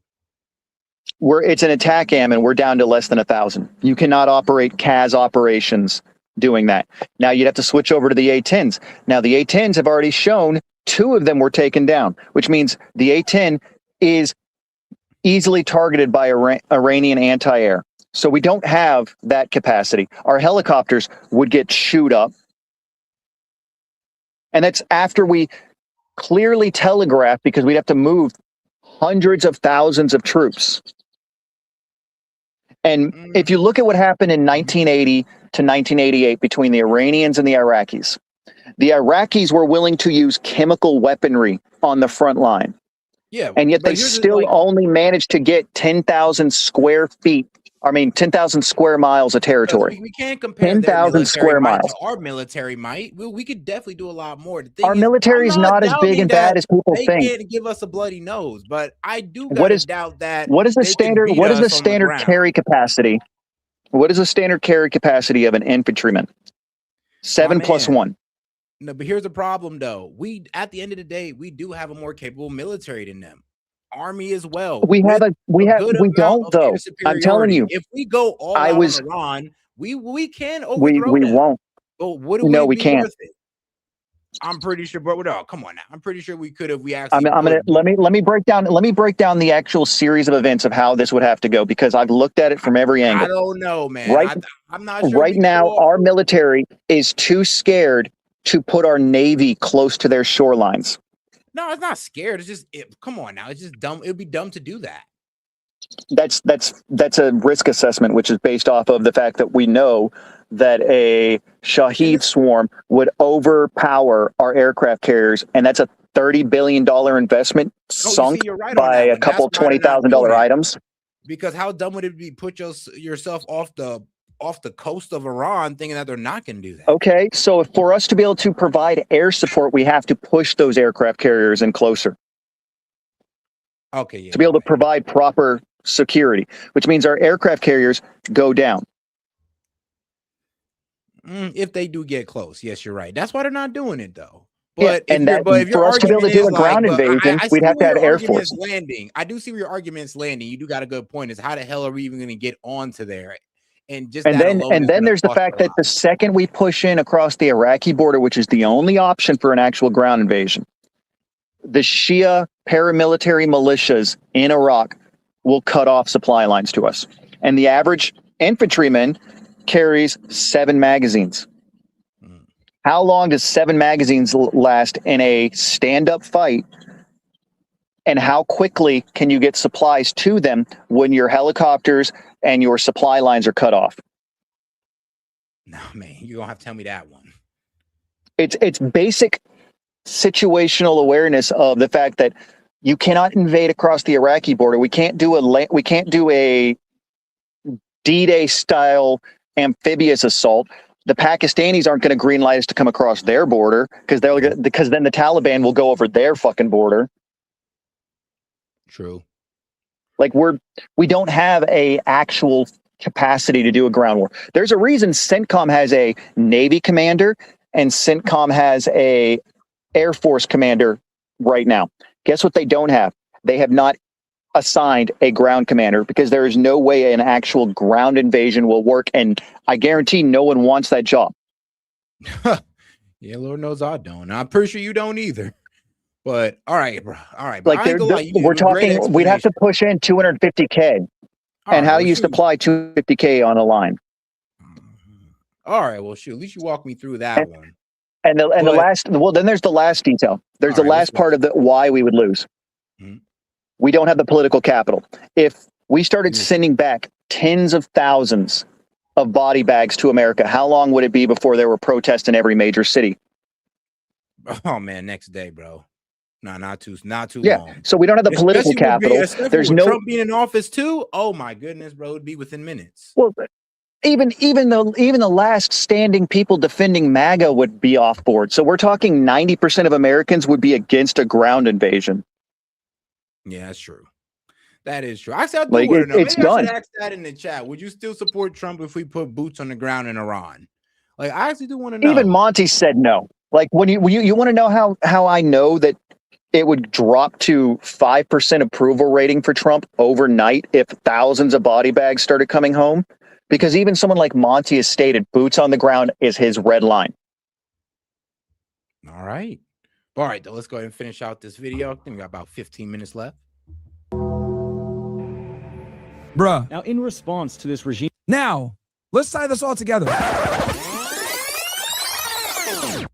Scott Bessent purposely crashed the Rial, okay, to kick off the chain of events. And I will show you guys this real quick here, because I got receipts, not just talking shit. Ravaged the Iranian economy. Just listen to Scott Bessent talk about the impact of these sanctions today. There are Treasury sanctions. And if you look at a speech that I gave at the Economic Club of New York last March, I said that I believe the Iranian currency was on the verge of collapse, that if I were an Iranian citizen, I would take my money out. President Trump ordered Treasury and our OFAC division, Office of Foreign Asset Control, to put. You know what's so savage about this, bro? Scott Bessent is the one that, bro, he crashes currencies for a living. That's what's, well, not for a living. Well, yeah, that's for a living. That was his job, is to speculate against currencies, and he made billions of dollars, well, millions of dollars doing so. Not billions, but millions of dollars doing so. So, yeah, we put one of the guys who's like a pro at pretty much destroying currency, and we put that guy on a less stronger currency in Iran. Because the currency he betted against, and he kind of shot down him and what was it? George Soros. Yes, him and George Soros, who's betting against the euro. Yeah, these guys pretty much took down the euro a couple notches. Like, now imagine what they would do. Now imagine what he did to Iran's currency if he was able to do that to the euro. And this is without even government assistance. This is without him being in government. This was him linking up with George Soros. It goes to show, man, that's Scott Bessent. He knows his stuff. He knows his stuff when it comes to economics. That's why I say he's probably one of the most experienced people in Trump's cabinet, I like to say, just due to his background, and he's walked the walk. But shout out to my man Jed. He says, I don't want boots on the ground. I want this retarded shit to be over. Tell Israel they on their own. I'm weak. Tell Israel, yeah, they're on their own. On my point, someone was acting like Iran's a superpower. Yeah, I mean, here's the thing. They're a regional power, not a superpower, at least not yet. At least not yet. I know a lot of people see Iran walking out of this as a fourth superpower, but I don't know about all that, man. I mean, they just proved yet again the United States military is not as good as we claim it is. We've been lying to the public for decades about how good our fucking military is. Yet when the actual rubber meets the road, we can't win in Iraq. We can't win in Afghanistan. We didn't win Vietnam. We barely won Panama. We took down a weakened Saddam in 91, but still had to pull out because we knew that if we did a long-term war, we were smart enough in the 90s to realize, hey, if we do a standing long-term occupation of Iraq, we're going to be here for fucking ever. We're still in Iraq right now and dealing with the ramifications. But hold on, just to get back to the point though.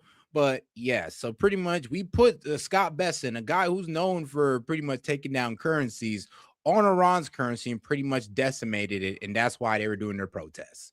Just so you guys know. Maximum pressure on Iran, and it's worked because in December, their economy collapsed. We saw a major bank go under. The central bank has started to print money.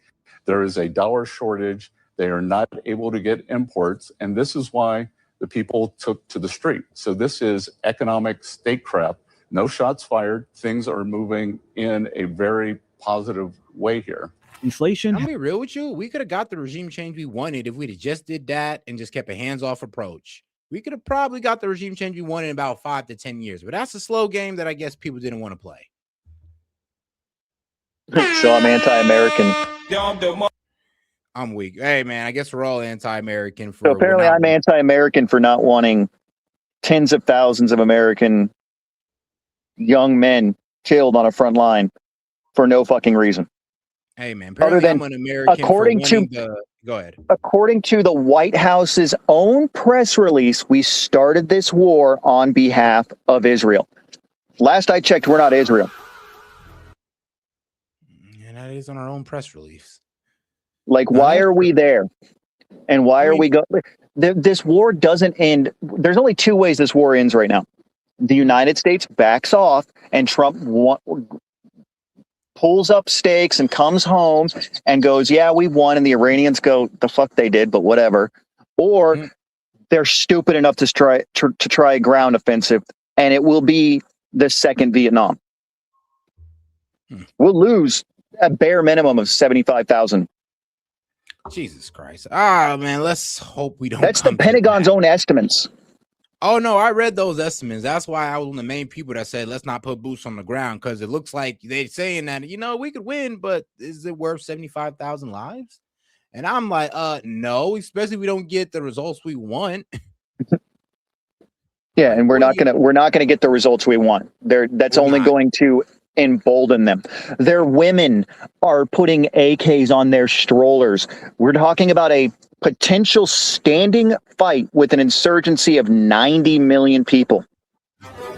Like, bro, come on, man. Like, this is them. This is what we're dealing with, guys. We're dealing with this. And a lot of people don't understand this. If I showed this to people, they'd be in disbelief. Well, I thought they was hated by their. I thought 90% of their government hated them. Set. You've been lied to, bro. And we're talking about an insurgency that we cannot fight. Because it would, because one, Hezbollah and Hamas would light up Israel. Turkey and Egypt would light up Israel for this if we decided a ground invasion. And we'd be pinned in Iraq. We'd be fighting a fourth war in Iraq on top of fighting a war in Iran. There's a very good chance the Taliban would come to aid Iran just because, hey, more chances to kill Americans. I mean, no, that's true. It would become a world war. It just, this time the world war wouldn't be happening in Asia or Europe. It would be happening in the Middle East. I'm done. And Russia and China would be back funding Iran the entire time. And that is what we don't want. That is what we don't want, guys. But hey, I hope we broke this down good enough for you guys. I know we've been a bit all over the place, but I hope you understand that, dog. This is not about being an American. This is about, we care so much about America. We don't want to see anything bad happen to it. We don't want to go through economic hard times for a war that doesn't do anything for the American people. Okay. Don Garlic is sitting here saying, why should we let this evil fester and grow?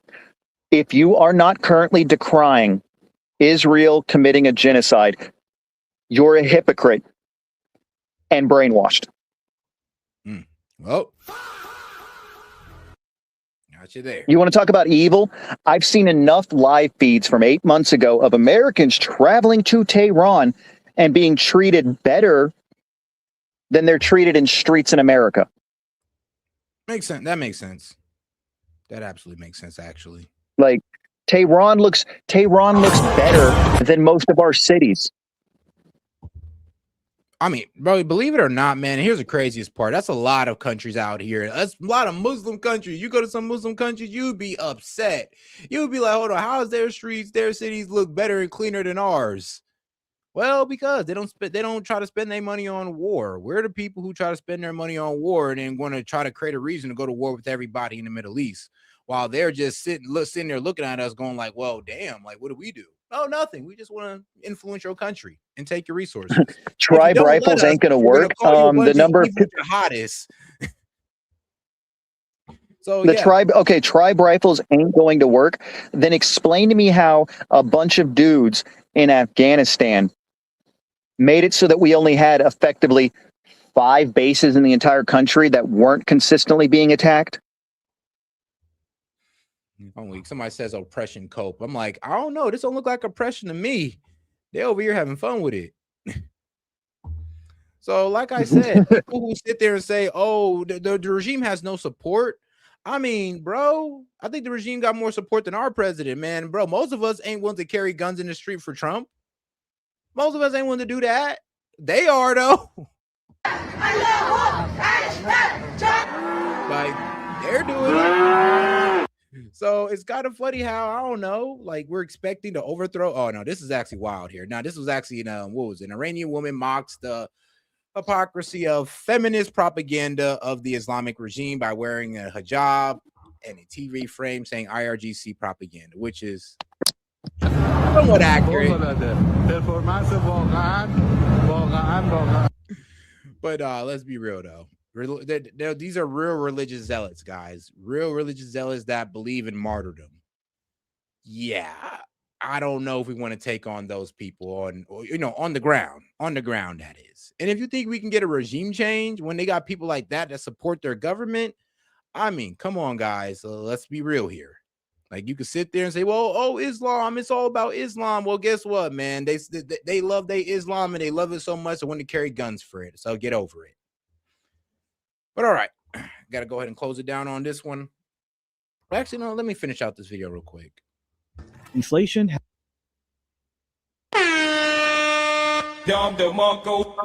I need more receipts? Now, let me go ahead and put this all in a nice bow for you guys so you understand what happened. I showed you guys all the different pieces of evidence. Now I'm going to put this on a nice bow. Okay? Now that we're free and we can say what we want to say, these line. So let's go through this line by line. December, Scott Bessent and the Treasury crashed the rial, aka the Iranian dollar. When they crashed the currency, people start to protest in January. Amongst these protests are legitimately angry people that are like, yo, what the hell? The currency's crashing, blah, blah. This created the opportunity for protest agitators, right, to get involved and start problems. These protest agitators were recruited by foreign intelligence services and armed with guns. Not only were they armed with guns, they were armed with Starlinks. Why were they armed with Starlinks and guns? To create havoc and then also to use a Starlink to get internet because the Iranian government shut the internet down. Mike Pompeo, the former Secretary of State and director of the CIA, admitted that he was out in the streets with the Iranians, providing them arms, Molotov cocktails. They were bombing mosques. They were killing people. Like the wrestler that they talk about, the 18-year-old wrestler, he killed 2 cops with a machete. Yep. Trump mentioned him on his and released the video. Yeah, they released the video of that wrestler that everybody was crying about. Yeah, he hacked to death like a police officer with a machete on camera. Like, so I mean, you might want to, watch who you're cheerleading for. Speech yesterday, which is interesting, but he didn't talk about why he got hung. He got hung because he literally tried to do an insurrection and kill 2 cops with a machete. Yep. When they tried to activate the Starlinks, the Chinese and the Russians helped the Iranians. I watched the video. I did watch the video. I watched the blurred and the uncensored one. I have to go off, X for the uncensored one for obvious reasons. But yeah, it was like, bro, it was him. It was him, and it was pretty gruesome. I'm not even gonna lie. It looked crazy. Before my phone decides to kill itself. This Marjorie chick or boomer, most likely. Why do they always have to sit there in the chat and shit talk, but they never have the balls to come up here? I mean, like, I'm right here. Prove me wrong. I mean, bro, most people don't know anything. All they know is Iran bad, Muslims bad, and I mean, that's all they need to know. Or that's all. The fact that I worked in military aviation for 15 years, I'm going to go with I probably know more about this shit than you do. My 7 years in the Middle East with Iranians trying to kill me. I'm not sitting here defending Iran. I'm saying this war is stupid, and anyone who supports it is a fucking moron. Yeah, and look, me showing you the women with guns walking in the streets, this is not me supporting Iranian propaganda. This is me showing you that, yo, when they say there's no support for the regime, well, there's women in the streets holding guns, women in the, well, people in the streets yelling Allah Akbar while getting bombed in the background. So what do you mean there's no support for the regime? It's right there in front of you. He I love said, it. I love. Okay, the dual citizen of Iran. All right, Gorilla, come up here then. I'm going to say it bluntly. We don't fight wars for people who don't want to fight their own wars. You left your country in the shit show it is. We say this, the MAGA says this all the time about people who leave Mexico and Central America. That, why'd you leave your place and not fix it? Go back to Iran and fix it. Go be part of one of those little rebel militias. Stop dragging America in to fight your shit shows because you don't have the balls to. Literally. And here's the bro. He said, I'm a dual citizen of Iran. I'm just like, well, Iran can't be that bad if you're willing to be a dual citizen. Like, you kind of see how crazy that sounds, bro. I know you're saying it to up your credibility, but you made yourself sound stupid by saying that. Just want to let you know. He did. He's like, and now he's saying Jimmy Carter was behind fucking the ninth. No, you're retarded. You probably fled because you were a Shah supporter. Which means you supported a dictator. But look, man, I guess you're going unopposed because everybody doesn't really want to, nobody want to come up here and challenge you on it. Man, this is why I like Monty. He at least has the balls to come up here. Most of these people are just wimps. I know, right? And fucking cucks for Trump. Their argument, so they'll just stay in the chat where they can, put their 2 sentences out with an insult and they think they did something. But all right, man, we ain't got all day with you guys. We'll go. You guys go ahead and build up the testicular fortitude for the next episode. All right, hey man, shout out to my man, the guest dude, and shout out to all the supporters, man. I'm a Jew hater now. I'm a Nazi and a Jew hater. Wait, so my first 2 crushes growing up were Jewish. I grew up around Jews, and I studied under 2 separate rabbis. And I'm a Jew hater. I almost converted to Judaism, for the record. Oh damn! But I'm a Jew hater. Well, hey man, look, bro, look. If you don't support this war, you're anti-American. I love Chris. He's down there fucking talking me up the whole time. There's always at least one guy in there that's like, yeah, oh, so I hate Jews, but I thought it was Iranians that hated Jews. Mr. Dual Citizenship. All right, bro. We'll be here all day. But all right, guys, it's S.E.T with S.E.T Media. Make sure you double tap that screen, like the video, and hit the icon above to subscribe to the channel while you're at it, guys. We do this every day. All right, guys. We'll see you on the next one. Yo, this is S.E.T with S.E.T Media, man. I'm here to talk to you about our partner, Kalshi. Kalshi is the largest legal prediction market in the United States with over 1 million users. It's available in all 50 states. They are a real money market. People trading on what they think will happen. You can build a position and trade in and out of almost any prediction you think. Kalshi facilitates trade between people, kind of like the stock market. There's no limiting your trades just because you're winning. Kalshi will pay you interest on your position. So if you make a long-term trade, you can earn a return even before the market is resolved. If you want to try out Kalshi, go ahead and give them a try, guys, at my link, kalshi.com/setmedia. Get $20 when you trade 20, so it's 20 for 20, guys. Once again, that's kalshi.com/setmedia. Go ahead and use my code SETmedia to get $20 when you trade 20. Let's go ahead and take a look here at Kalshi, because like I said, it is a trading market where you can put in your prediction and you can go ahead and earn interest on that. You can make money off the knowledge that you know, and if you put $20 in, you get $20 back. So all right, guys, make sure to go check out my guy at Kalshi, because you can get in on good trades like who will Trump nominate as Fed chair? Will Ali Khamenei be outed as the supreme leader? And will the U.S. confirm that aliens exist before 2027? So if you want to get in on this action, once again, go ahead and go to my partners at Kalshi. Go ahead and use the link, or you can hit the QR code above and use S.E.T Media to go ahead and get $20 when you trade 20. This is S.E.T from S.E.T Media, and shout out to Kalshi.